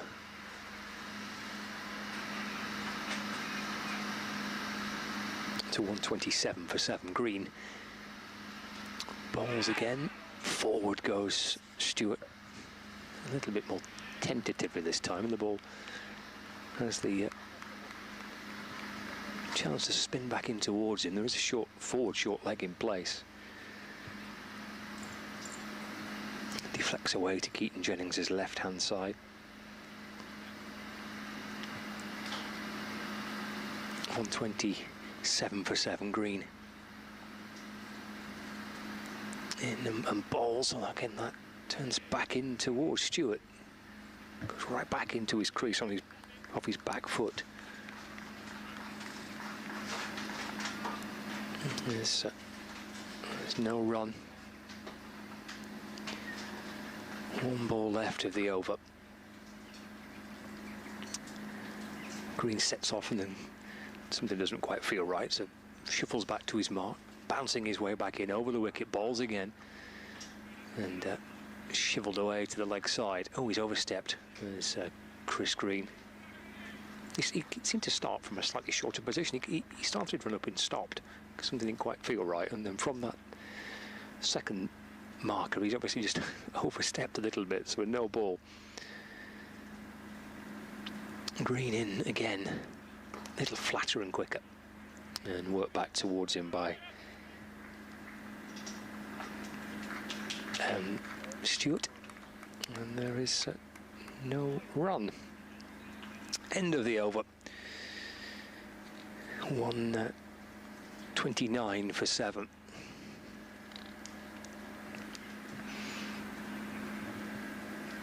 Yeah, 5 wickets have fallen since the lunch break. 2 in 2 balls for Chris Green, 2 in 2 in 1 over for Tom Bailey. So Lancashire right on top here. The dismissals of Jaden Denley for 57, Daniel Bell-Drummond for 13, Tawanda Mayeye for 3, and Jacqueline and Harry Finch without scoring. So Kent to 129 for 7 and still trail by 136 runs. Bailey off spin continuing. And Joey Everson off the back foot plays it back towards him, and there is no run. So Bailey's got again 3 catches around the bat, forward short leg slip and a slip. Drilled away firmly by Joey Everson. He's timed that nicely for 4. The gap's open through extra cover, and he's reaching for it, and works the ball safely along the grass through extra cover for 4 runs. Towards the kindergarten, which is on the edge of the boundary rope away to our right-hand side. Kindergarten with a little playground in front of it.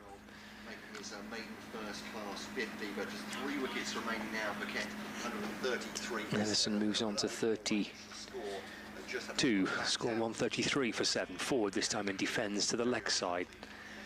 And there is no run. Still 7 down, Kent. And a long way away from feeling in the slightest bit safe, far from it. Lancashire on top, Bailey in, balls. Worked away off his pads by Joey Everson to the leg side where Keaton Jennings fields. He's taken 3 very sharp catches, Jennings. Bell-Drummond, Mayeye and Finch close in under the helmet. He's snaffled a lot of them. Bailey in, balls, and Emerson just trying to work it away off his hip as it pitches and spins down his leg side, taken by Hurst. Moving away to his left, about hip height, takes the catch to keeper, and then lobs the ball back to Bailey, who sets off again, balls once more. Again turned into the onside by Everson, but down into the ground to the right of Jennings at forward short leg. Sorry, to the left of Jennings. And there's no run. It's the end of the over. 133 for 7. 50 overs gone for the Kent second innings. Live from Stanley Park in Blackpool, across the BBC and on Lancs TV as well. On a bright and sunny and warm Wednesday afternoon by the Fylde coast. An afternoon where Lancashire are sensing the first win of the season, winless through their first 7 championship matches. No better chance than today so far this campaign for the Red Rose. Yeah, it looks like 5 consecutive defeats for Kent as well. No better after the break for the T20, which has gone reasonably well for them. They came in off what looked like a morale-boosting big win against Essex, but at the moment just 3 wickets from defeat here. Tom Bailey's been bowling a combination of spin and seam just in front of us. Chris Green to continue from this north end here at a sunny Stanley Park, Blackpool. Grant Stewart faces now, he's on 10, Everson has 32. Stewart facing Green. Little whip of the wrists there, and out to mid-on. Chris Green just throwing his head up there. Just a little shake of the head. He's very expressive, Chris Green. I think it's fair to say, I've said this before, but I really like him as a cricketer. And 4 wickets so far. May well be bowling his side to victory. Stewart takes that one on. There's a bit of a puff of dust as that goes down the leg side. What's it hit? He didn't look entirely comfortable playing it. It's byes. It's hit nothing at all. It just on his toes. Half a stumping chance there, wasn't it? Yeah. Dave, thanks for your email from Thannington. Enjoyed Jaden Denley. Not Joe Denley, he's not here. Jaden Denley. And thanks for your comments about the commentary, Dave. Really appreciate that. And yeah, I think we try and be as even-handed as we can, albeit that we do follow our respective counties around the country. And certainly when you talk to them after a day's play, it's much easier if they've won than they've lost. But driven back to the bowler by Grant Stewart, and there's no run. There's been a lot to enjoy in this match from a cricket point of view, but it's very much Lancashire's game to win now, you'd say. On the back foot, Stewart pushes that into the offside. David from listening in a cloudy Preston says, looks like Lancs might get the job done in time for the start of the West Indies-Australia test, which I'll listen to next. Thank you for that. Chris gave a day plan, doesn't he? Excellent. We're doing our best to fall in with his schedule, David. I mean, it's all part of the plan. Here's Green to Stewart, trying to whip that away on the onside. He's not having a comfortable time against the spinner, is he, Grant Stewart? Trying to wristily flick away. I don't know if he's restraining himself from a biff here, but trying to be sensible and use ups and deliveries. But yeah, Dave, I tell you what, if they've not got a move on by tea, we'll go and have a word. Here's Green to Stewart. It's a good length again from Green, isn't it? It's that Yorker length, ball after ball, and Stewart does manage to scuff that away behind square for a single. And they move on to 138 for 7, end of the over. Stewart will take strike for the next one. 51 overs to go, so 3 wickets for Lancashire to get, and Kent's task effectively is to try and bat out 46 of those. Or maybe, I mean, if you want to be very optimistic, maybe 30 of them if the captains were to shake hands at 5 o'clock. Can't see that happening, Scott Reed, at 138 for 7. Elsewhere in Division 2, Northamptonshire 99 for 2 in their second innings. They require 212 runs to win. Middlesex need 8 wickets. That could be a decent finish, couldn't it? 212 to win, 8 wickets remaining for Northamptonshire. Against Middlesex, Glamorgan are still batting, but they're in the lead now. They're 285 for 4. They lead Leicestershire by 62 runs, with 6 wickets remaining. And the other Division 2 game is Derbyshire, and they're on a run chase of the Derbyshire boys. Gloucestershire declared 526 for 6. As Bailey continues, one that comes back into to Stewart, worked into the onside, no run. Derbyshire Well, they've got a bit of power at the top of their batting lineup, haven't they? And they've raced up to 125 without loss. As Bailey is in and bowling to Stewart. Flashed away behind square on the leg side for 4. For Stewart here. It's a Derbyshire. Harry Kame is 64 not out from 80. Caleb Jewell's 54 from 59. So Derbyshire 125 without loss, require a further 191 runs to win. And it looks like being a good finish too. Driven to mid-off by Stewart, but for no run. So the Division 2 games, Warwickshire are 87 for 2, requiring 290 more runs to beat Somerset, who are looking for 8 more wickets. Off the back foot, muscled out towards the leg side. 1 bounce and 4. And Stewart hitting his second boundary of the over to move to 19 not out. Yeah, that was more of a biff, wasn't it, from Stewart? Yeah. He's got that power.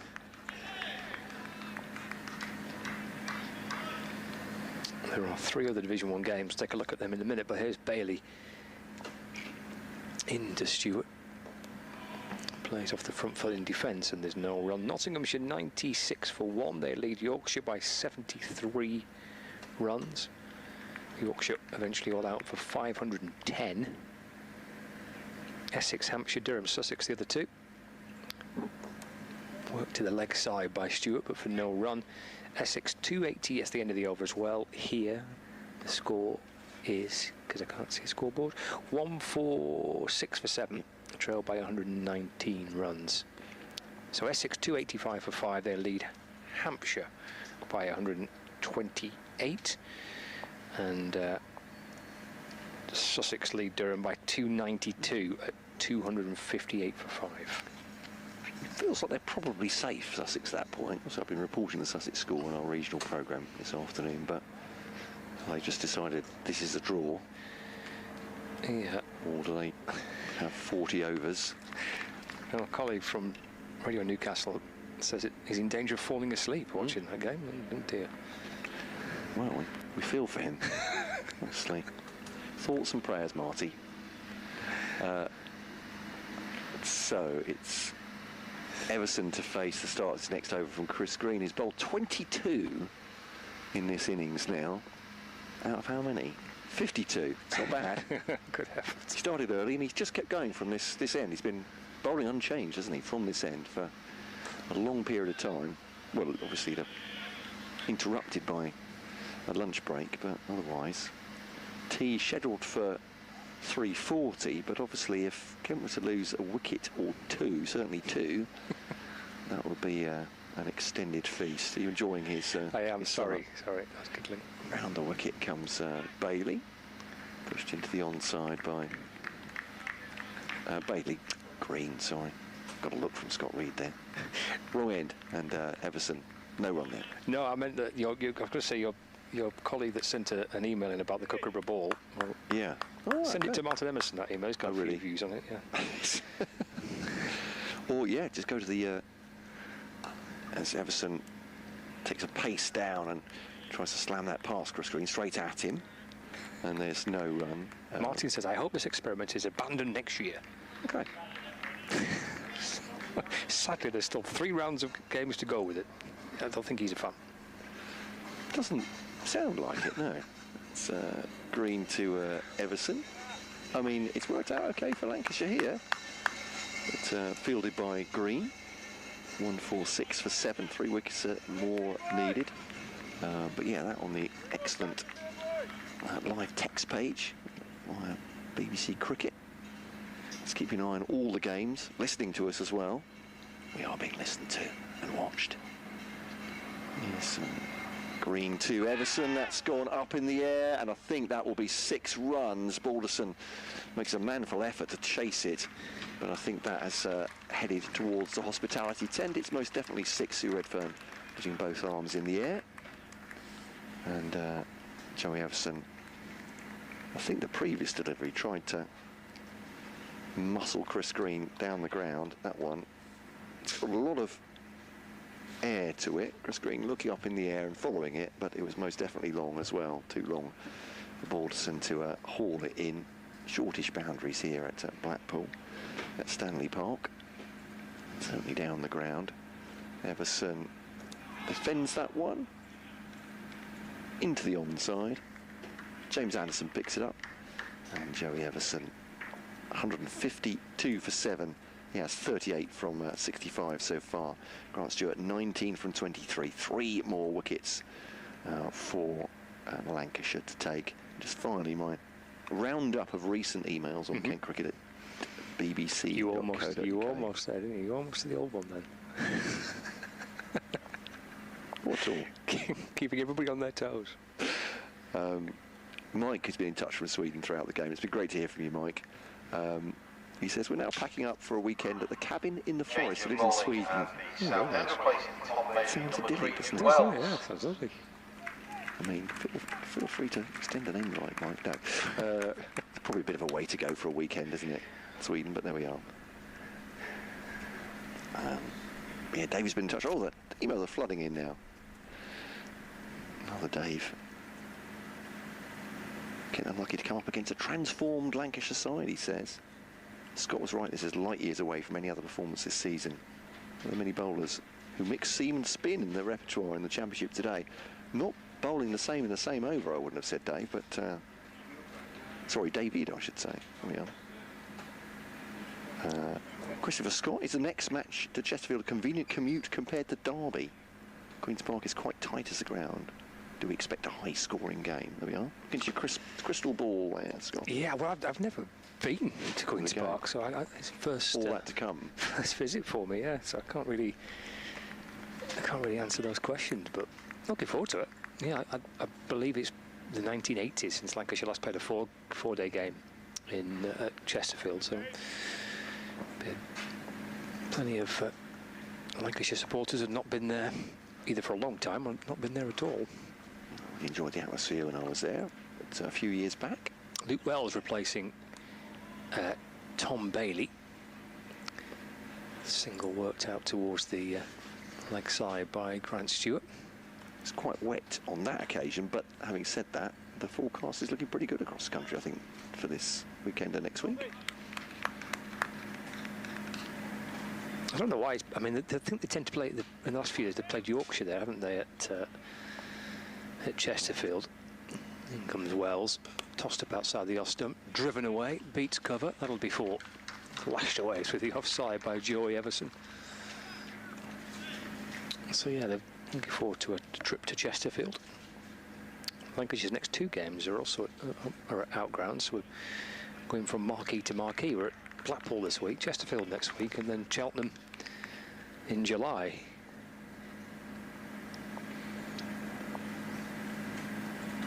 There's Wells in and balls. It's forward and strikes it cleanly, does Joey Everson.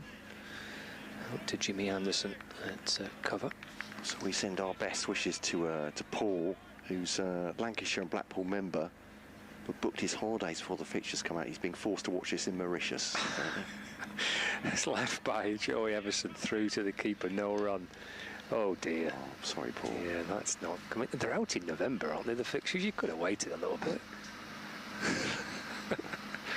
I mean, I'm not sure, because he's talked about having a giant beer in the hand as well. Oh, right, fair enough. It feels a little bit of a flex, Paul, if you don't mind me saying, in modern parlance. But there we go.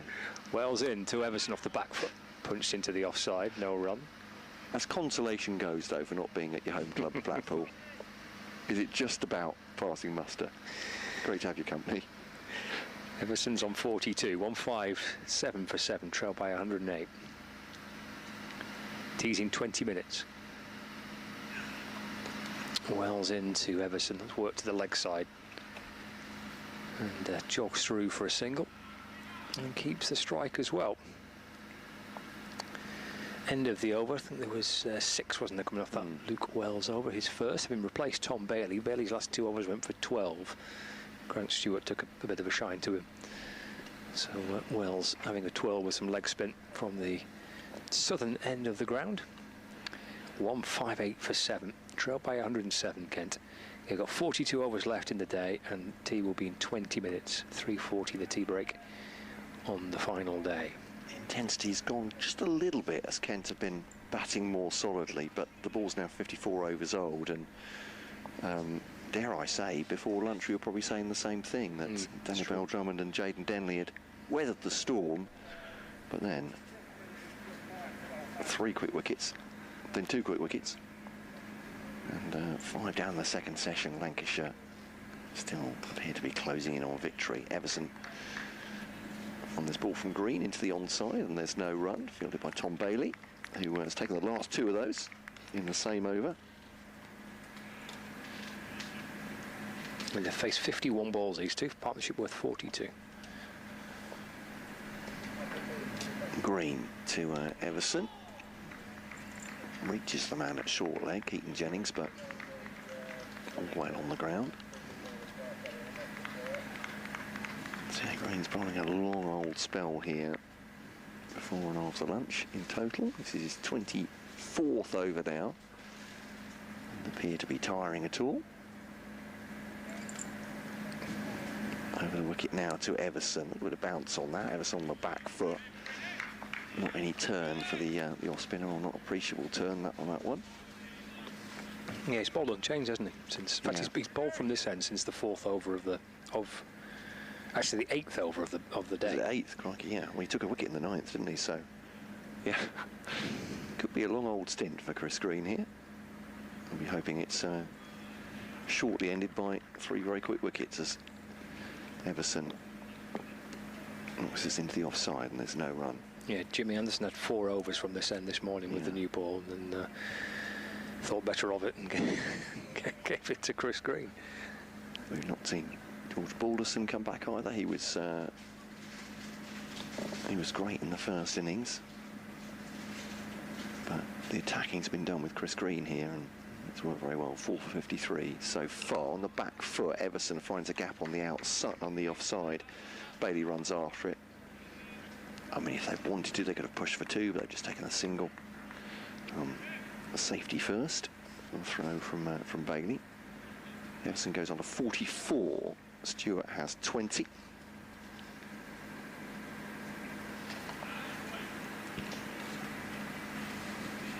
Joey Everson has just reached a half century once this season. They missed the last 3 games with a side injury. Grant Stewart, said, has that ton to his name already. He's on 20 from 24, and whips that into the onside. Wristy flick, and it's a no ball. It's picked up there by James Anderson. No ball from Chris Green. No excuse for that. 2 to the total. 161 for 7. Just overstepping. Oh. Grant Stewart's ready. Chris Green just breaks more concentration for a moment. Maybe bringing Tom Bailey in 3 or 4 yards from the long off boundary. Stewart gives a drive at that one. Not sure he's thumped that into the ground or maybe onto his own power, but into the offside. There's no run. End of the over. 161 for 7. 55 gone. 41 minimum remaining. Kent are a long way from any hint of safety, and Lancashire are 3 wickets from a first victory of the season. Yeah, it's just having a little spin around what's happening elsewhere. It's a game between Gloucestershire and Derbyshire. It's quite interesting. Derbyshire 150 without loss. So there's 2 still going on. Yeah. Wells in off the back foot by Everson, pushed away through the offside for a single. So Gloucestershire declaring 5-2-6 for 6, and Derbyshire have raced up to 150 for no wicket after 27 overs. Need 166 more runs to win.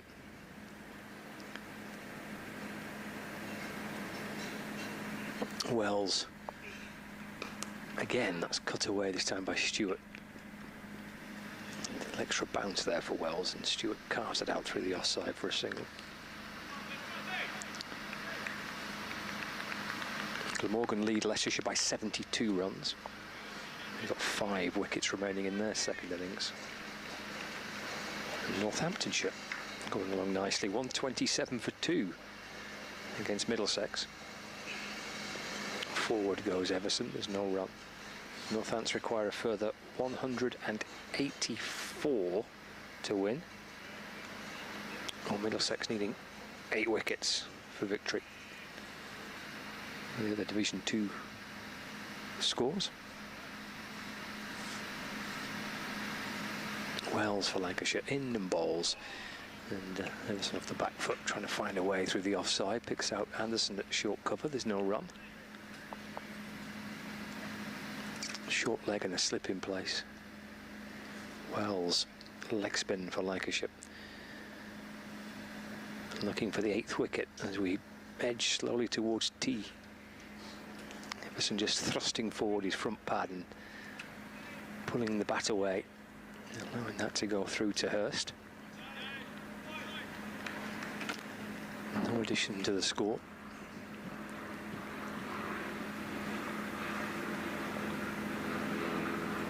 And again Wells. And a little crab-like by Joey Everson. Rocking forward, then back, and then working the ball out towards the mid-wicket region. And there's no run. That's the end of the over. Just 2 coming off it. 163 for 7, trailed by 102. Kent with 40 overs remaining today. New gloves, please, says Joey Everson to George Garrett. Towel there as well. It's warm work now, isn't it? The sunshine, isn't it? Garrett just coming with new gloves and a drink. Grant Stewart asking if there's anything for him. He's not been out there long enough to earn it, apparently. Well, he's faced 27 deliveries. He's 21. These two have put on 47 runs together. 62 balls faced. Can they get to tea with 3 wickets to play with? Well, they're 10 minutes away from doing that. Still 102 behind. Say that, yeah, that 102 behind, I mean, it's only the sort of vaguest factor at this point, isn't it, really? Because the way Kent are going 3 and over, to make 102, there'll be another 30 overs, at which point there'll only be 10 overs to go. So, look at 2 things sort of could coincide, couldn't they? If they get to that point, then they've got a chance of saving the game. At this point, Lancashire all over them. It's first delivery of the new over from Chris Green. Of course he's bowling. Looks like he's been bowling this whole match. He's in his 25th over. Certainly feels like he's been on the whole day, and he very nearly has. Defended by Grant Stewart. And comes Green again to Stewart, and gets caught up in bat and pad there and falls at his feet. Wicketkeeper Matty Hurst enjoyed that. Had the hands up for something or other. We'll take what you give us, umpire, you might be saying there. A short leg and a leg slip. This is Jennings and Bohannon. Wells in at orthodox slip. Green round the wicket. Down the pitch comes Grant Stewart. That's a sweet hit. That's gone over our tent. I think it's missed the hospitality tent and car park, ground staff buildings. It's come back very quickly. That could have been the ground staff, I think, were just returning that one. Shows that these grounds, where things are a little bit tighter, you need to be on your mettle even if you can't see the pitch. Big 6, that from Grant Stewart, though. Was. Did hit it sweetly, didn't he? Yeah. Takes it down to double figures, the deficit, 96 behind. Oh, they're almost there. 27 for him from 30 balls. I don't think that's necessarily any sign of Chris Green tiring, or the fact that there's less and less in this with the ball getting softer, and that Grant Stewart is feeling confident enough to open up now. And he does look for an expansive cut, and it's into the gloves of Matty Hurst. So play and a miss. We've not seen many of those recently, so Lancashire might not mind him swinging for the fences here. That is going to be the occasional result. Green to Stewart, spins into the right-hander.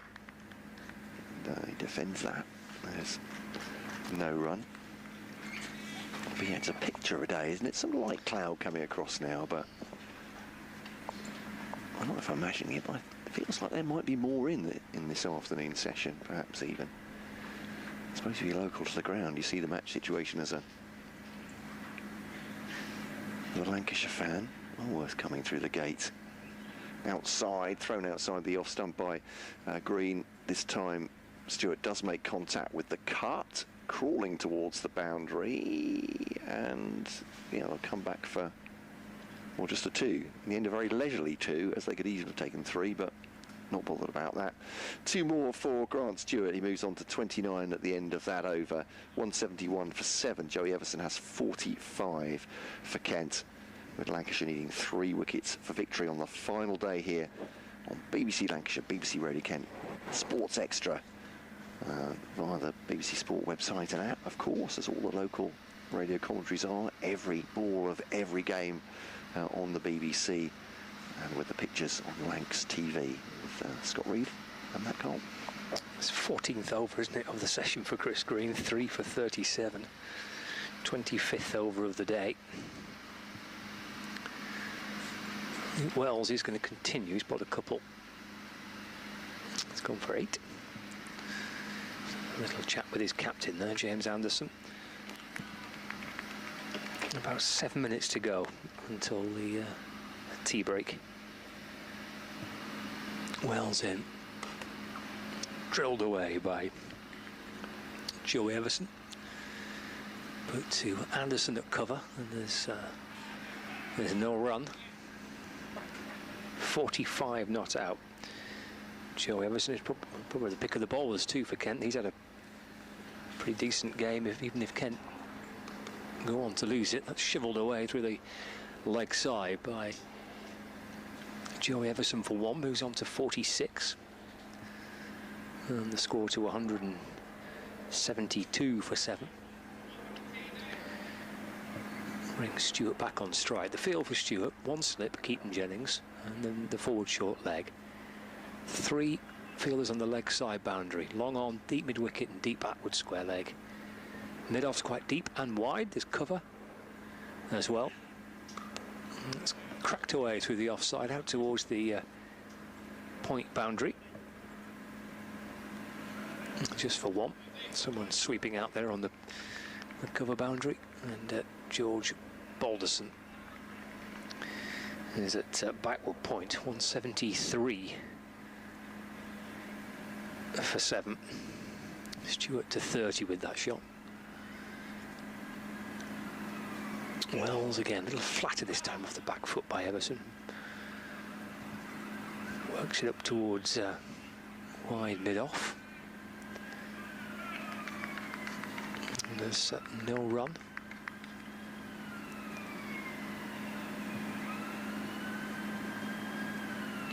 Keeper settling down behind the stumps. Wells bouncing in, bowls again, forward goes Everson, drops it into the offside. And walks out towards the square leg. Only for a step or 2, the batsman, and then quickly back into his crease. Can't get for it either way because Josh Ballan stood just behind him. Waits for Wells, who's in and bowling. And play back towards him. End of the over, just 2 coming off it. 173 for 7. Deficit is 92. 38 overs left. There's time for 1 more. There might be time for 2 more potentially before tea. If it is 1 more, then we'll go into tea with a minimum of 36 overs to be bowled. In fact, there will be a change of ball. I think it's going to be a breather for Chris Green. First time he's not bowled from this end since about 11:30 this morning.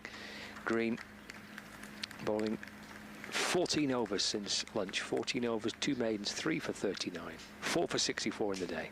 And it's Tom Bailey to replace him. Yeah, he's under break, most certainly. Grant Stewart launching him for 1 down the ground in the previous over. But Good idea again, though. I think it's from James Anderson. I mean, he's got all the cards, hasn't he, at the moment, but why not just try and change things up before tea? So often you get a wicket, don't you, before the interval, as slightly changes the mindset of the batter to let's make sure we're still there at tea, which can cause problems. Spin from Bailey, cut away by Stewart. I think Mitchell Stanley just misread that, actually. I think it was spinning away, wasn't it, as he cut it. Spin comes in, extra spin added when he cut it, and Mitch Stanley just wrong-footed a little bit, but they're not risking a 2. It's just the 1. 174 for 7. I don't know if they will be off just before 22. They started the day early, certainly. This one, Everson on the move, knocked back to the bowler, Tom Bailey, bowling in his sunglasses, short sleeve shirt. Bowls now to Everson. Nice looking drive, the offside, very pleasant. James Anderson is after it. And they'll take it again a single. So 175 for 7. Will they get another one in if it's before 3:40? Yeah, there's a chance, isn't there? Depends how quickly you can get through this. I'll try and say, yeah. We're at 38 now. Keeping an eye on the clock. I suppose the umpires will tell us, won't they? Here's Bailey to Stewart. Oh, a little nurdle off a bat and pad. Falls about a foot from him. Josh Bannon ends up slapping the fielding helmet with both hands. Is that through excitement, I wonder? Or just to wake himself up? I'm not sure. Don't think he needs any waking up. So Bailey spears this one in, and it's thumped off the back foot by Grant Stewart at great speed, and that will definitely be 4. Again, there's not much bounce, not much turn for him. I wonder if Bannon was doing a sort of Viking thing there and got the helmet on. He's ready for battle. Or he's going to take a very aggressive stance on tea. That's quite possible. Watch out in the dressing room. He's coming for your sandwiches. So ball to go, this the 59th over. Will it be the last one before tea? In the air from Stewart, looks like it's safe. Oh, I think someone's dropped it. Dropped, beg your pardon. We can't see. So couldn't see a field around there. I thought I couldn't see. It's a 6 in the end, but we were going to have to rely on the cameras for that because we couldn't see. I mean, it was in the air a long time and was going a long way. And has it been dropped? We'll just see the replay now. It's long from Grant Stewart. Yeah, actually his body language is, oh, am I off? Am I going? Not picked up on camera, unfortunately, either, but we gather it was a drop at long on. Yeah, don't know who, can't see, couldn't see on the replay then either. But our colleagues in the tent just heard them say dropped. Yeah, they're not telling us who it is, though. There used to be camaraderie between the different forms of media, didn't there? It's absolutely. But 6 from Grant Stewart, so he survives that. 41 from 38 balls. Everson has 47 so far. And Kent move on to, I think, to 185 for 7, but I now can't see a scoreboard. Sorry, 179 for 7. One more over before tea. Yeah, Chris Green returns, but from the other end instead, so not much of a breather. Yes. And forward goes Joey Everson. Drops the ball away into the onside. He's been a bit lazy. So Green in and balls to Everson. That's play back towards him. And there's no run. So 4 to go before the tea break. 185 for 7, trail by 80. So we'll have 36 overs in the evening session to bowl. The Green comes in to Everson, who's forward again, just dabs the ball down towards the onside.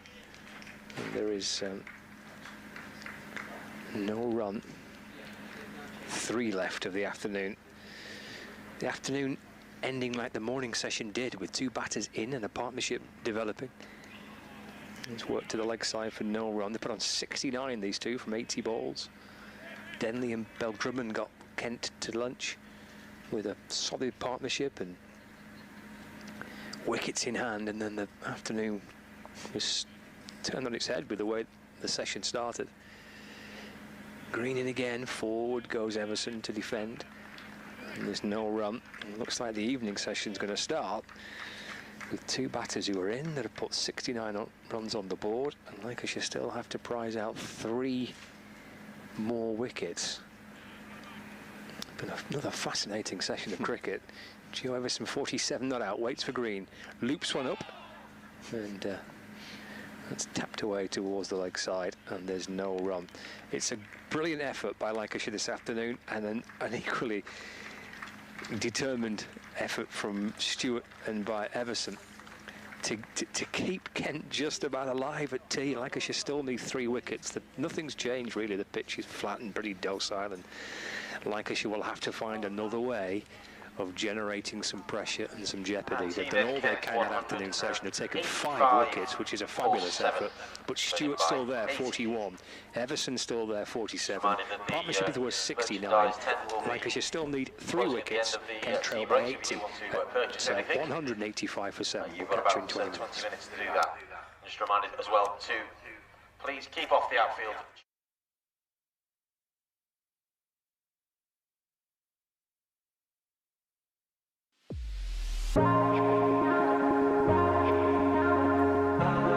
Two names rich in history.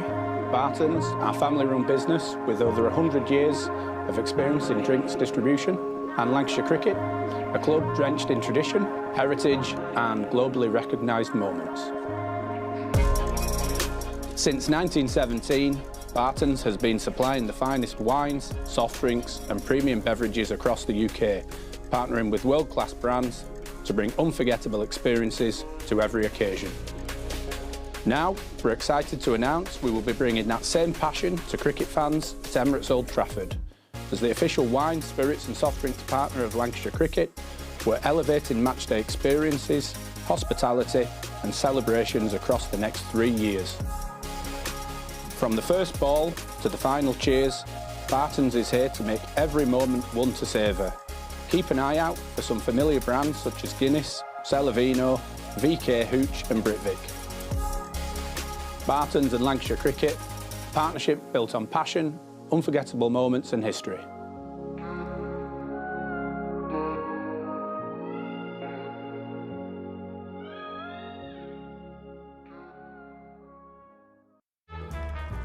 L is for the way you look at me. O is for the only one I see. V is very, very extraordinary. Welcome to the opening day. Oh, that is a wonderful shot.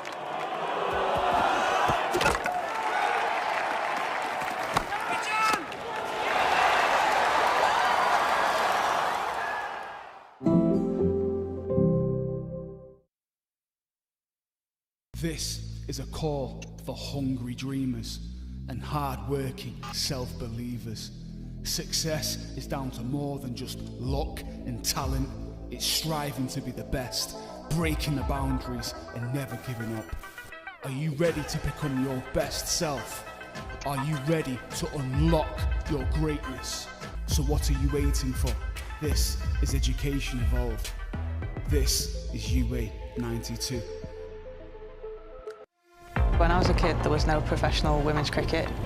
I didn't even think that women could be professional sports people. Especially early on, it just didn't really seem like there was a career in it. To support myself around cricket, I had to work at the petrol garage. I was the only girl, so I stood out. I'd love for young girls to be able to dream about being an athlete and it to be achievable. Thanks to the Hilton funding my contract, it's allowed me to play the game that I love all day, every day. We're like an engine and we need to be fueled with the right gas. Without funding, we can't be visible. You can't be what you can't see.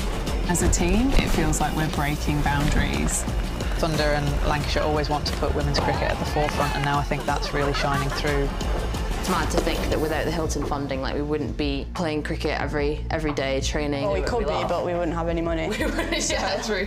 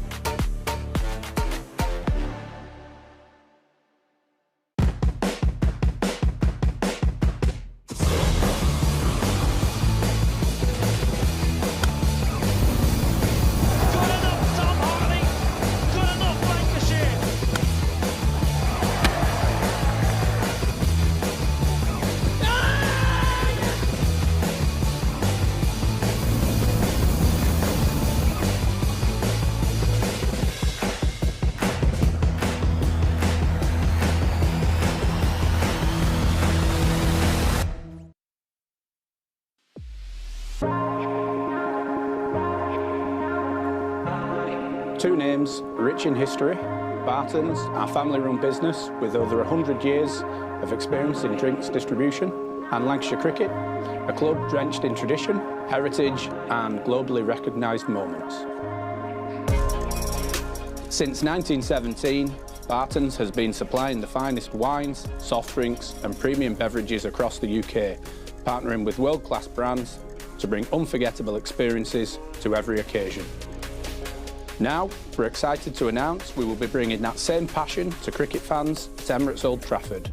As the official wine, spirits and soft drinks partner of Lancashire Cricket, we're elevating matchday experiences, hospitality and celebrations across the next 3 years. From the first ball to the final cheers, Barton's is here to make every moment one to savour. Keep an eye out for some familiar brands such as Guinness, Celavino, VK Hooch and Britvic. Barton's and Lancashire Cricket, partnership built on passion, unforgettable moments and history.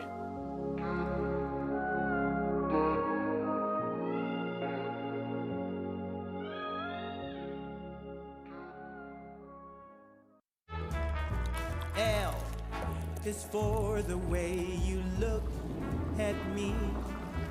O is for the only one I see.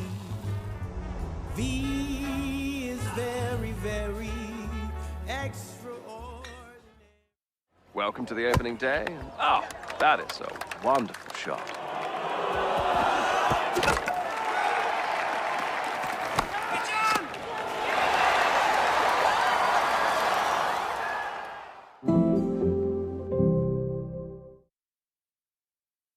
This is a call for hungry dreamers and hard-working self-believers.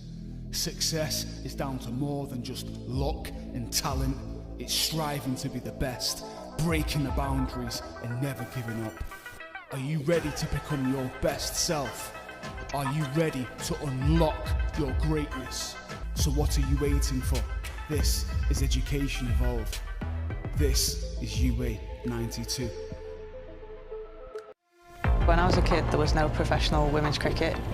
I didn't even think that women could be professional sports people. Especially early on, it just didn't really seem like there was a career in it. To support myself around cricket, I had to work at the petrol garage. I was the only girl, so I stood out. I'd love for young girls to be able to dream about being an athlete and it to be achievable. Thanks to the Hilton funding my contract, it's allowed me to play the game that I love all day, every day. We're like an engine and we need to be fuelled with the right gas. Without funding, we can't be visible. You can't be what you can't see. As a team, it feels like we're breaking boundaries. Thunder and Lancashire always want to put women's cricket at the forefront, and now I think that's really shining through. It's mad to think that without the Hilton funding, like, we wouldn't be playing cricket every day, training. Well, we could be, but we wouldn't have any money. We wouldn't, yeah, true.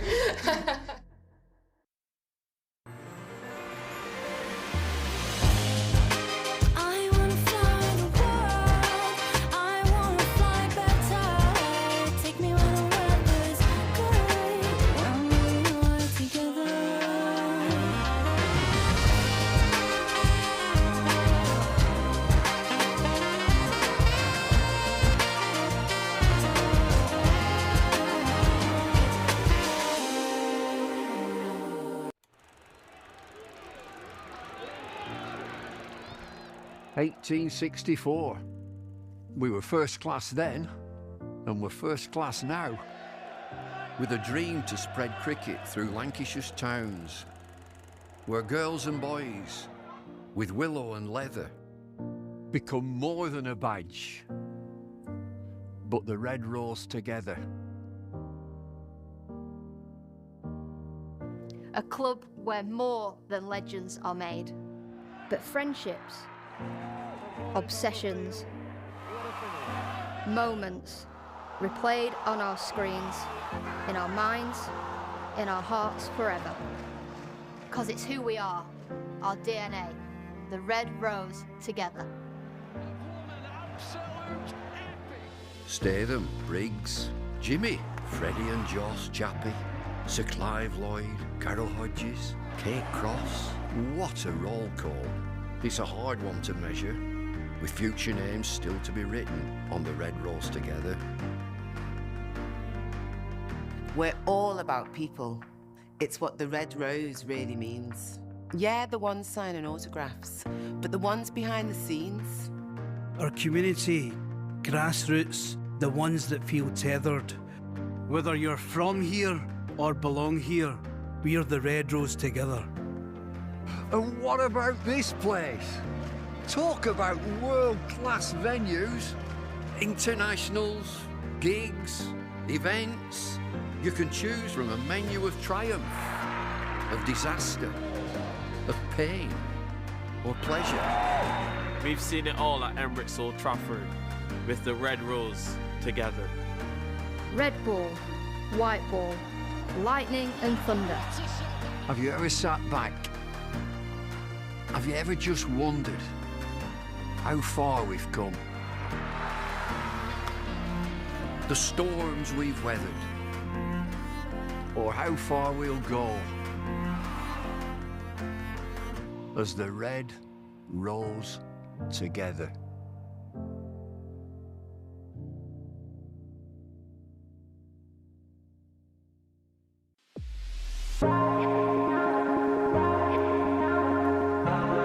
Two names rich in history.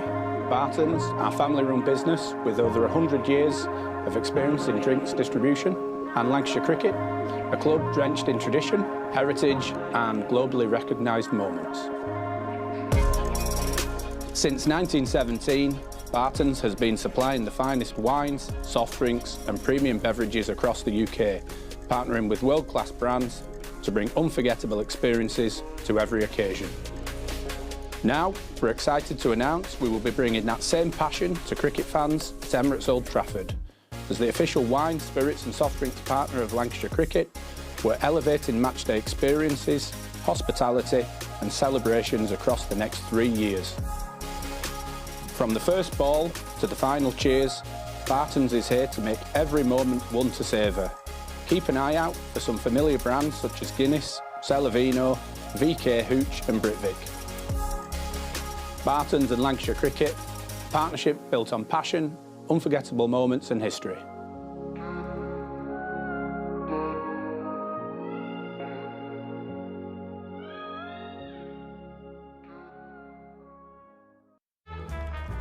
L is for the way you look at me.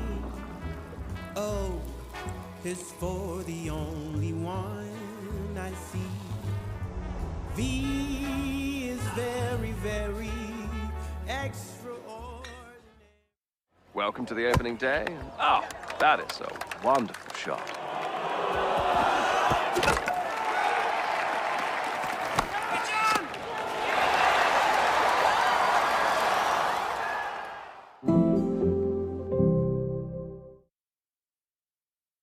This is a call for hungry dreamers and hard-working self-believers. Success is down to more than just luck and talent. It's striving to be the best, breaking the boundaries and never giving up. Are you ready to become your best self? Are you ready to unlock your greatness? So what are you waiting for? This is Education Evolved. This is UA 92. When I was a kid, there was no professional women's cricket. I didn't even think that women could be professional sports people. Especially early on, it just didn't really seem like there was a career in it. To support myself around cricket, I had to work at the petrol garage. I was the only girl, so I stood out. I'd love for young girls to be able to dream about being an athlete and it to be achievable. Thanks to the Hilton funding my contract, it's allowed me to play the game that I love all day, every day. We're like an engine and we need to be fueled with the right gas. Without funding, we can't be visible. You can't be what you can't see. As a team, it feels like we're breaking boundaries. Thunder and Lancashire always want to put women's cricket at the forefront, and now I think that's really shining through. It's mad to think that without the Hilton funding, like, we wouldn't be playing cricket every day, training. Well, we could be, but we wouldn't have any money. We wouldn't, yeah, true.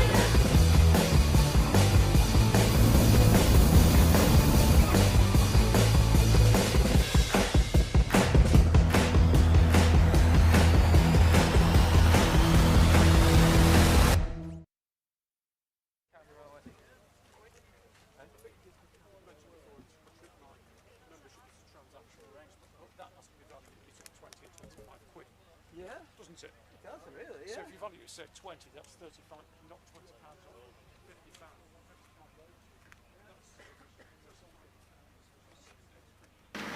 £50. So here we go into the final session of the game. Oh, I did that in such a dramatic way, I don't have no idea. Well, I mean, it could be a dramatic finish, couldn't it? So maybe that was appropriate. Lancashire still needing 3 wickets to have a chance of victory. I say to have a chance of victory, of course, because they might yet have to chase something down, who knows? Because Kent trail by how many? 80 runs. We have remaining in the day's allocation, refresh my screen, 36 overs to bowl today. 80 behind, 185 for 7. It was a terrific afternoon session. It was, okay. I mean, not too dissimilar to the morning, in so much that Lancashire, like in the morning, they had a brilliant kind of hour. They managed to get a couple of chances, got some wickets, build up some pressure, some tension. And then we saw the partnership, Denley and Bell-Drummond. And then the afternoon, they got to lunch with Kent 2 down and looking, well, not looking safe far from it, but feeling a little better about things. And then the afternoon started in a pretty lively fashion, with 2 wickets in 2 balls for Chris Green, 3 quick wickets in total. And then Bailey picks up 2 wickets in an over. And Kent are 7 down. And what were they at that stage? They were 116 for 7. And then we see a partnership getting towards the interval. It was Grant Stewart and Joey Everson. Stewart making 41 off 38. Everson making 47 off 94. And we go into the evening session. Bailey bowling, and that's flashed away by Grant Stewart out towards the leg side for 1 run. So yeah, it's been a really enjoyable final day. You're never entirely sure how these final days are going to go, do you? Sometimes there can be rather dull affairs, but not today. It's been a bundle of excitement, and we still don't know where we're heading. It could be a draw, or Lancashire could find a way to win. We shall see. Stewart's moved to 52 with that first run of the evening session. And Joey Everson getting forward and defending this delivery. It's Tom Bailey bowling, who's picked up 3 wickets for 49 runs. And 2 of those 3 wickets have been when he's been bowling his off spin.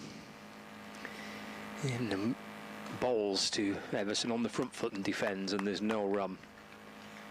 The other wicket he got, which was the key one inside the first half an hour, is the one that Lancashire would have been desperately wanting, which was Ben Compton. LBW for 6.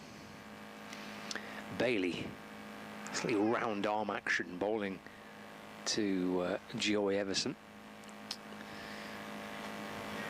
Speared in down the leg side, and there's no run. There's Bailey again, and then clipped away towards mid-wicket. So that's the end of the first over after tea. Grant Stewart was on 41 at tea, he's now on 42. And Joey Everson, 47 not out, trailed by 79.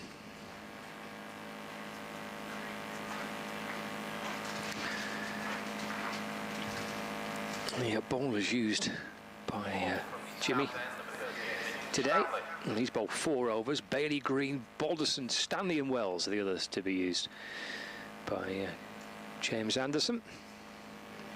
Holding on grimly here. Yeah, well, they've got 36 overs to try and get 3 wickets to try and win the game. Lancashire, they've done really well on a pretty flat, docile pitch to take 7 on the final day. 5 of those coming in the afternoon, and most of them, if all but one of them, coming to spin, which has been the order of the day. So Kent are 186 for 7. They trail Lancashire by 79 runs. So Mitchell Stanley in, clubbed away out towards the mid-wicket region. It's gone for 6. Has it gone over the wall? It might have done. We've seen that a few times. That's yesterday from Ashton Turner in particular. I think it has. I think it has gone over the wall, maybe out of the ground, so therefore into the trees. They are already 300 plus ahead. Hammered for 6. 192 for 7. Yeah, Ashton Turner yesterday was taking a bit of a shine to those trees. He just clears that front leg and wallop. 6. Takes him to 48 not out, 192 for 7. Josh Boyden's come out with a box of replacement balls. There's another one's rattling around the trees. Not for the first time in the game, by Sue Redfern. Has picked out a ball that she thinks is appropriate. Yeah, the lost ball costs considerable. Yes. Here at Blackpool. Yeah, I'd say. Yeah, 48 for Stewart now, 47 for Everson. Here comes Stanley. It goes again. Oof. Leg side again. Is it out the ground again? I think it is. It's 6 more. Yep, and we've got another one. Back-to-back sixes. Both of them have been sent over the wall and out into the trees. And the only people in danger are dog walkers, I think. There's a gentleman and lady walking out around the top there, and they just sort of stopped, and there was a slight sway. Oh, good reaction. But it may well be that it was going over their heads, but yeah, I fear for them a little bit. But yeah, 1 or 2 looking over the wall, but... Oh, that's 50 as well. Sorry. I completely passed me by in the middle of all that.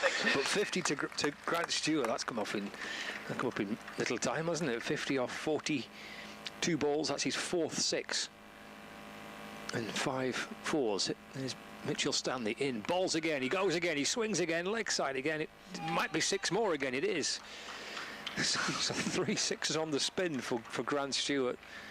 That one's gone behind square. The previous 2 were muscled out in front of square on the mid-wicket. That one kind of on the pull, the hook, down to fine leg for 6 more. At least he stays in the ground this time. Yeah. That brings up 200 as well for Kent. 204 for 7. There's 61 behind. And Stanley's in, and again gives himself a bit of room. Tries to wallop it away, under edges it back down the pitch,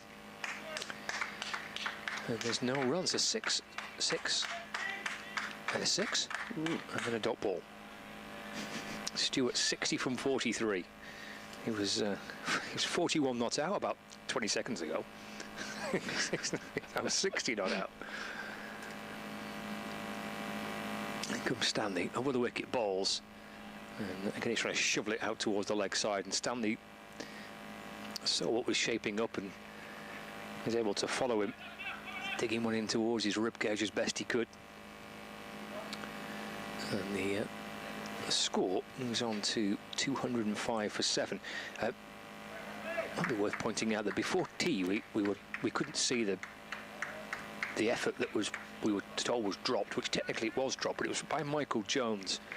And it was one of those where, had he got it, he'd had to parry it up and then jump back over the rope. So, yeah, it was technically a drop, but we're told a very difficult chance. We've not actually seen it.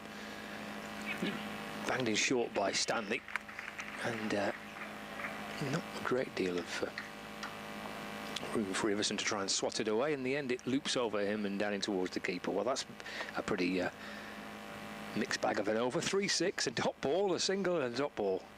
At the end of it, Kent 205 for 7, and they're trailing by 60 runs. Yeah, indeed. So Stewart and Everson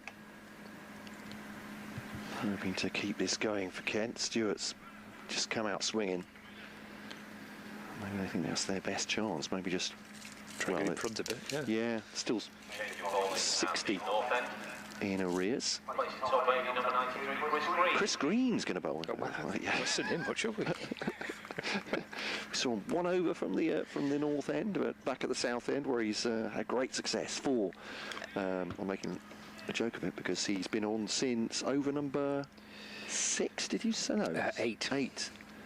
And has bowled. Well, I'd say unchanged, but he did swap for an over.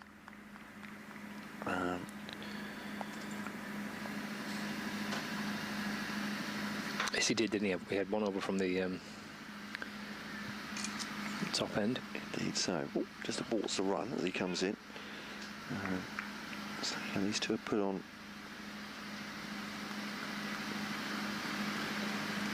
They have added 89. And Sports Extra joining us. Coming to us just after tea here. Lancashire against Kent at Blackpool, angled away by Grant Stewart. We've already seen a bit of a firework display from Stewart just after tea, launching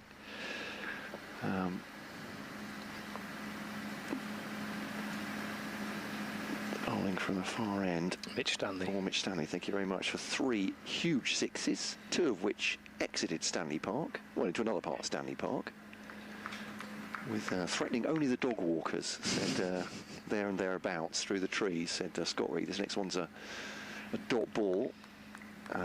Kent, at this point, 205 for 7, still 60 short of making Lancashire bat again, and that's 7 wickets are the important figure. They have 3 to defend, to try and defend a draw here, and by dint of that, of course, this is the next one defended straight back to Chris Green. 3 for Lancashire to take for their first county championship win of the season. Grant Stewart has 61, Joey Everson has 47. They absolutely filleted the top order, did Lancashire in the afternoon session. This one's thumped straight back by Stewart, low, taken by Green on the bounce. Green himself took 3 very quick wickets, was on a hat-trick at one point. 2 for Tom Bailey, bowling a combination of seam and spin during the same overs, indeed. The spin got Denley and Finch out. Jaden Denley made 57, his maiden first-class half-century, so that's where we are at this point. Good partnership by Stewart and Everson, but they are, at the moment, feels like they are just trying to repel the tide of the first Lancashire win of the season, and the first in his debut as Lancashire Championship captain for James Anderson. Green has 4 wickets so far. That one gets tangled up in Grant Stewart's pads and bat and clothing, falls to his feet, end of the over. Green has 4 for 64, has been absolutely outstanding during this whole game, and yeah, has taken 4 wickets in the second innings. I'm Matt Cole, alongside me, our host, BBC Lancashire's Scott Reed, and Blackpool resplendent in sunshine this afternoon. Lancashire with every hope of taking victory. We've still got a minimum of 33 overs left today. So if Kent are going to survive this, you'd imagine Grant Stewart and Joey Everson have to last a long old time. The pitch, Scott, has been pretty docile, but I think Lancashire have done a really good job. Kent have been fragile after a run of 4 consecutive defeats. They've played on that, but they've bowled and fielded really well as well so far. They have. It's been a really fascinating day, hasn't it, actually? I mean, I think many people were 100% certain as to what you get today. Would it kind of peter out and be quite dull? Because, as Matt said, the pitch has been pretty placid and docile and not much has happened. Or will we see something happen? In the end, Lancashire found a way to make things happen. But in the middle of that, there's been 2 really good partnerships for Kent, which has kept them just about in the match. George Balderson's in, and that's driven straight by Joey Everson down the ground. And Mitchell Stanley will chase after it, but will not get that. Joe Everson gets 4 to bring up 50 for him. He's 51 not out from exactly 100 balls faced, and that's his 7th 4. So we had the Denley Bell-Drummond partnership to take Kent to lunch after an outstanding hour of cricket by Lancashire in the morning. Then we saw the afternoon rattle of wickets early on, 5 of them in total. There's Balderson's in to Everson, who's in forward defensive mode, and there's no run. And as Lancashire picked up 5 in the first part of the afternoon session, we then saw the second partnership of the innings, which just keeps Kent going, which is between these 2 now, Grant Stewart and Joey Everson. And yeah, they've put on 93 between them. Here is Balderson into Everson, dropped away into the offside, no run. But it's 2 days of domination, wasn't it, by Lancashire, effectively, after Kent had looked pretty good with a rain-truncated first day. Yeah, we made some time, didn't we, across days 2 and 3 for the rain, which affected the first day. There's Balderson to Everson, pushed away, and into the offside. There's no run.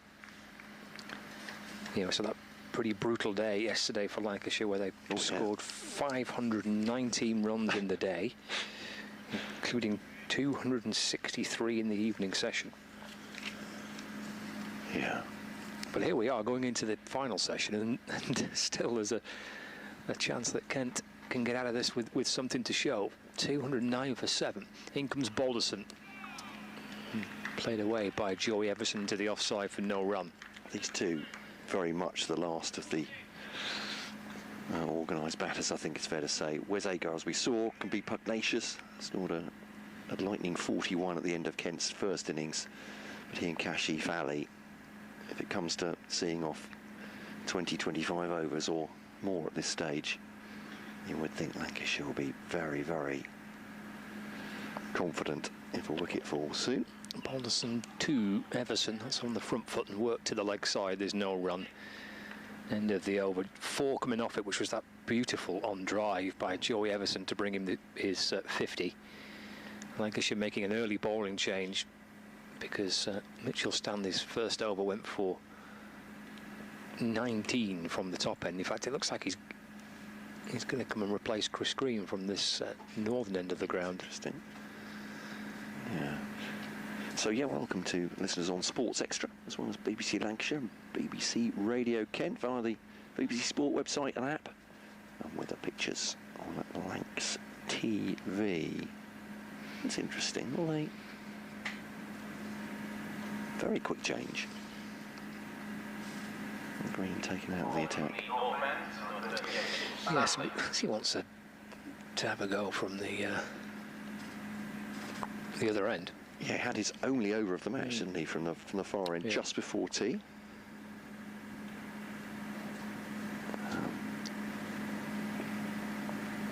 Whether it's his idea or James Anderson's. Stanley's first over going for 19 because Grant Stewart hit him for 3 successive sixes. So he swaps ends.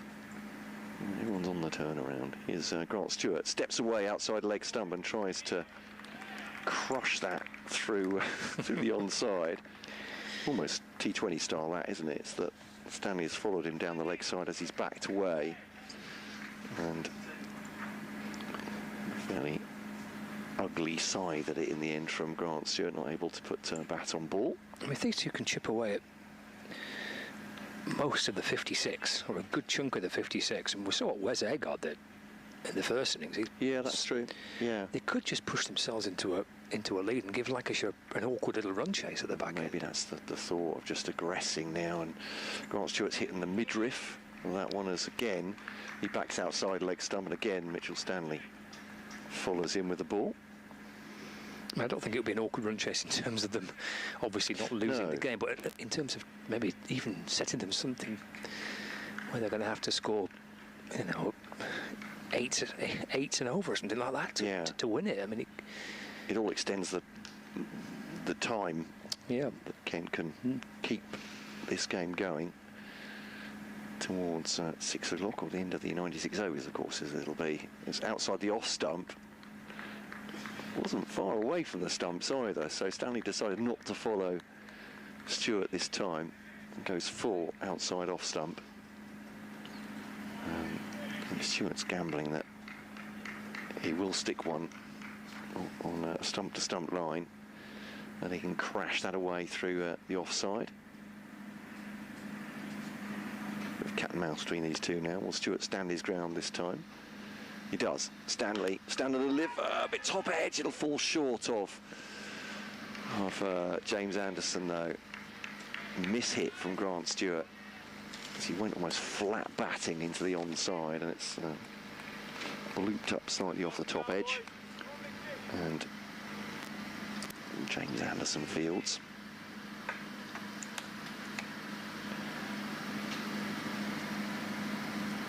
Scott Reed's working with the technicals here. I'm not sure. It's Stanley to Stewart. That's up in the air. It's a big old thump. There's no fielder out there. It's a long off, and that will land. 6, yes. Can't see. The blotter is blocking our view. Perhaps it's saving us from a sight of destruction from Grant Stewart. But yes, it was uppish from Stewart, but he's clubbed that into the offside, long off, and that will be 6, and the ball does come back this time. It's been costly for Blackpool Cricket Club or for Lancashire. Yes. Stewart's already thumped 2 over the wall to our left. Must have lost at least 4 balls in this game, if not more. Umpire Redfern, okay, well, is this beyond repair? Would it go through the circle? I think Tom Bailey's asked the question there and said, this one is an odd shape. Should it not be a sphere? Umpire Milnes. Who has the circle that it has to pass through? They've got a little secret huddle, the 2 umpires there, haven't they? No one's allowed to see what they're doing. Emergency surgery. We'll get the screens up. No, they've hit it with a hammer. And of course not. They're going to give it back to Tom Bailey, who looks at it.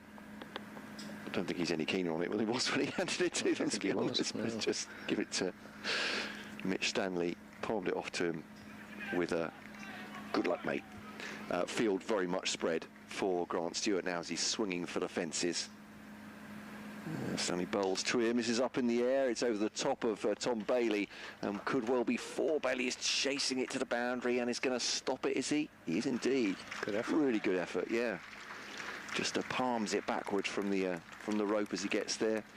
And Stewart only gets the 2. But 6 before that. 217 for 7. Grant Stewart is on to 69. Joey Everson has 51. And applause for the 100 partnership. Yes. 217 for 7. Yeah, so 116 for 7 they came to get together at, with Harry Finch going. Innocuous looking shot to Keaton Jennings, one of 5 wickets falling in the second session. Just quickly saw a few Kent supporters on the travel home and away with Kent, and they weren't in great spirits to do with the cricket, but just to say for Lancashire and connections, loves the ground. So the welcome's been really warm here. So we've had I say they rather sadly put it, apart from the cricket. Well, there's still hope yet. We've had a really good time. Still hope yet. Still 3 wickets to get. Balderson's in to Everson. That's nudged away towards the onside. There's no run.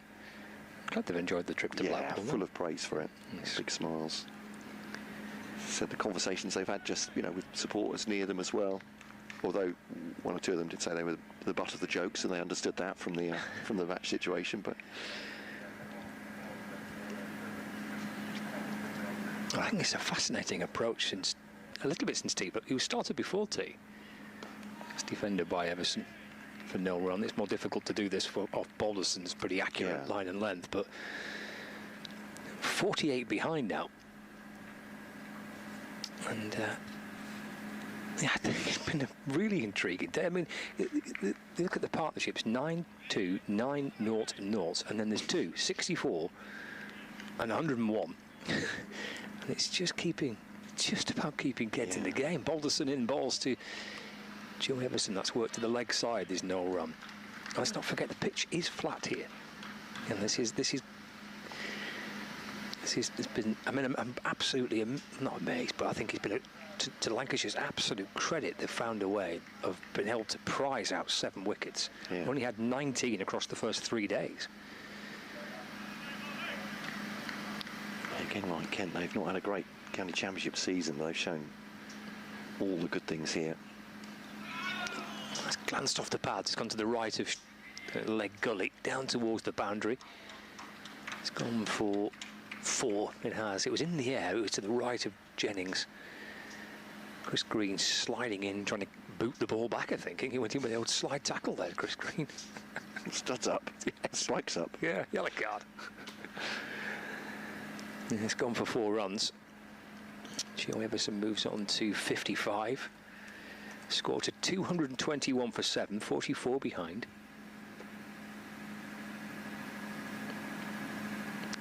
Balderson in to Everson, driven straight. And James Anderson, the short straight mid-on field. No addition to the score. 221 for 7. So it's a little bit of a break from spin. We've had lots of it, but Chris Green but he's having a bit of a breather. He bowled through the course of the afternoon session. in a minute. It's Balderson who's bringing Joey Everson on the front foot in defence, and there is no run. End of the over. 44 behind are Kent, 221 for 7. Partnership worth 105 runs. Grant Stewart's 69, Joey Everson's 55. And we're back to what we've seen for most of the game, which is the captain and the bowler and the fielders all wondering, well, how do we find a breakthrough? What's the next option? Jimmy Anderson speaking to Tom Bailey, Chris Green speaking to Mitchell Stanley. Looks like it's going to be Stanley to continue. Stewart on strike. It's been an interesting contest, this, because Stewart's been keen to have a go at Mitchell Stanley. He's hit him for 4 sixes since the tea break. They may well be bargaining on one of those that's eventually going to be mishit, perhaps, but on the county scoreboard. This division, Division 2, exciting game between Gloucestershire and Derbyshire. Derbyshire on a run chase. More of that anon. Mitchell Stanley to swing and a miss by Grant Stewart. Ball's gone down the leg side. Following the batter, who's down the leg side. Ends up down the leg side and stopped by Matty Hurst, I think, after a couple of bounces. So, yeah, Derbyshire are currently 197 for 2. They need 119 more to win in the final session of that game against Gloucestershire. And, yeah, that could be an absolute thrilling finish. Glamorgan trying to hold on against Leicestershire. It's a short ball from Stanley. Almost comically reaching for it there, Grant Stewart. And it's definitely one for the over, says umpire Sue Redfern. But again, he's back way outside leg stump. Is he trying to encourage Mitchell Stanley to put it on the stumps? But yeah, has missed that one with, I wouldn't even call that a mow. I'm not sure what that shot is. He's just throwing everything but the kitchen sink above his right shoulder. Stanley round the wicket to the right-handed Stewart. On this one comes off thigh pad, bit of bat. Umpire Redfern says, yeah, I think thigh pad for one more. Yeah, Glamorgan 3-2-1 for 5. They are just 98 ahead of Leicestershire, though, in the game between the two there. So, 3-2-1 for 5, looking like they could hold on for a draw there in the final session. Middlesex against Northamptonshire at Wantage Road. Northamptonshire 190 for 2, 121 they need more to win that one. So again, run chase for them in Division 2 of the County Championship. We'll go up to heady heights of Division 1 in just a second. Sussex have made the game safe against Durham. That one's petering out of the draw, I think, as Stanley bowls to Everson. That's a pleasant shot on the up into the offside. Extra cover, Tom Bailey takes it again. As Stewart comes to the crease, it's like everyone's running away. Batten down the hatches towards the boundary. So yeah, Sussex 3-12 for 6 in their second innings, leading by 346 runs. I'm not sure if they're just deciding on batting practice there. I don't think that Durham are going to score 346 in the final session, but who knows. Stanley to Stewart. Didn't get all of that one by any means. If he does, it'll disappear out of the ground. Looking for a pull into the onside. Fielded by Keaton Jennings, who's got the cap off for the first time, I think, today. That's square leg. And there is no run. Essex 3-4-6 for 5 against Hampshire. Leading by 189 runs there, so they may well keep going for the draw. Stanley round the wicket to Stewart. Too short from this time. Stewart looking weary as he tried to knock that one out of the sky to some open areas on the pitch. End of the over here. Nottinghamshire 135 for 1 against Yorkshire. They lead by 112 runs with 9 wickets remaining, so that one going towards a draw.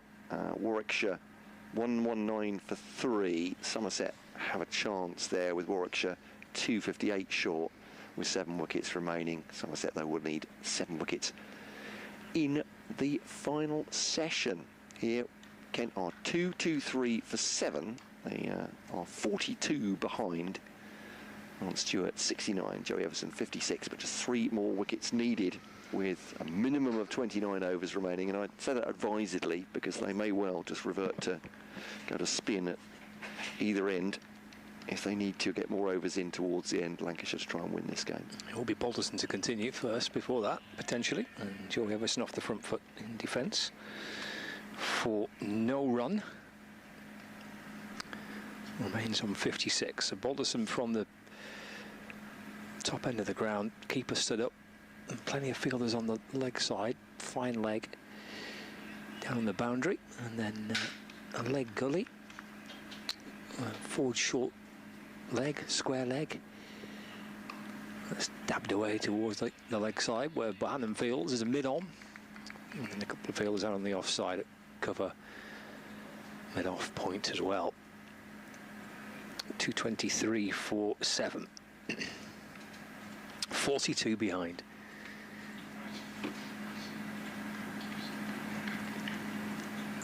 There was some 56 not out. Balderson shuffles in forward again in defence. And there's no run. Yeah, we're in that period now where it feels like it has for most of the game, where batting looks reasonably comfortable again. And maybe, if they can get that far, this pair, that the next stage of this game will be the new ball available at 80. And maybe just for the spinners, that'll give it an extra bit of bounce. Chipped away to the leg side, but Bohannon goes scurrying away to his left, trying to stop it one-handed. Or even for George Balderson, I suppose. He bowled really well again with the newish ball, didn't he? This is a harder prospect for him. Yeah, if he got to the second new ball, I mean, you'd be tempted just to hand it to Chris Green, wouldn't you? To start with Green. In and balls. Oh, it's crazy catch because Everson off the back foot punched it into the offside. He's kind of gone back in towards the direction of the bowler, but it's way too far to his left. You might have the situation where they might keep Chris Green back for the new ball. Does seem absurd to say that, doesn't it? Yeah. But maybe they're just resting him for that, you know, a bit more of a prominent seam, a bit of get the fielders around the bat. Balderson to Everson, no ball. He drops it towards the leg side. Well, there's 12 overs before a new ball becomes available. So it's still a bit off, isn't it? But I suppose it's in the back of the mind. Mm.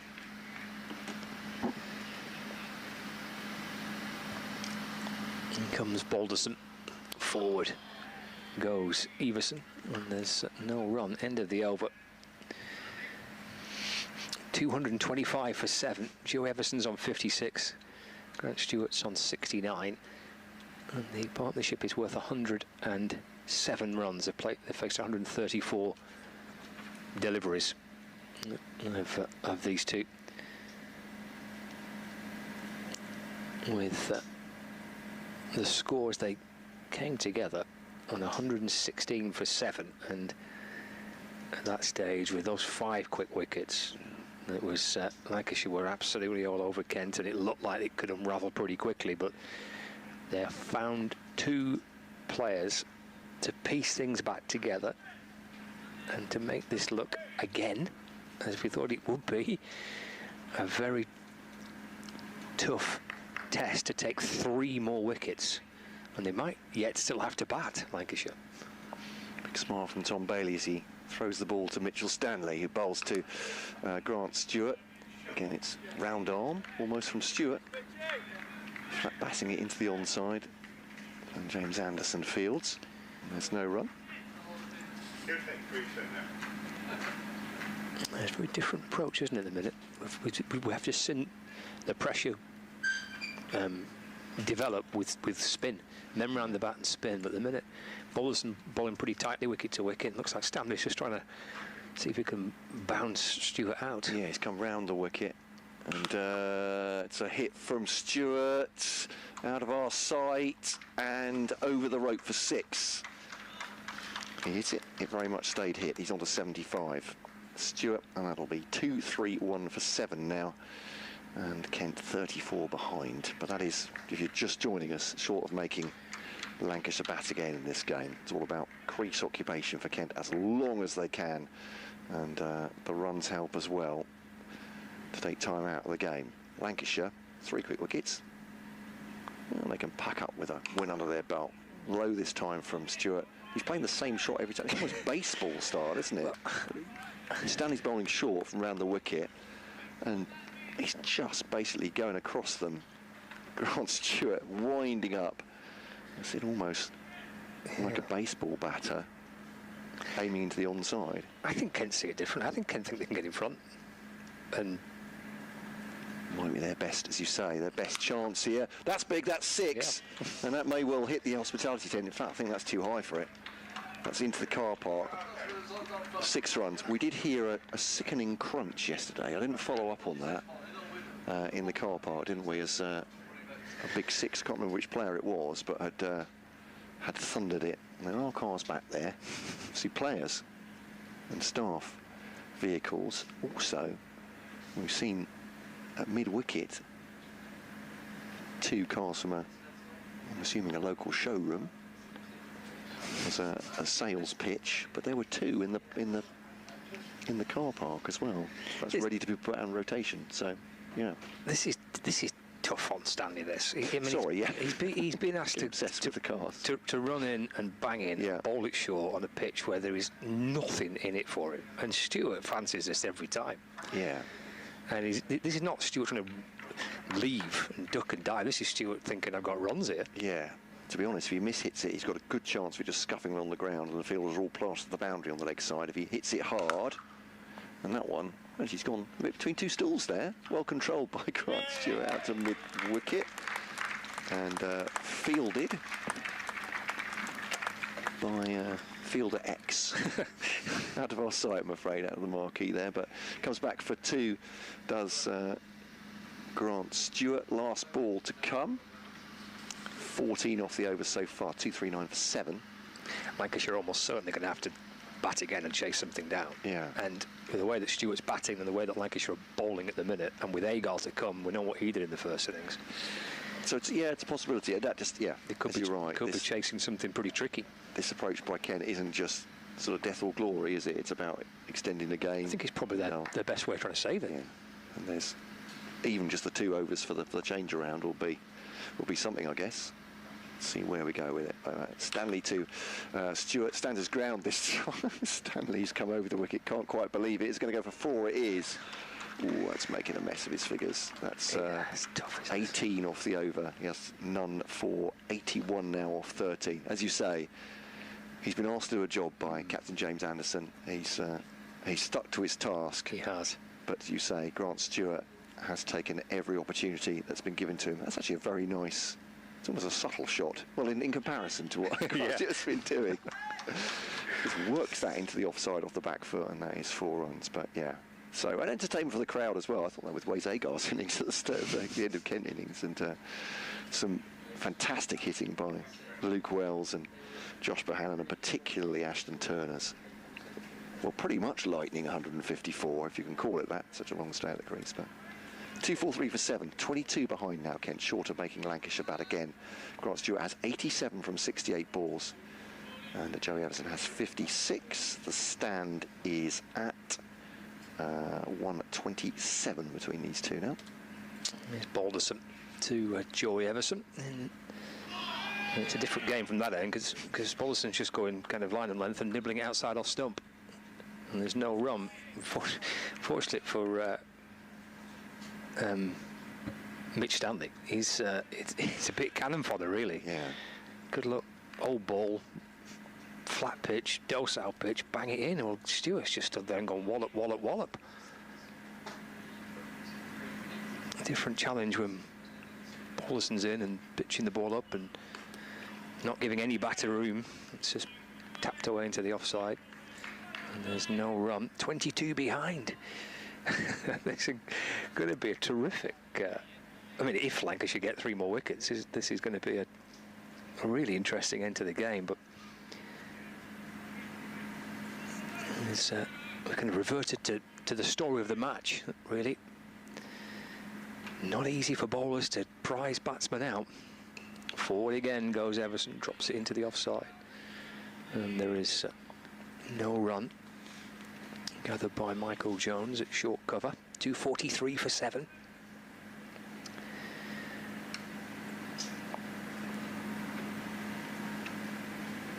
Trail by just 22 with 26 overs left. They're going at almost 3.5 and over at the minute. In balls again. Let's run away down towards third man by Joey Everson. Just for a single. Takes him to 57 not out. 244 for 7. Yeah, last 5 overs gone at 34. So, yeah, 6.5 and over. The current run rate across the piece, you say 3.5.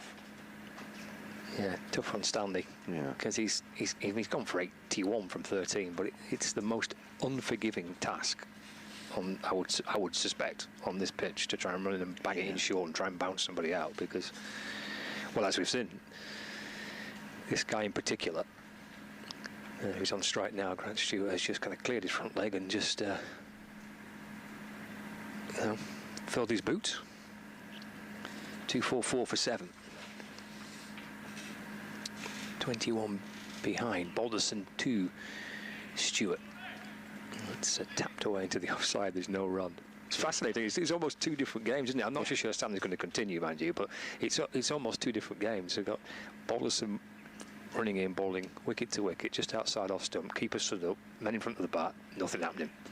And then the last 3 or 4 overs from the other end, it's been crash bang wallop. But I think Green's going to come back, isn't he? So yeah, he's warming up.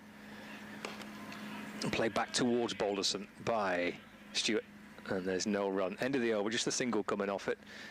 244 for 7. Deficit is 21, and there are 26 overs left in the day. And still 3 wickets for Lancashire before they almost certainly would think going to have to try and chase something down if we can take these 3 wickets.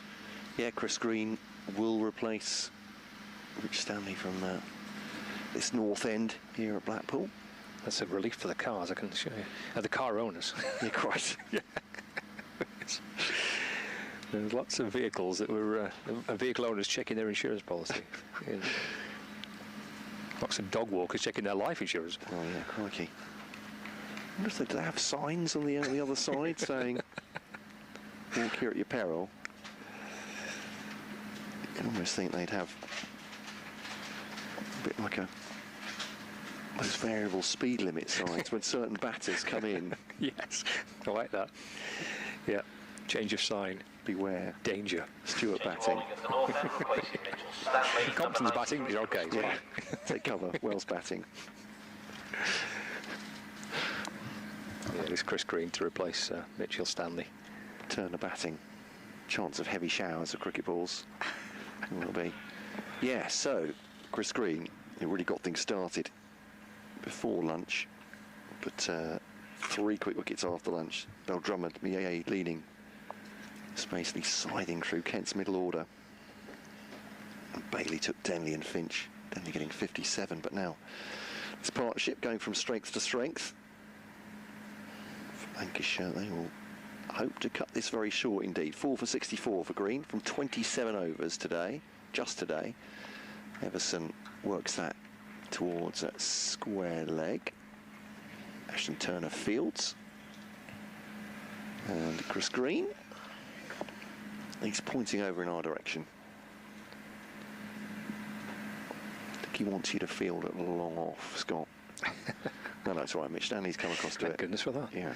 Well, don't rely on me. Stewart looks around the ground. There's a change at George Balderson, just coming back to a squarer point rather than backward point. Slip in as well. As Green bowls a quicker delivery to Grant Stewart.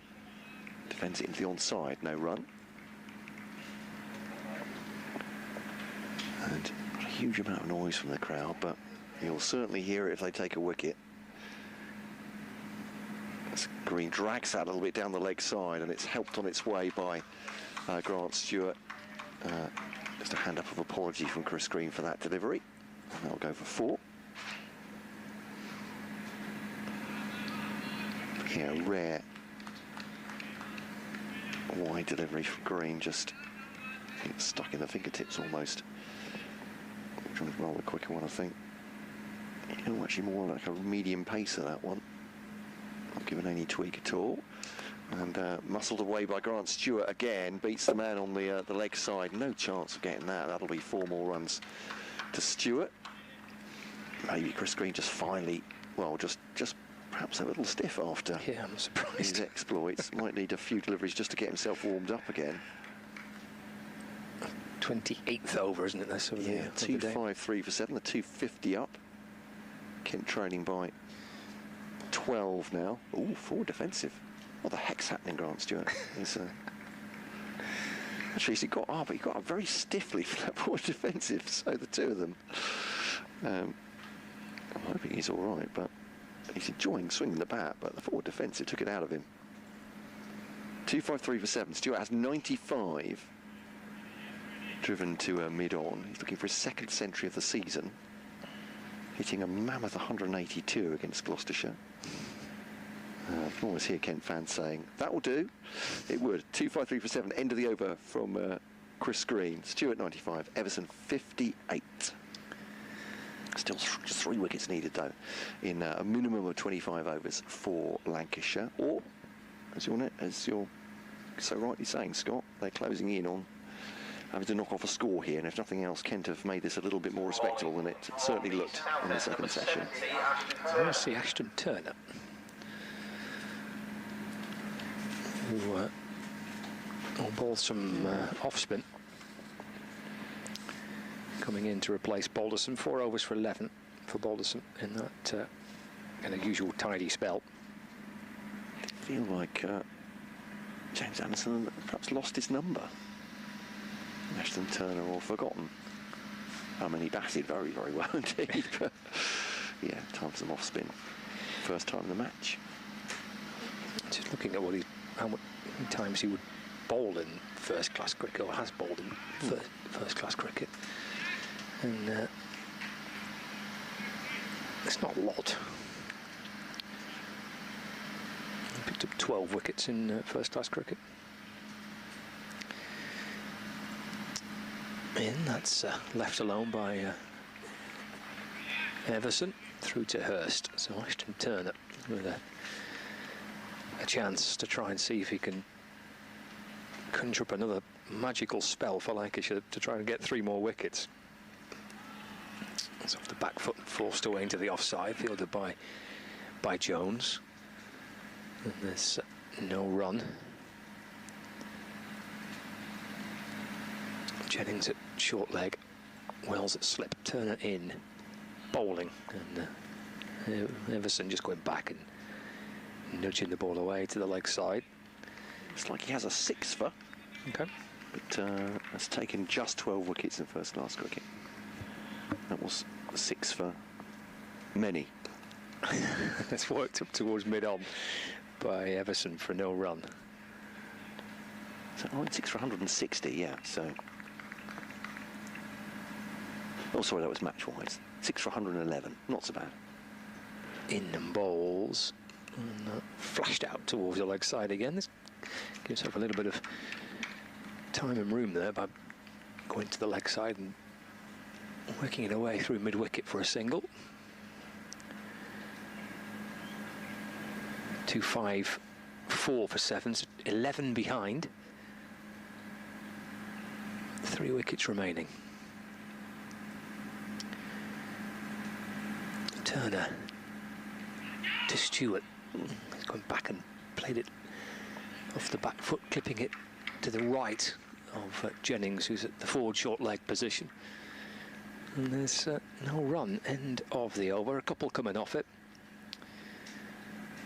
Oh, I think Stewart jogged through for a single here, did he? So he moves to 96. Not out. Within one Grant Stewart blow of 3 figures. And we've seen a few of those blows. 2, 5, 5 for 7. 8 overs away from a second new ball. 24 overs left in the day. Kent trail by 10 runs. Yeah. As you say, this partnership has prolonged the interest in this game, which really has gone in phases for Kent today. For Lancashire, of course, as well, but into that. And bowled themselves almost a victory in the second session. These two holding them up now and doing more. Stewart pushes the ball into the offside. I think it's fair to say they're not taking any chances running, are they? No. Because there's a single there for the taking, I think, yes. But they might just be thinking there is absolutely no point in any risk here. Oh, Grant Stewart quite happy to bat against the off-spin of Green, is he? And it's testing delivery again. Back at the bowler, no run. Stewart 96 from 77. I would imagine it'll be the nervous 90s. There's quite a lot of pressure on him at this point, isn't there, in the game situation. Just waits for it now and just cuts it through the offside. That'll be 4. It is a very good shot indeed. I thought, 'cause I'm looking round the pool, there must be a field there, but that is 100 for Grant Stewart from 79 balls. It's been a firework display of an innings to a great degree. He's put a gloss of respectability on this second innings for Kent. Also, they'll be hoping and might be able to power them to a draw in this game. So Grant Stewart makes it to his 100. 9 4s, 8 6s for Grant Stewart, 2 of which have exited stage left. And this next one pushed into the offside. But yeah, lovely shot from Grant Stewart. Isn't it? A little bit slow on the 100 there. I don't know why. I see him behind this pillar. There might be a fielder, so I'm looking round it. Yeah. But Scott kept me alert. It's a lovely shot, isn't it? It was a really lovely shot, yeah. Making himself room and 4 runs. So Green responds by going around the wicket now to Grant Stewart, who drives us into the offside, and there'll be a single. It's just doing international semaphore to Scott Reed there that because of our low position here. The non-striker completely hiding Grant Stewart there, so just thought I'd let you know, Scott, that I had no idea what was going on there at all, but the ball appears to have got into the offside for a single. So 259 for 7. I'm making light of it. Lovely ground though, Blackpool. I recommend it if you've not been here before. As Green bowls to Everson. This little nudge into the onside. End of the over. The 73rd of the piece. Grant Stewart 101 from 81 balls. Joey Everson 59 from 129. Has been playing an anchor role. And Kent are just 5 behind now. Yeah, and this is the highest 8th wicket partnership for Kent against Lancashire. Beating the previous best, which was Ben Compton and Hamidullah Kadri in Canterbury in 2022. So a highest 8th wicket partnership for Kent against Lancashire.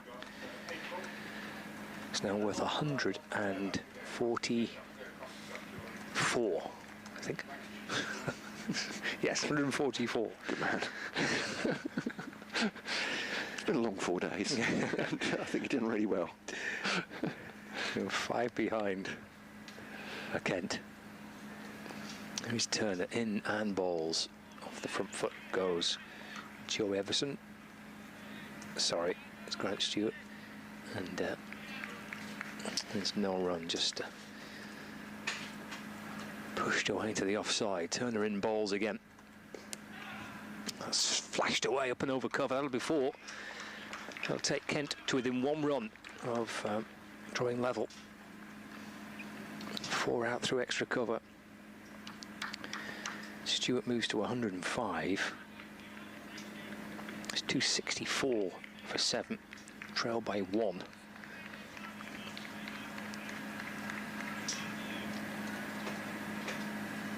Turner bowls once more, worked away to the leg side.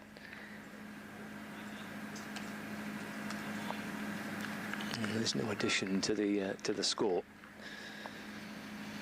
There's Turner in and bowls, driven back towards him, gets underneath his body, picked up by Bailey.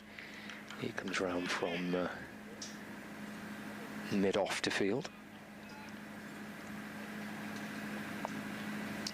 No run. Turner to Stewart. That's driven through mid-on. And that polishes off the deficit, because that's 265 for 7, scores a level. And there's power to come here with these two at the minute. Look, as comfortable as any batters have done. Partnership of 149. That's drilled into the offside by Joey Everson. And there's no run. Ashton Turner collects his cap. That's over number 74. So Lancashire are 6 overs away from a second new ball. Scores a level at 265 for 7.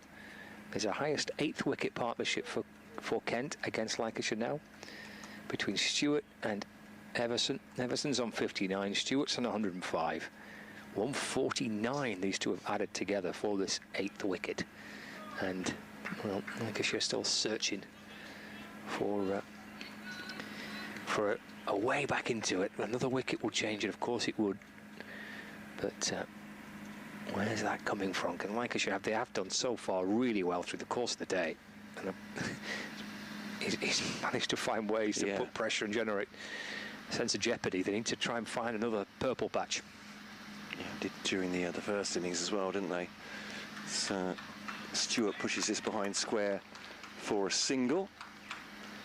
And 150 partnership up. Yep, it is. 150 off 172 deliveries. Yeah, and Kent found out there, I think. Yes. Someone very enthusiastic applauding. Oh, I don't mean to be to stereotype them, but certainly yes. As Everson just reaches forward and defends that. He's done his job as well. He's just kept very calm at the other end. As tend to push this score on and into plus figures at least. Who knows what that'll mean come the end of the day. This is chances there. Everson just turning the ball behind square to Bohannon. It's not gone to hand though. And this off Chris Green. Yeah, it went low down, didn't it, towards his left-hand side. Bit of excitement, but the 75th over, so new ball will be available in 5 overs. Just to his left there. Just air a little bit. Little paddle by Everson. That'll be 4 runs behind square. No chance for... Oh, no. There we go. Ashton Turner, as if by magic, appears. He's hiding around the side of the tent. It won't be 4. It will just be 1. And Green to Stewart. Kent lead by 1. 266 for 7. They looked a long way away from that when Harry Finch was out at 116 for 7, that's for sure. There won't be an innings defeat for Kent. That's I suppose, the first mini landmark. Stewart nudges that into the onside, and that's 1 more to the total. Interesting approach now, isn't it? Because you wonder, Stewart in particular, whether it was a message from the dressing room, it was an instruction of what come out or not, but they've got rid of the deficit, so they're in front.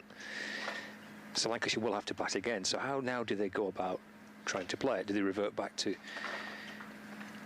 just trying to push it and tap it and build and keep out there as that's nudged away into the onside by Joey Everson, and there's no run, because they know that every run they gain, every ball that they face is time less when Lancashire come out to bat, and obviously more runs that Lancashire have to get. So that approach from Stewart has paid off.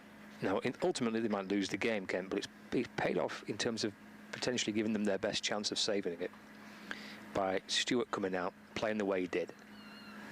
And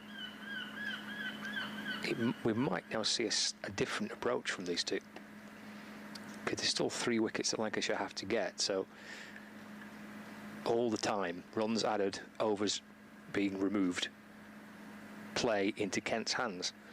So you might see a different approach now from Stewart. All the crash back wallop, all the swinging of the bat and clearing the ground.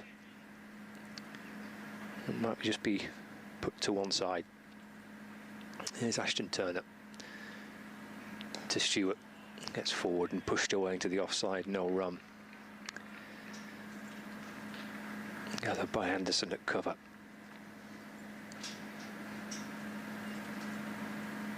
Turner bowls again. Worked away to the leg side.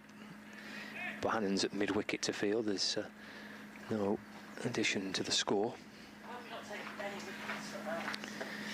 which is 2-6. 8 for 7. There's runs here, just tickled away towards the leg side. 269 for 7.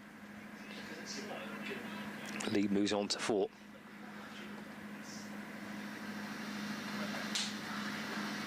We're coming down to we're coming up towards the second phase, aren't we? Or the next phase in the game, which is the new ball. What will that do for Lancashire? What success will they have? Who will take it? It's not a given that they'll just give it to Bailey and Jimmy. maybe for a few overs. Jimmy took it for 4 overs and then brought Green into the attack. Considerations being mulled over, I'm sure.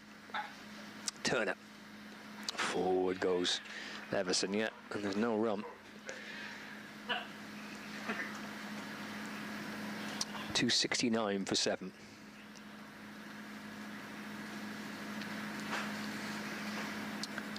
Short leg slip and a slip. Turner bowling off spin around the wicket. It's a nice shot. It's carved that out through the offside. Well, that's going to be 4 runs.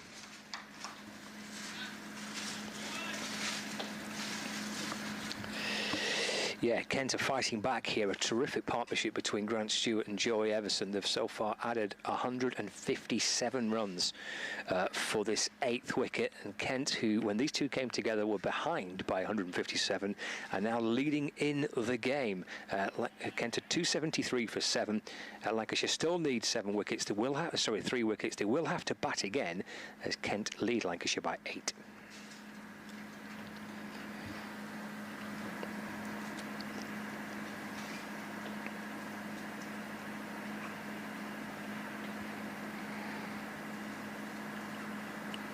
Yeah, 273 for 7 then. Lead of 8. 78 overs gone. Sorry, correction, 76 overs gone.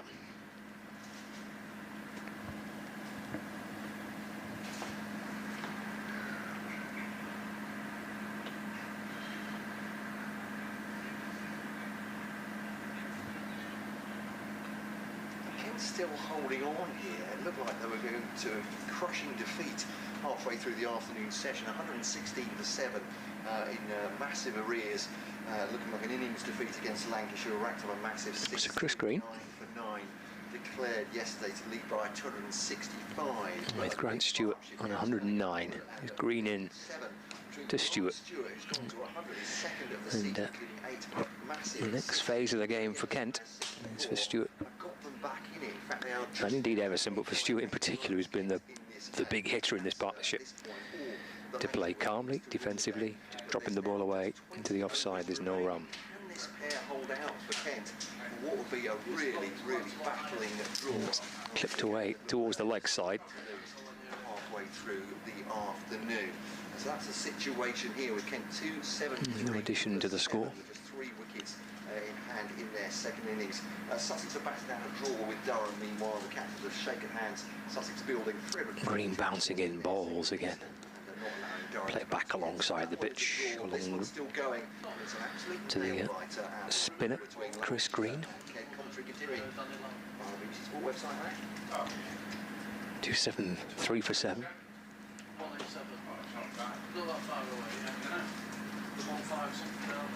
Oh, it's muscled out towards the leg side and over the rope.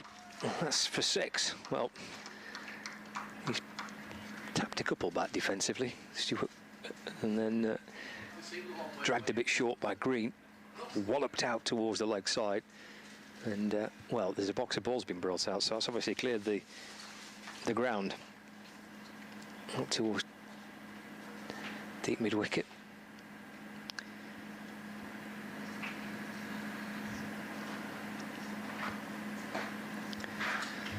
Six for Stewart.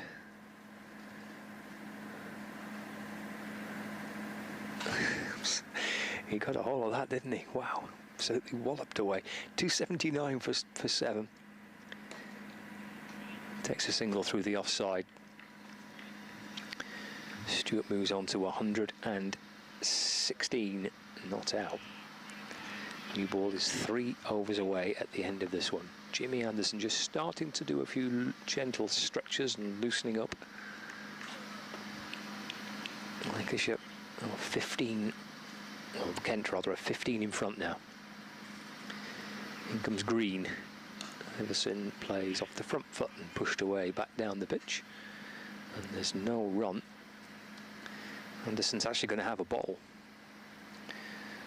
So 3 overs from Turner. 3 overs for 12, and for the first time since, well, about 11:30 this morning, Anderson's going to have another go. Not holding himself back for the new ball, instead he's going to have a little burst with this older ball. Stewart and Joey Everson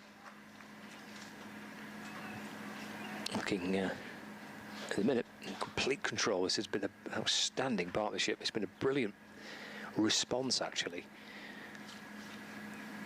to begin with, to make sure that Lancashire whipped up plenty of excitement and took 5 quick wickets, that they found a way to dampen that down. And then really fascinating, as they went on the attack, they sensed a chance to try and wipe out that deficit. They backed themselves, Stewart in particular, to do that. Now they're in front. They're facing Anderson. That's flashed away, a rather loose-looking shot, in truth, from Stewart. It deflects out towards the leg side. There's no run. Stewart remains on 116. 280 for 7.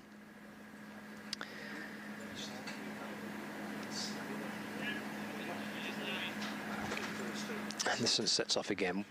Leg slip, 2 short mid wickets, mid on, and square leg and a fine leg. On the front foot this time, Stewart drives towards mid off. And there's no run.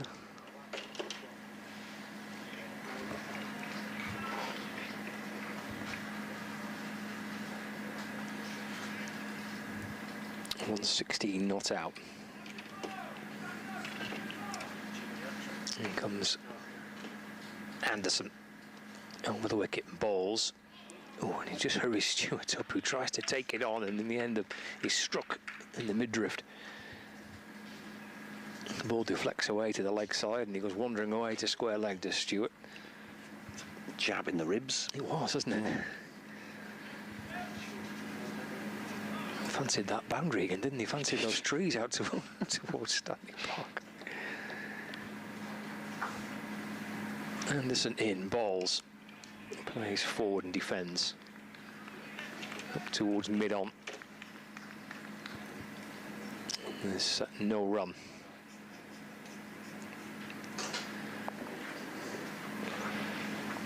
unassuming character off the pitch is Grant Stewart, ready with a smile. On the pitch, he's a bit of a brute.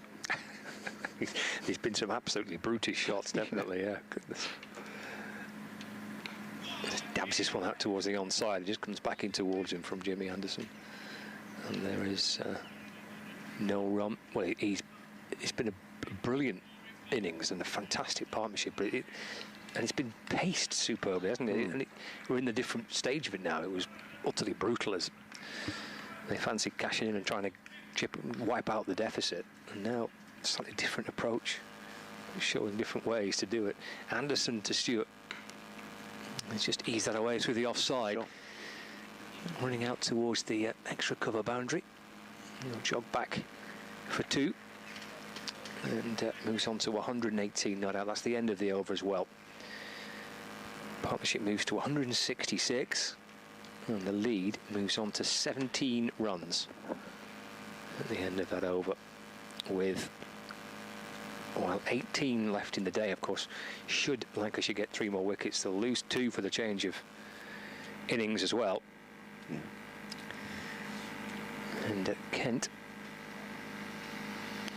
with this partnership, are seeing the safety line, aren't they? They're seeing safety just on the horizon, but it's edging nearer and nearer the longer these two go on. Albeit there is a new ball due in 2 overs' time. There's a green in that's worked into the onside by Joey Everson. Sorry, this is my over now. No, it's all right. I've just been, the listeners, just listening to your dulcet tones and enjoying the cricket. Shall I take over? It's green to Everson now. Rocks onto the back foot, straight back at the bowler. To save you saying it to yourselves, Kent fans, could well be the hope that kills you. We've all been in this situation with our teams, haven't we? It's the wonder and also the misery of sport at times. 282 for 7. They still have to find these 3 wickets to Lancashire. And this one's pushed into the onside, and there's no run. If I go back to it, I'll send the update, and you mentioned it as well. 116 for 7, having lost, 5 for about 40. 2 in 2 balls. Kent did not look like they would be here at this point. Will be well going home, but this one's defended back at Chris Green. The fielders doing their best to try and keep the pressure up, and they know only too well. And what Lancashire have done really well actually in this game, which Kent didn't manage against Lancashire when they batted, was to take wickets in 2s and 3s. Full toss by, or full length by Green, driven by Everson up to Bailey at mid-on. But yeah, this new ball is available in 8 balls time, and that might just add a little bit of a frisson to what's going on here. Leading by 17, Kent here, just 17, defended by Joey Everson. Sorry, that was the last ball of the over. Grant Stewart has 118, which, however you view what might happen in this match, has been a thing of brutal beauty.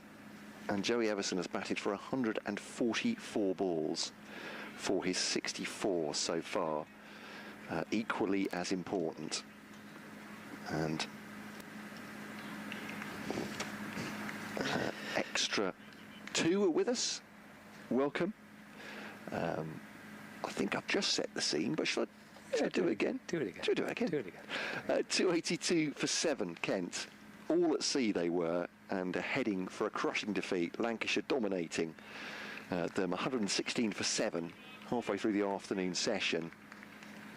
Then Grant Stewart at 118, Joey Everson with 64, 282 for 7. Kent now ahead.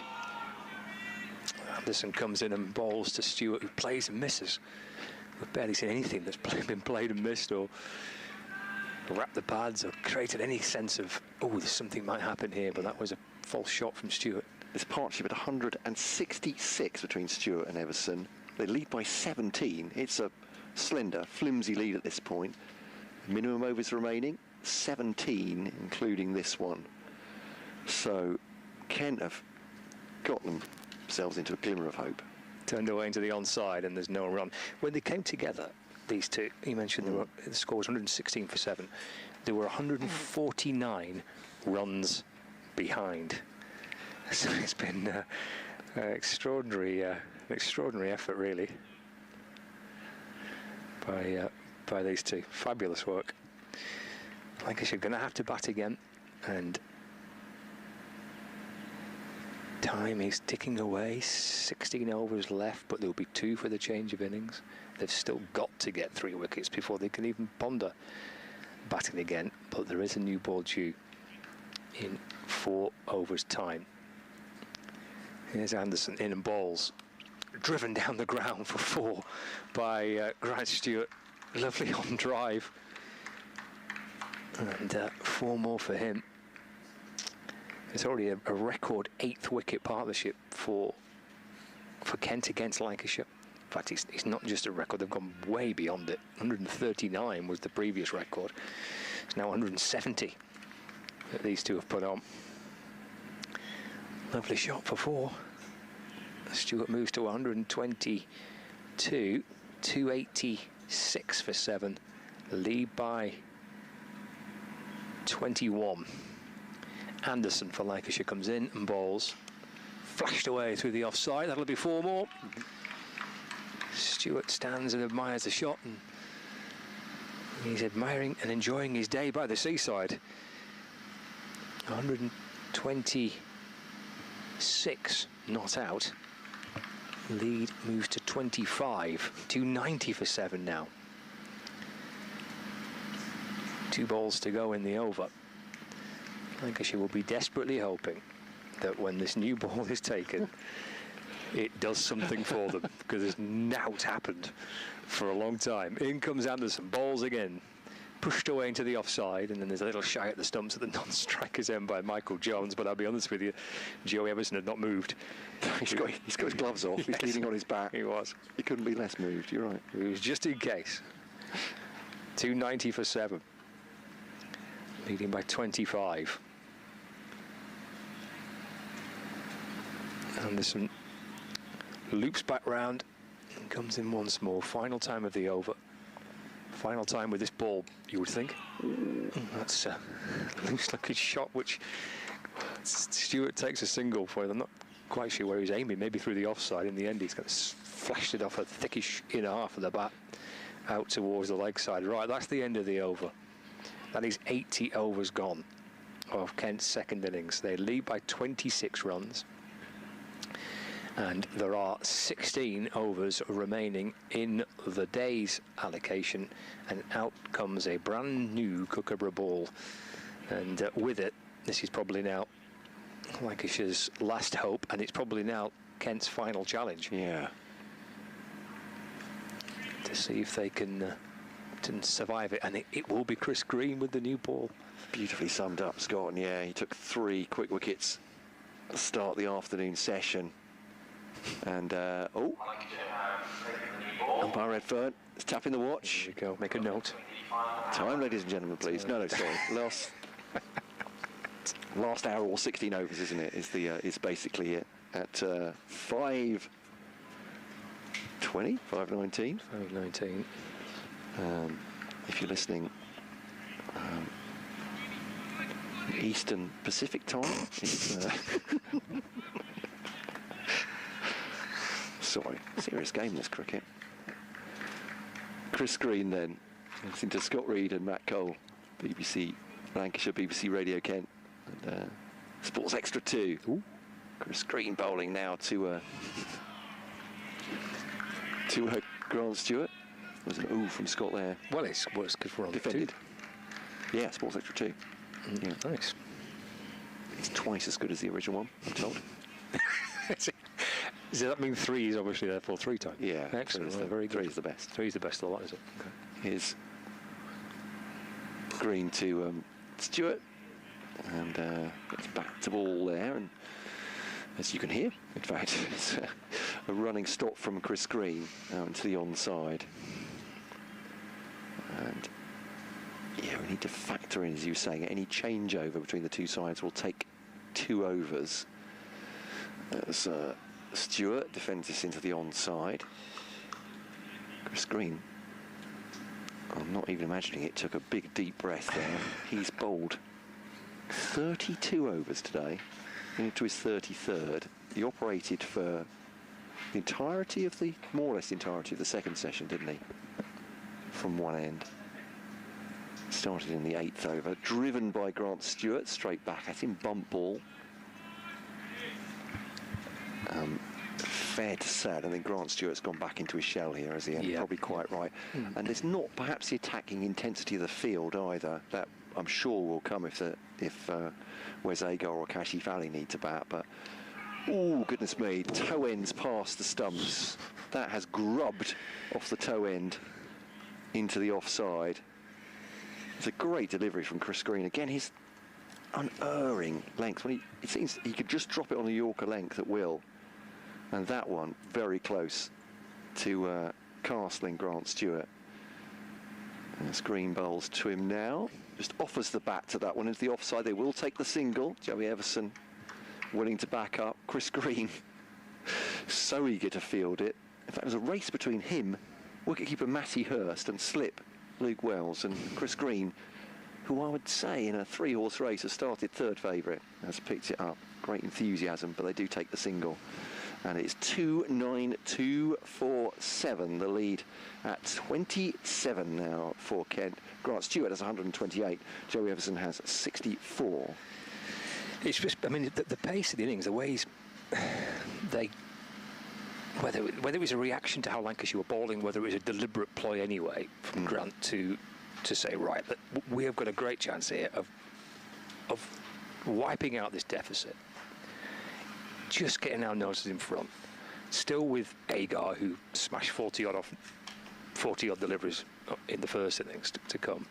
And a chance with that, as soon as you get in front, of course, you're taking time out of the game.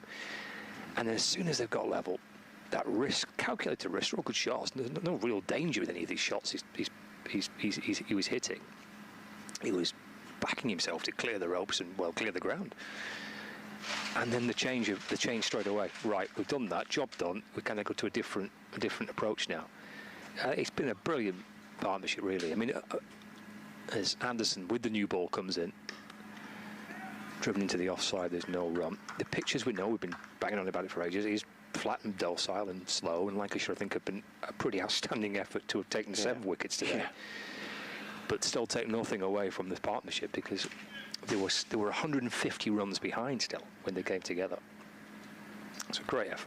I think I'm right in saying this is now the biggest partnership of the match. Bohannon and Wells put on 174 yesterday, so I think this is, and it needed to be from Kent's point of view to have any chance.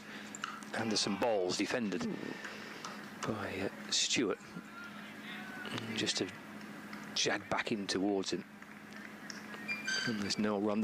With the second new ball, Lancashire have got the leg slip, short square leg, short mid-wicket, short cover, backward point. No slips, but it's not that type of game. You know, you might be looking on the live stream thinking, why not? It's got a slip in place with a new ball. It's just not been that type of pitch. It's come off the inner half of the bat by Stewart. And deflected out towards the square leg boundary for a single. 129 not out. Stewart's in that wonderful position where he's not coming out to bat here facing Jimmy Anderson with a new ball. He's in, and it's been in for a couple of hours or so now. Single pushes the lead to 28. Stewart to 129, and it's 293 for 7. So Joey Everson facing James Anderson. Final throw of the dice this for Lancashire with the new ball. Final hurdle to cross for Kent, you would think. Forward goes Everson and pushes into the offside. And there's no run. 293 for 7. Yeah, both these batters came in, didn't they, with Kent's innings in disarray. Somehow had to grind their way out of it. And then flourished with some fine shots. Joey Everson has been playing the anchor role, but he's faced more balls than Grant Stewart at this point. 9 4s and 1 6. Anderson sets off again. into Everson. A wide ball is carved that away through the offside, drilled firmly through extra cover for 4 runs. Everson moves on to 68 not out, and the lead moves to 32. And handsome looking shot for 4. Partnership between these two. Worth 181. Defends his next delivery from Anderson. Pushed into the offside. End of the over. And another one nearer towards safety for Kent. At 297 for 7, leading by 32. Yeah, as you say, the combination of, it's almost exponential, isn't it? Kent are building a lead, but also the overs are disappearing. That's what Kent are very much hoping for. You pointed that out quite early. Give you full credit, Scott Reed, didn't you? Oh, goodness. That acceleration from Kent. It wasn't just a sort of last hurrah. It made all sorts of sense. Just with the 2 overs to a changeover, that takes 2 from them, and then they are 32 ahead. Lancashire go up, say 10 and over, even 16 and over. That's still another 2 overs or 3 overs, isn't it, of the total? So Lancashire just striving for these last 3 wickets now. Although, to paraphrase Brian Clough, it only takes 1 delivery to take a wicket, doesn't it? So you can have it done in 3. Chris Green took 2 in 2 this afternoon. So to Tom Bailey. It's not impossible. With Grant Stewart, 129. Not rising the headlines quite yet. He's got 182 against Gloucester in a losing cause. This one's pushed back at Chris Green off the back foot, and he runs to his right to pick it up. And there's no run. Perhaps I'll keep my headlines to myself. I like your headlines. 129 for Stewart. Going a bit early. 68 for Everson. It hits him on the pad, but it's always spinning down towards the leg side. And there is no run as it hits him square on the front pad. 4 for 89 from Chris Green. He's played a massive part in this game. With wickets in both innings for Lancashire. And that one has been pulled low by Grant Stewart. It's not the best contact, but I think that'll go... No, it won't go 4. Ashton Turner comes round to field it, so they'll just take a single. And almost pointedly, Kent have been walking those singles, haven't they? When they could possibly take 2, they are studiously avoiding any chance of alarms or surprises as the throws come in. So Everson to face.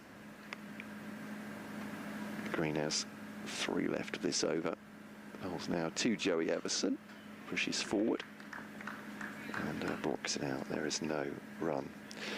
Though, of course, I say 13 and a bit overs remaining, but the game can go on till 6:20. 16 overs or 6:20. Whichever is the latest. Green to Everson. I always get that wrong. So it's a minimum, isn't it? Squeeze it out in the outside. Yes, absolutely right. So it's a minimum of 16, but yeah, it's the last hour started at 5:20. So if they bowl very quick overs, they can get more in. But yeah, if it comes to Kent bowling, there won't be any more going in. That's true. It's Green to Everson. Studious forward defensive. End of the over. 1 off it. 298 for 7. Kent. 130 for Stewart. 68 for Joey Everson. Yeah, it's look. I mean, it's been a really interesting final day, hasn't it?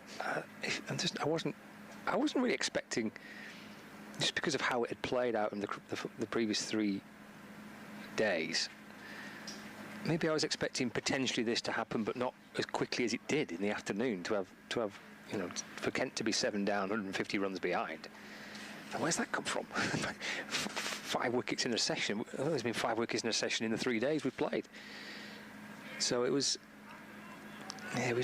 you could see it potentially developing into something where there would be some pressure. You've got to bat all day, but maybe it's because wickets were lost so quickly that that's been against the grain, hasn't it? Really, in this game. But this partnership and this type of batting, what we've seen through the before tea and after tea, that's been more reflective of the 3 days before it.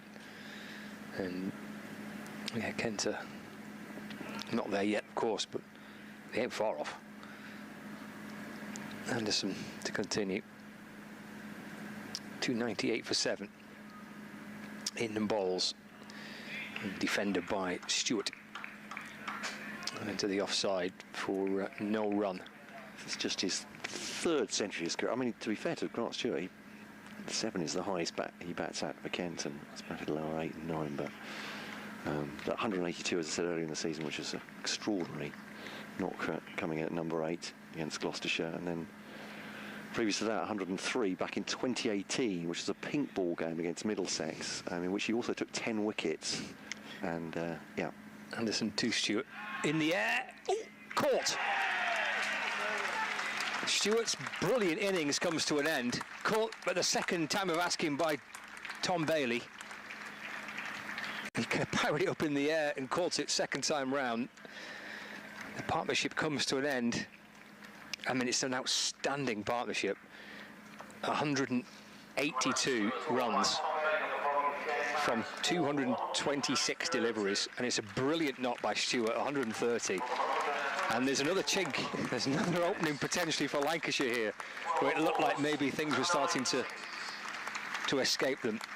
Jimmy strikes, Stewart goes, 8 down, 298 for 8. The lead is 33. Goodness me, yeah. And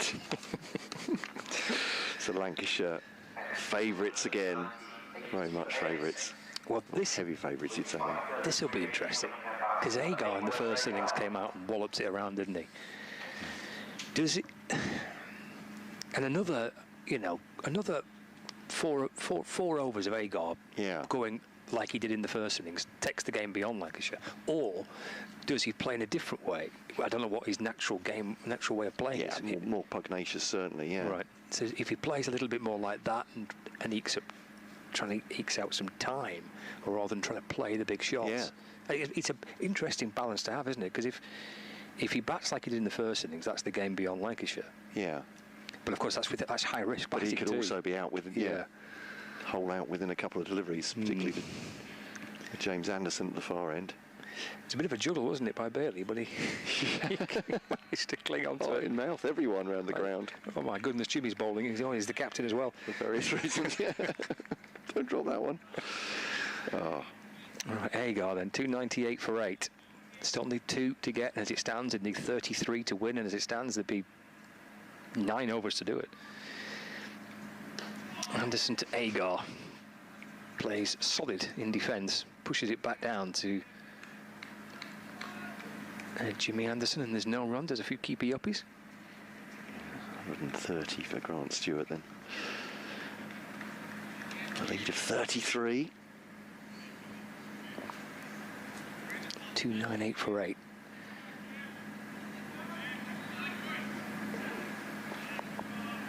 Yeah, 2 balls in this, 2 wickets in this over would leave him, I think, 10 overs, wouldn't it, to try and get 33.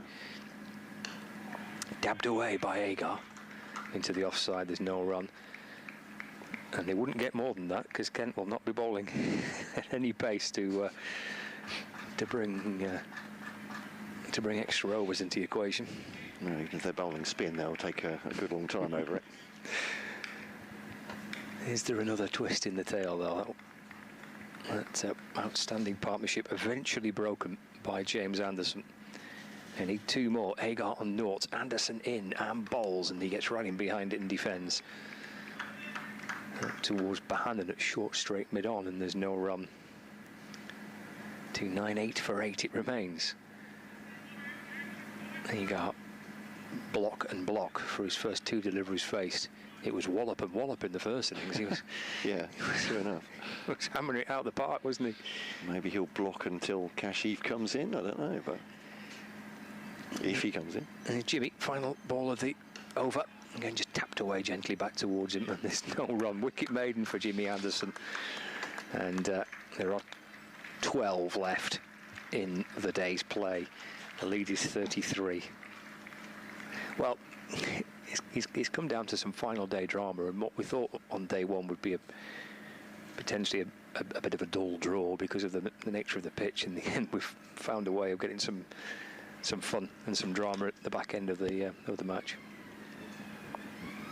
Yeah, as you say, this has been for all the doubters about the Kookaburra ball, and actually on a pretty lifeless pitch. This has been a very lively last day, isn't it? It has, yeah. It's kept us guessing all the way through.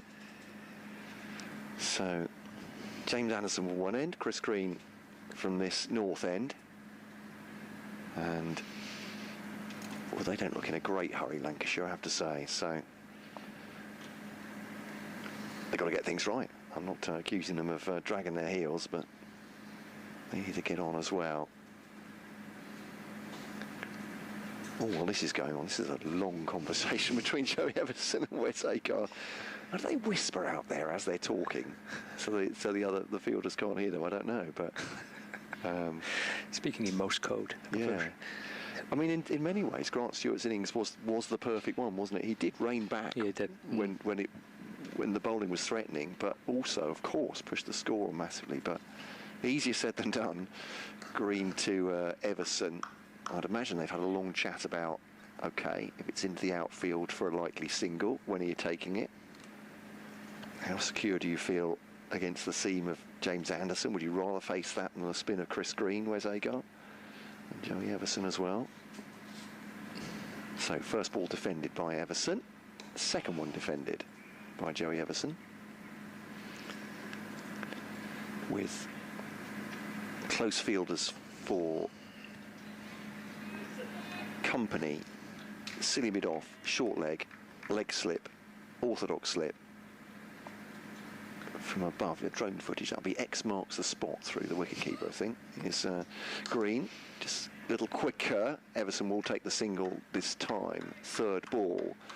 So that was a jogged single. Didn't need to take it, but obviously that is the choice. Wes Agar marks his guard out. And now, never mind, X marks the spot. It might be pretty much a circle around him. Wes Agar. He's got the short leg in, slip and leg slip. Is it 2 slips now? Could be 2 slips. And 2 leg slips. Slip, 2 leg slips. Short leg. Any advance on 5 close fielders. It's Green to Agar off the pad on the leg stump and just runs up the body, causing some excitement for bowler and fielders alike.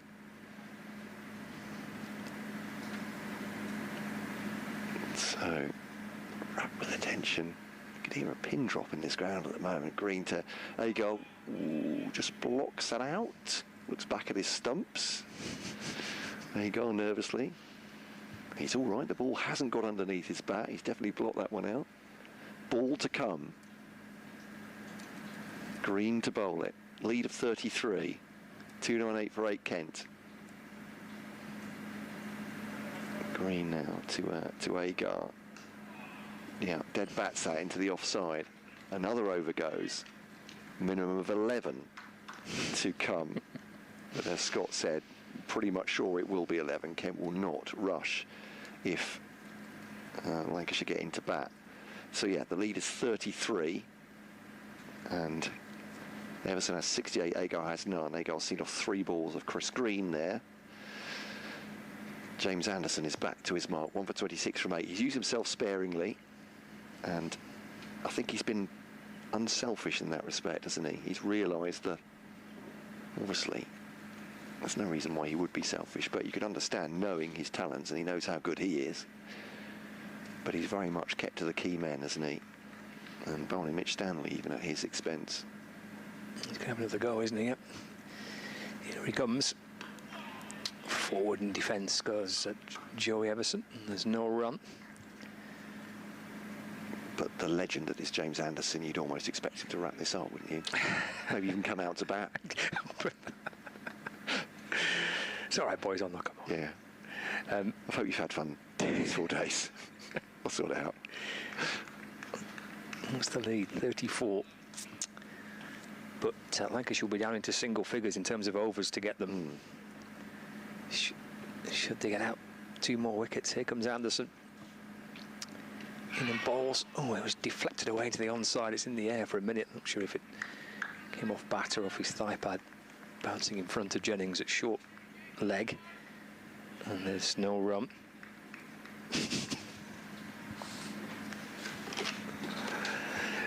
$2.99 for 8. Here is Anderson just readjusted his field. 34 in front. Anderson in balls. Again, clipped away off the pads by Joey Everson. Gathered that deep back was square leg. You say hello to anyone listening to us on Sports Extra 3 now. 3. Excellent. Promotion. If you're with us on 3, welcome to Stanley Park. Viewers on Likes TV and the BBC Sport website and app, where Kent lead by 35 runs. With, well, there's a minimum of 10.3 overs left, but if there's 2 more wickets, there'll be 2 lost to that for the change of innings for Lancashire to try and chase something down. Here's Anderson in and bowls a short ball. Who has Agar on his backside. Feel the tremors from here. He's a big lad. That's where Agar had to get down so quickly. Very light, though, I have to say. Tell me I'm mad, if you like. And it felt like there were 2 from that previous delivery. Or they could have run a quick 2. Yeah. But they were just walking through for 1. I mean, I know, they don't want to get run out, but I just wonder at this point. Yeah, Anderson in, left, through to the keeper. So that's left Agar facing 4 deliveries, isn't it, from Anderson? There we go. Last one of the over. Yep, survived a couple so far. Maybe they just think... Oh, no, it's simply facing 3, hasn't it? Yeah, 3, sorry, it's the last ball they have out, so... Maybe they just think an extra run is not going to make that much difference, but an extra wicket makes, obviously, masses of difference. 300 for 8, 35 in front, 1 ball left of the over. Anderson into Agar, just nips back in towards him, it deflects somewhere off his thigh. Heading towards the offside for no run, so there are 10 overs left, but if Lancashire, if Kent were to lose 2 wickets in this next over, you'd lose that over plus 2 more, so time running away again from Lancashire. Kent starting to feel that maybe they can see that safety line in sight. 35 in front, 300 for 8, Agar 0, Everson on 70. Yeah, so 2 with the changeover. At this point, it's only 4 and over. If they were to take 2 quick wickets.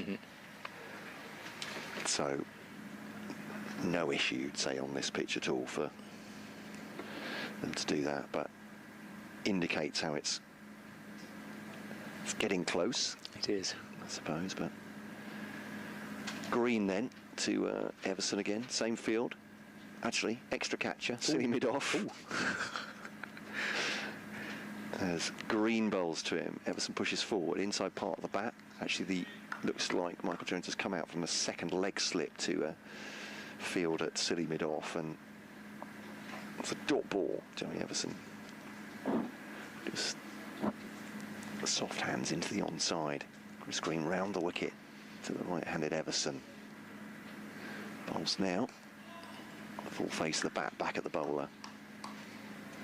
Green's he's not picking it up, he's letting Keaton Jennings do that. He just walked off to his mark. Everson 70 today. Grant Stewart's 130, that combination between the 2. Driven up to mid-wicket. Once again, he's giving Wes Agar 3 balls to face, or possibility of 3 balls to face. It was a partnership, was 182, wasn't it, between Yep. Everson and Stewart. Put them in a position where they've avoided innings defeat, but they've not avoided defeat yet. Lancashire are not out of this. Still looking for this first win of the season. And how many more do they want? So Josh Bohannon is at silly mid on. Silly mid something. Yeah, silly mid off. Michael Jones, there's a slip in. There are 2 leg slips. And everybody else saving the single, more or less, I think. Green bowls to Agar. Oh, no. Ports the run. Yeah. Going to add to the drama. He's been to the school of gamesmanship, I think, Chris Green. I mean, he's not coming in at any great pace, put it that way, is he? But just lost his thread. Agar standing very still. Oh. And that will go for 6, and that might come close to us. It does. I've lost sight of it. I was ready to do the light fandango there. Apologies for the excitement. I thought that was coming to me. I wasn't going to catch it. Out the way. Lost the flight above the tent there. Thought I might get up. Cool as a cucumber, Scott Reed next to me. No, well, I thought you were pretty cool then. You stood up and just a little shimmy to your right and happy days. That's very kind of you. So 6 from Wes Agar. Yeah, he's taken on Chris Green there. And would he go again? Oh, it's up in the air. This will be caught. Will it? No! Just agonisingly out of the reach of Mitchell Stanley. He's come over his shoulder. He's made every effort. He's in a crumpled heap on the ground now. That'll have jarred him.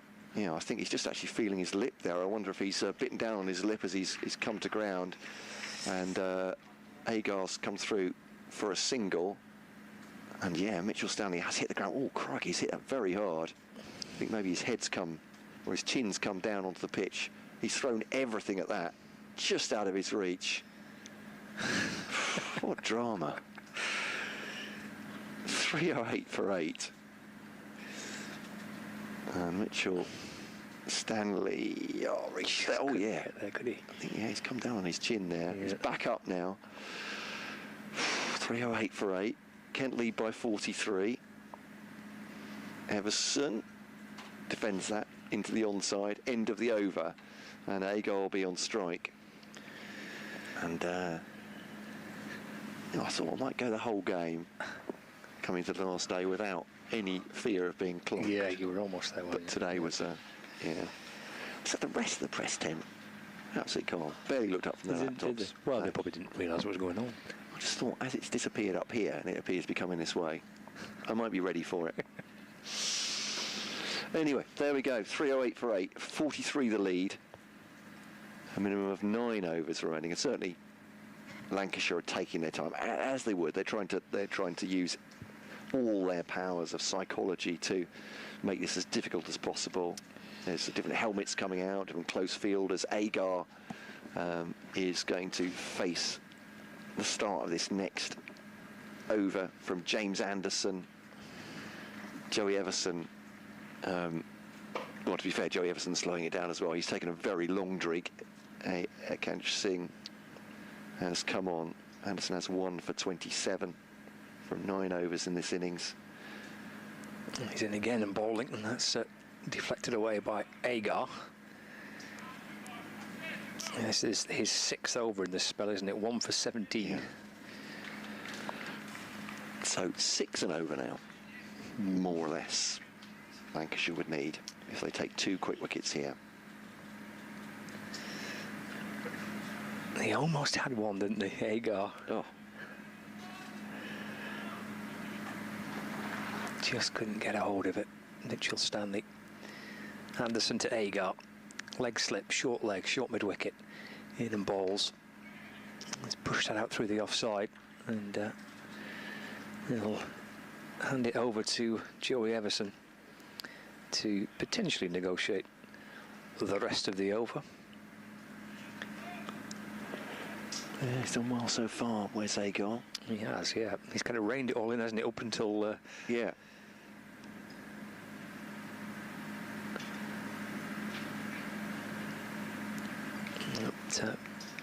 Big shot for 6. And almost out the next delivery.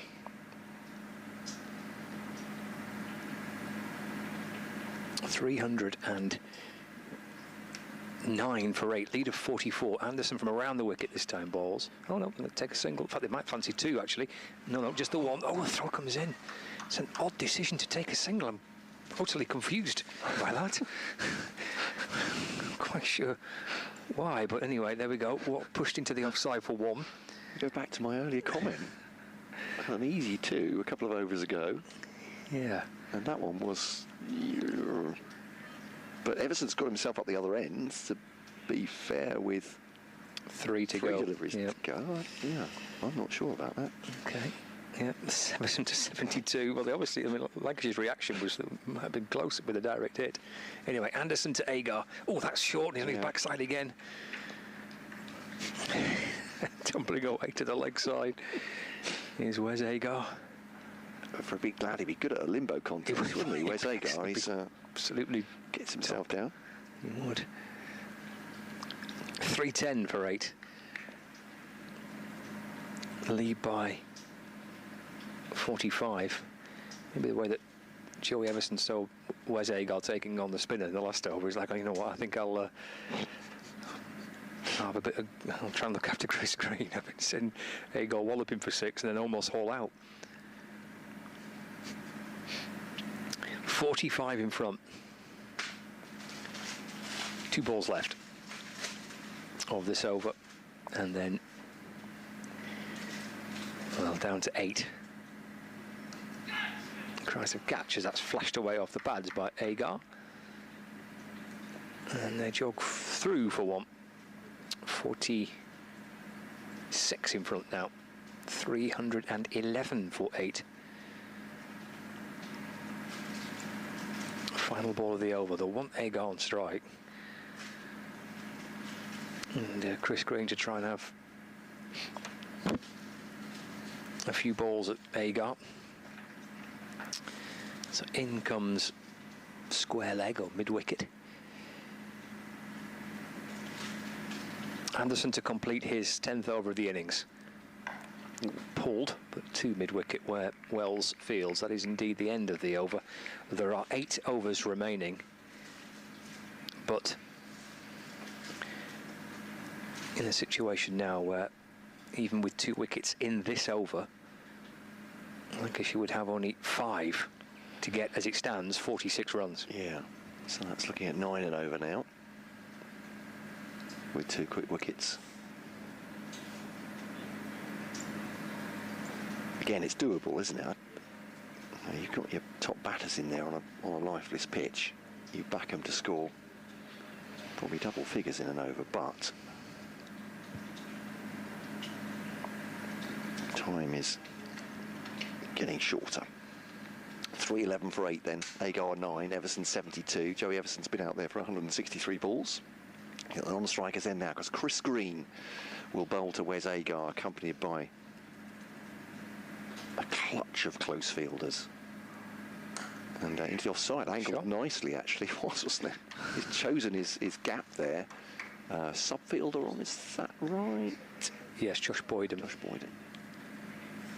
Gets himself a single, so Joey Everson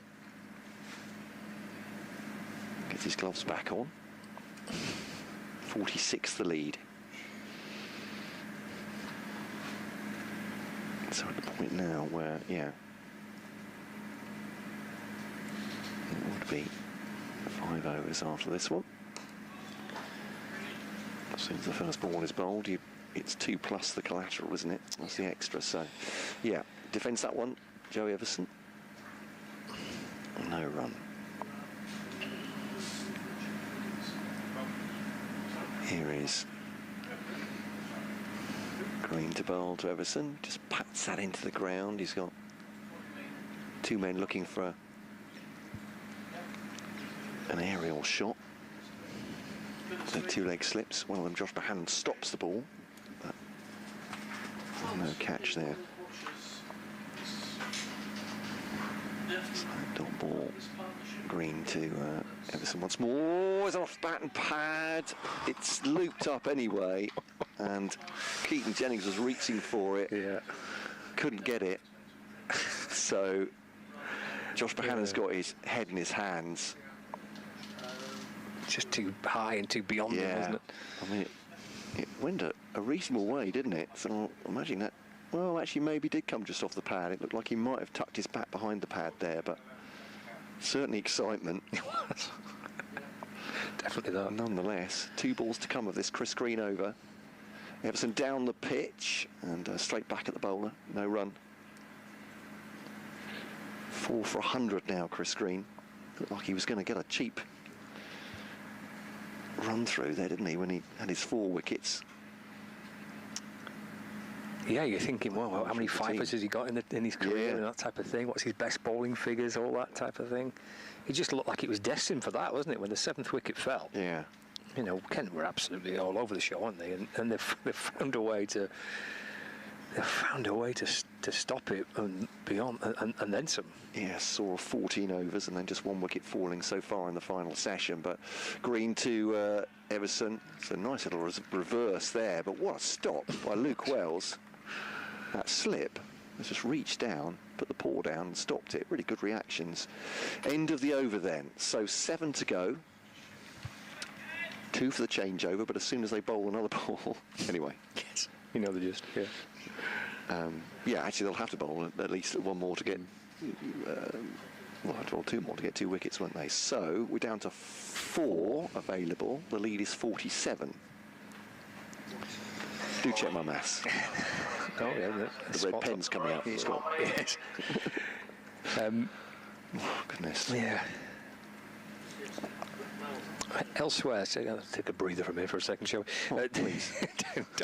Derbyshire required 33 runs with 3 wickets left to beat Gloucestershire. I'm not sure how many overs are left in that one, but they're still in with a chance, it would seem, of a run chase, and Northamptonshire need 8 to beat Middlesex. It's a great run chase set up here by Northamptonshire. 303 for 6. They need 8 runs to win. Derbyshire 6.5 overs, it looks like, for that 33, by the way. Oof, right. Well, some good efforts here, aren't they, by Derbyshire and by Northamptonshire to... Tom Bailey. Yeah. The golden-armed spinner. 2 and 2 balls earlier in the piece. And here he is to where's Agart. Going back and shoveling it away off his pads. There's no run. Did that shoot a bit from Bailey? I suppose he'd done, yeah. Because he's a big, strong seam bowler. He can chuck him in a bit quicker. He's got 4 round the bat. Yes, slip, a silly point, a short leg and a leg slip. Now he's bringing up Mitchell Stanley to bat with square leg. Bailey in, balls. Went back is Agart, trying to find a way through the offside, but he can't. Fielded up backward point by George Balderson, no run. It almost needs to be done in this over, doesn't it, for Lancashire? I think it's almost beyond them, even at this point, but to have any chance, you'd think it needs to be 2 wickets in the over. It's gone for a big hit. It's gone for 6, I think, out towards long on. Big hit, out towards the coffee van. Is it 1 bounce 4, or is it over the rope for 6? I didn't see the signal there from the umpire. It might have been 1 bounce 4. Yeah, it's gone for 4 on the scoreboard anyway, which comes from the scorer's laptops, isn't it? So that pushes the lead beyond 50.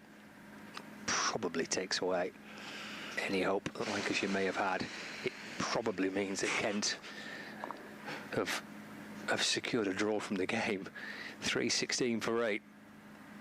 Oh, he's trying to just get on to sneak through there, was Tom Bailey. Probably, I'd say, doing some lifting. Not necessarily heavy lifting, but certainly. I'm not discounting any further turns in this at this point. But you're right. Kent getting towards safety here, but here is Bailey in and balls, but down the leg side and taken by Hurst. Yeah, that 5th ball does sort of double, doesn't it? Because they need 2 deliveries to get 2 wickets. And I'll let Scott do the maths. It would be down to 3 overs, wouldn't it, for them, I think? Yeah. That's good shot. Pushed out through the offside for no run. So that's the end of the over. Yeah, that's 6 overs remaining. So even 2 wickets in the next over would leave Lancashire with 3 overs to get at the minute 51. Yeah. Actually, I think that makes it 52, but yeah. Yeah, sorry, 52. Yeah. Sorry, I'm being pedantic, but yeah. Right. 17 and over. Still not impossible. And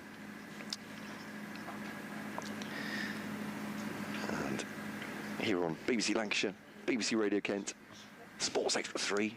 Thank you, Scott. Number 3. Every other game in Division 1 is finishing a draw. Let's see. Durham, Sussex, Essex, Hampshire, Nottinghamshire, Yorkshire, Warwickshire, Somerset. Yeah, I think Warwickshire, Somerset was probably the only one with any jeopardy, wasn't it, in the on the last day, probably. But yeah. All drawn.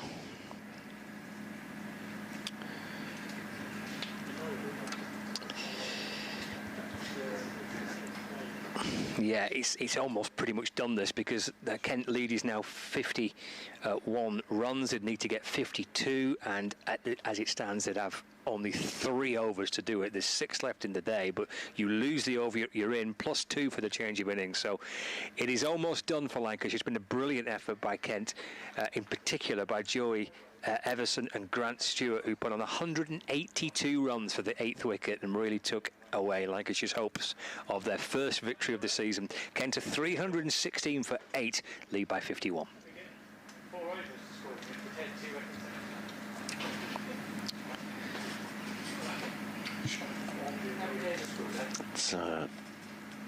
You haven't missed any action. It's almost as if they were waiting. The director has told them.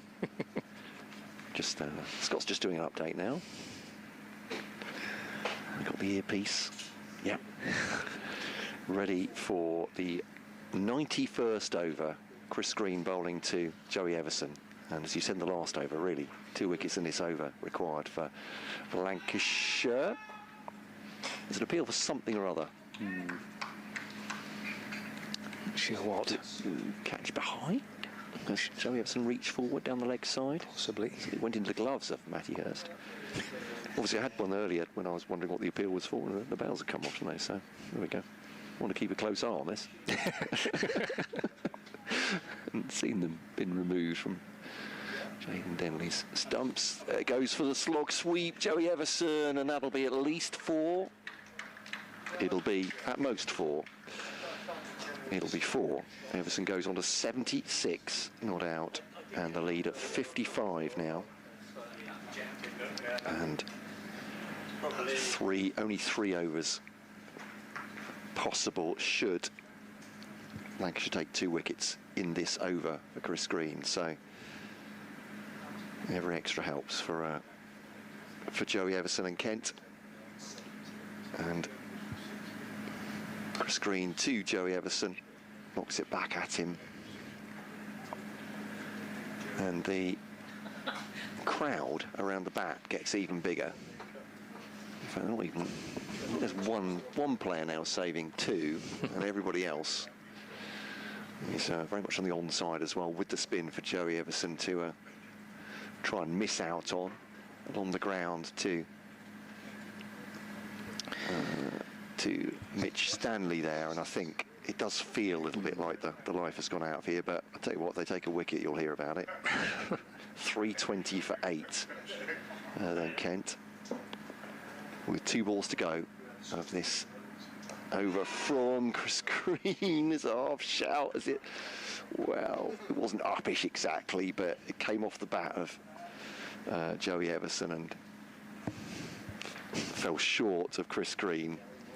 More in hope than expectation, I think it's fair to say there. A ball to come off the 38th, and again, because the 2 deliveries needed now to take 2 wickets, that makes it even less likely for Lancashire, who have done fantastically well to take it this far. Really, Kent have managed to find a partnership with, and that's defended into the onside.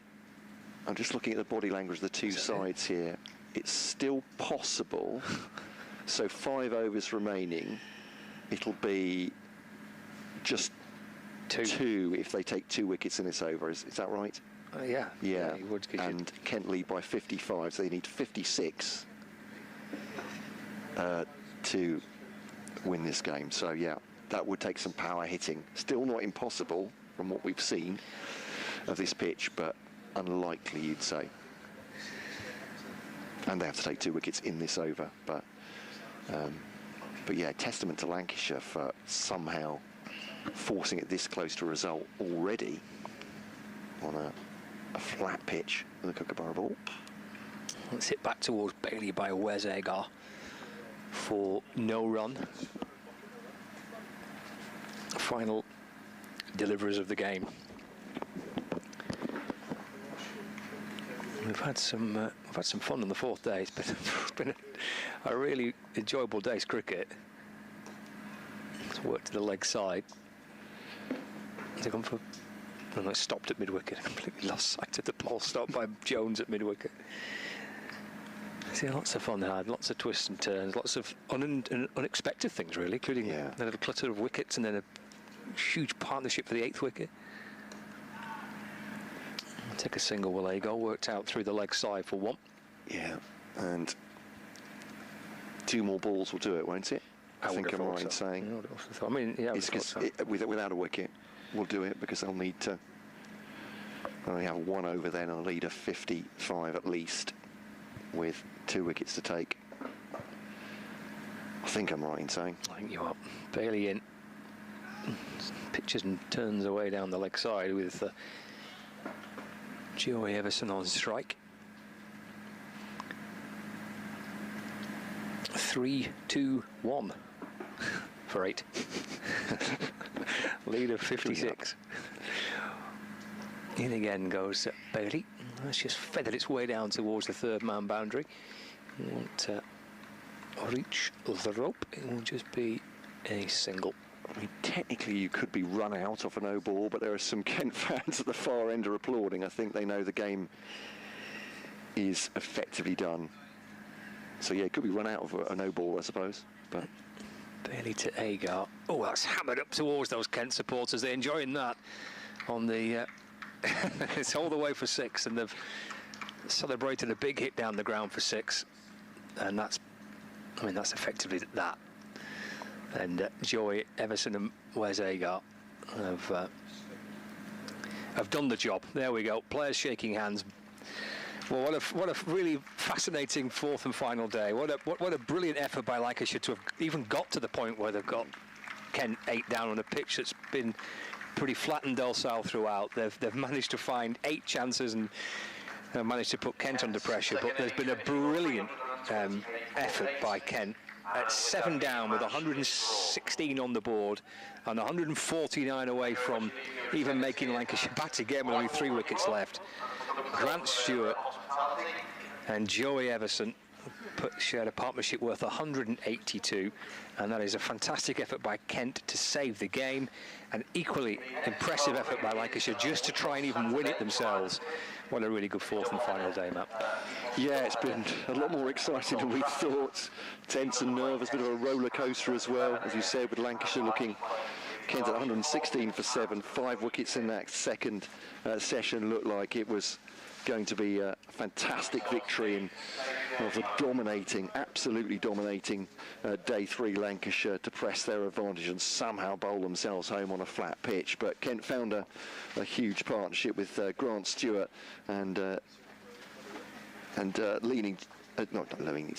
Joey Everson combining for 182. That partnership really broke the back of it, and then Agar kept pace with Everson to see them home. But what a game of cricket this was, and fantastic venue, fantastic finish.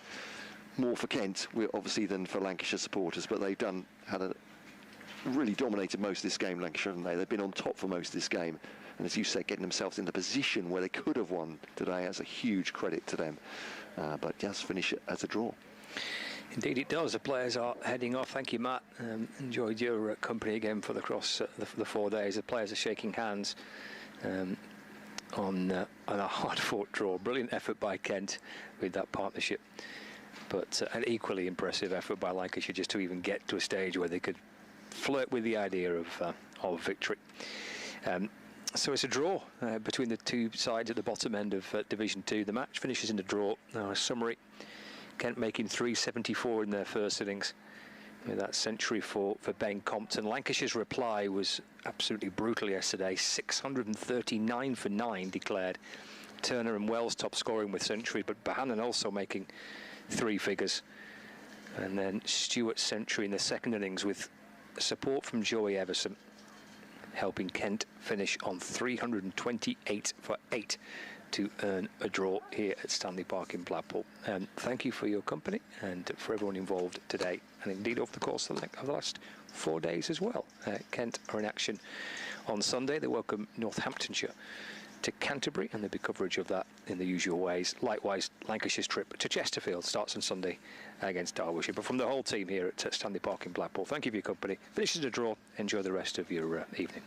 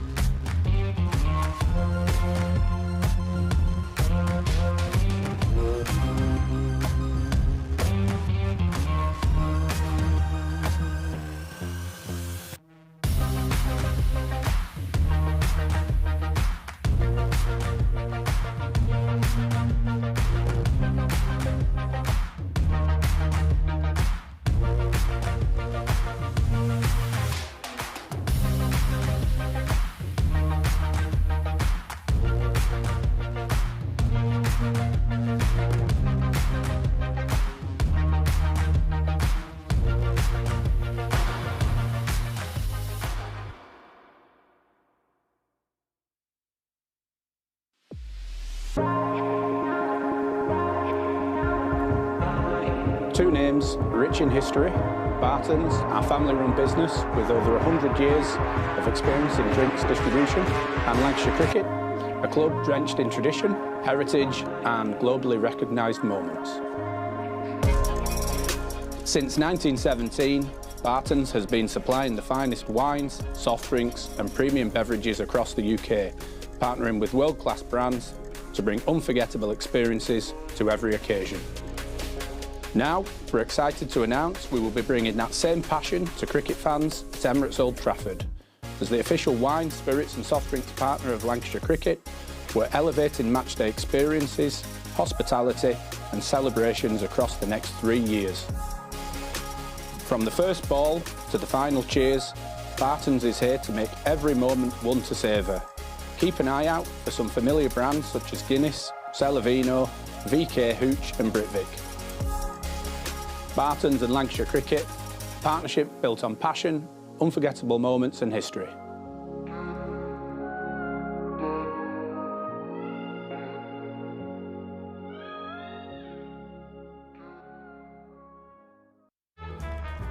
L is for the way you look at me.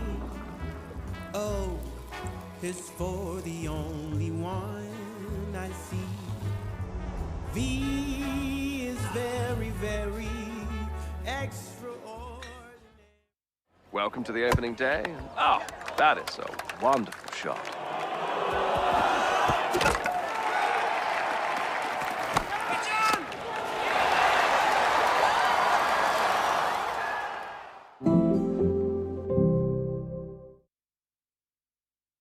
This is a call for hungry dreamers and hard-working self-believers. Success is down to more than just luck and talent. It's striving to be the best, breaking the boundaries and never giving up. Are you ready to become your best self? Are you ready to unlock your greatness? So what are you waiting for? This is Education Evolved. This is UA 92. When I was a kid, there was no professional women's cricket. I didn't even think that women could be professional sports people. Especially early on, it just didn't really seem like there was a career in it.